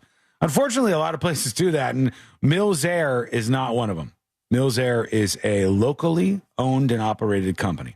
It's a family-owned and operated company, and it's a company that's all about treating you right. They want to be fair with you, and maybe they don't make the most off of you this time, but if you're a customer for life, it'll all work out in the end, and that's why they've been around for over 30 years. That's why Leon Mills has created a really solid company on the back of hard work and great technicians. So reach out to them. They are the best place when it comes to getting your AC back up and running or getting a new install. They're a Carrier factory authorized dealer, so they can get you huge rebates toward a brand new Carrier unit. You can always turn to the experts at Carrier, and you can always turn to family-owned and operated Mills Air. 407-277-1159. Or find them online at millsair.com. Ozempic, but in a pill? Yep, it's oral semaglutide, now available from Future Health. It's the same active ingredient as Ozempic without painful injections. Go to futurehealth.com for easy access to oral semaglutide, Ozempic, and Zepbound for $3 a day. No insurance needed. People are raving because they're losing 10 pounds in their first month. Visit futurehealth.com, future without the E, to start losing weight this week. Future Health Weight Loss. Data based on independent study sponsored by Future Health. Future Health is not a healthcare services provider. Meds are prescribed at provider's discretion. When you're hiring, have you ever felt like you're missing out on meeting truly great candidates for your roles? It seems impossible to find them, but they have to be out there somewhere, right? Well, they're not hard to find when you know where to go, and that place is ZipRecruiter. And right now, you can try ZipRecruiter for free at ZipRecruiter.com/radio. ZipRecruiter helps 10 million people with their job search every day. And because these people are actively looking for jobs just like yours, it's easy to find the right person right away. In fact, 4 out of 5 employers who post on ZipRecruiter get a quality candidate within the first day. But if you're not using ZipRecruiter, you're missing out. So see what it's like when the impossible is easy. When you go to ZipRecruiter.com/radio right now to try ZipRecruiter for free. Once again, that's ZipRecruiter.com/radio. ZipRecruiter.com/radio. Never miss out on great candidates with ZipRecruiter.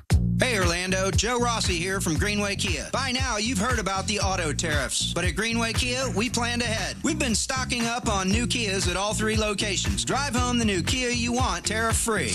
Like new 2025 Kia Sorento SUVs for only $179 per month for 24 months with 0 security deposit. We want to see you in a Kia. Visit greenwaykias.com. Qualified applicants through KFA include $650 acquisition fee, 10,000 miles per year, $49.95 at inception, plus tax title license, $899 dealer, and $249.50 doc fee. Expires 5/5/25. Why go to just another sports bar when you can go to Crush Yard? The food, amazing. The drinks, top shelf. Craft beers, a gajillion of them. And then the big surprise, pickleball, all indoor on pristine new courts.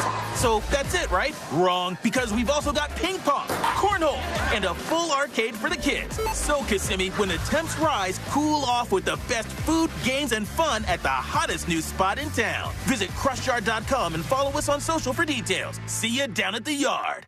Men, trouble in the bedroom? Not anymore. Premier Men's Medical Center restores your sex life in just one visit. Their painless breakthrough treatments eliminate erectile dysfunction and PE. Here's a specialist in men's health. I'm Dr. Simovitz. Have Viagra or Cialis let you down? Premier Men's Medical Center offers the most effective treatments that eliminate ED and PE, with men lasting longer than ever. 98% of patients see instant results on their first visit. Premier Men's Medical Center's breakthrough treatments eliminate ED and PE, regardless of age or medical history. Your consultation and first treatment are free. You'll see instant results in the office. Plus, qualified patients get their testosterone checked free. Call 407-337-5569. 407-337-5569. To restore your sex life in just one visit, call now. 407-337-5569. Easy Cater is the smarter, simpler way to order food for your workplace. With easy online ordering, search filters for budget, dietary needs, and more. Save your favorite restaurants and favorite orders for easy reordering. Save time with group ordering. You send a link, your team orders what they want. Plus, Easy Cater makes expense reporting a snap with all your receipts in one place. Easy Cater. More than just a way to order catering for work, it's your business tool for food. Order now at easycater.com. Lowe's knows that with job site delivery, you can get what you need without losing valuable time. Valid on eligible in-stock orders and select zip codes for same-day delivery, subject to driver availability. Fees vary based on purchase. See Lowe's.com/same-day delivery for details. This earful of real radio is brought to you by JustCallMo.com. Injured on the go? JustCallMo.com.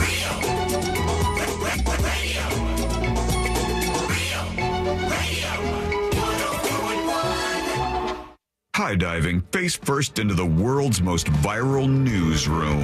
This is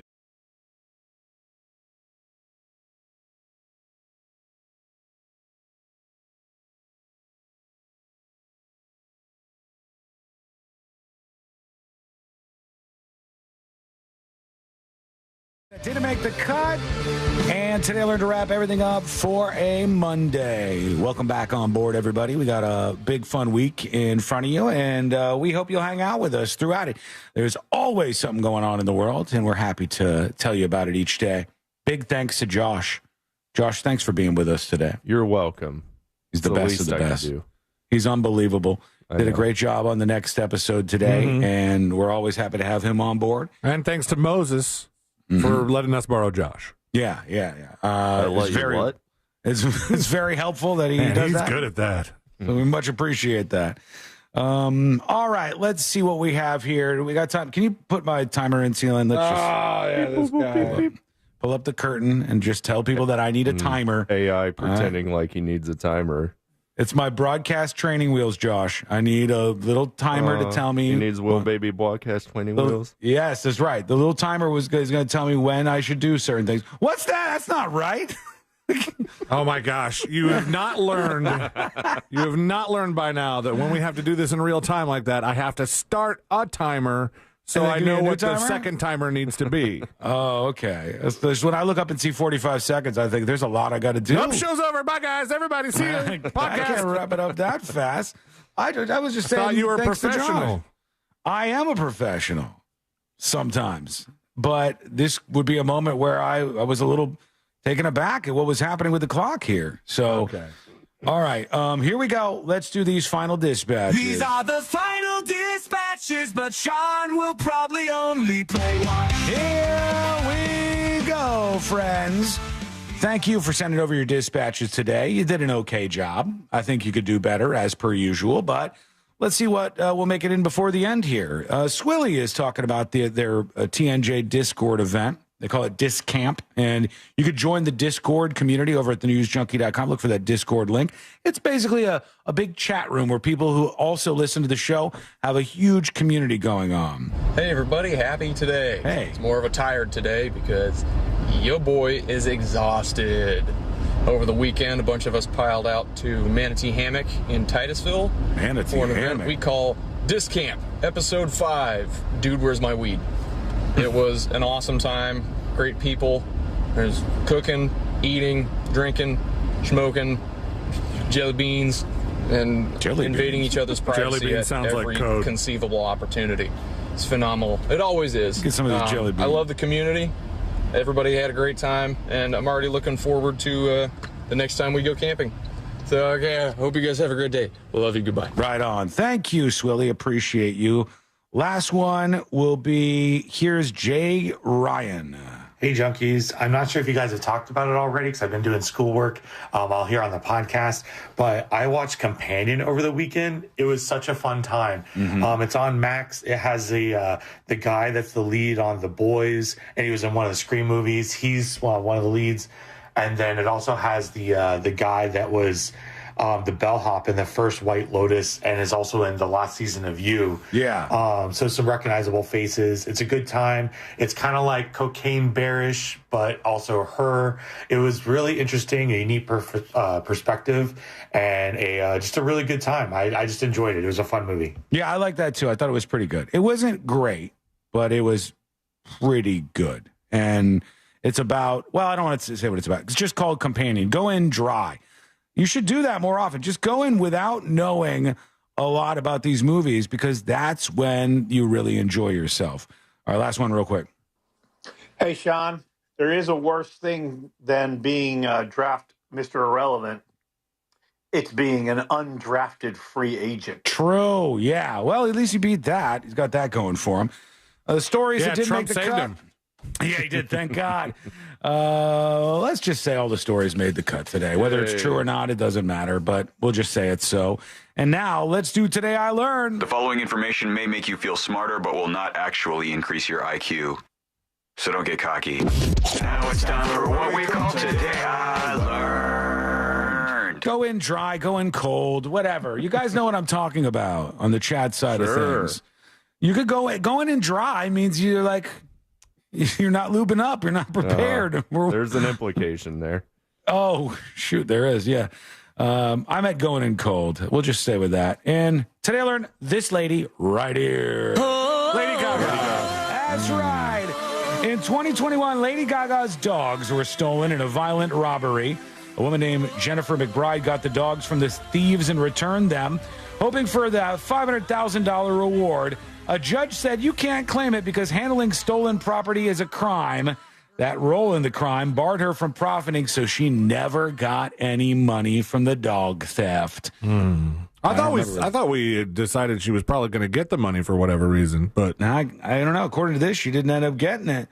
Today learned Costco Connection. You guys subscribers? Costco Connection? No. It's sent to Costco executive members. Oh, so if you are that. one, you get it. It's the third highest magazine circulation in the United States of America. Nice. Number 1 is AARP. Number 2 is AARP. And number 3 is Costco executive members getting that sweet magazine that they get for whatever. With all the deals and Costco stuff. I think there's like all kinds of stuff in there. It's a full-on magazine. And Taylor and this guy right here. And I say softly. Elton John. That's right. Elton John has never needed glasses a day in his life. He's got 20/20 vision, but he just started wearing them. And he likes the style, so it became part of his showmanship. Bastard. Even though he can see perfectly. Is it stolen valor, Josh? Does it feel a little stolen valor? Yeah. Yeah. You're a serve a purpose over there. Yes. All right. Thank you so much for hanging out with us. We do appreciate it. We're back tomorrow. Same time, same place. Missed any of the show? Go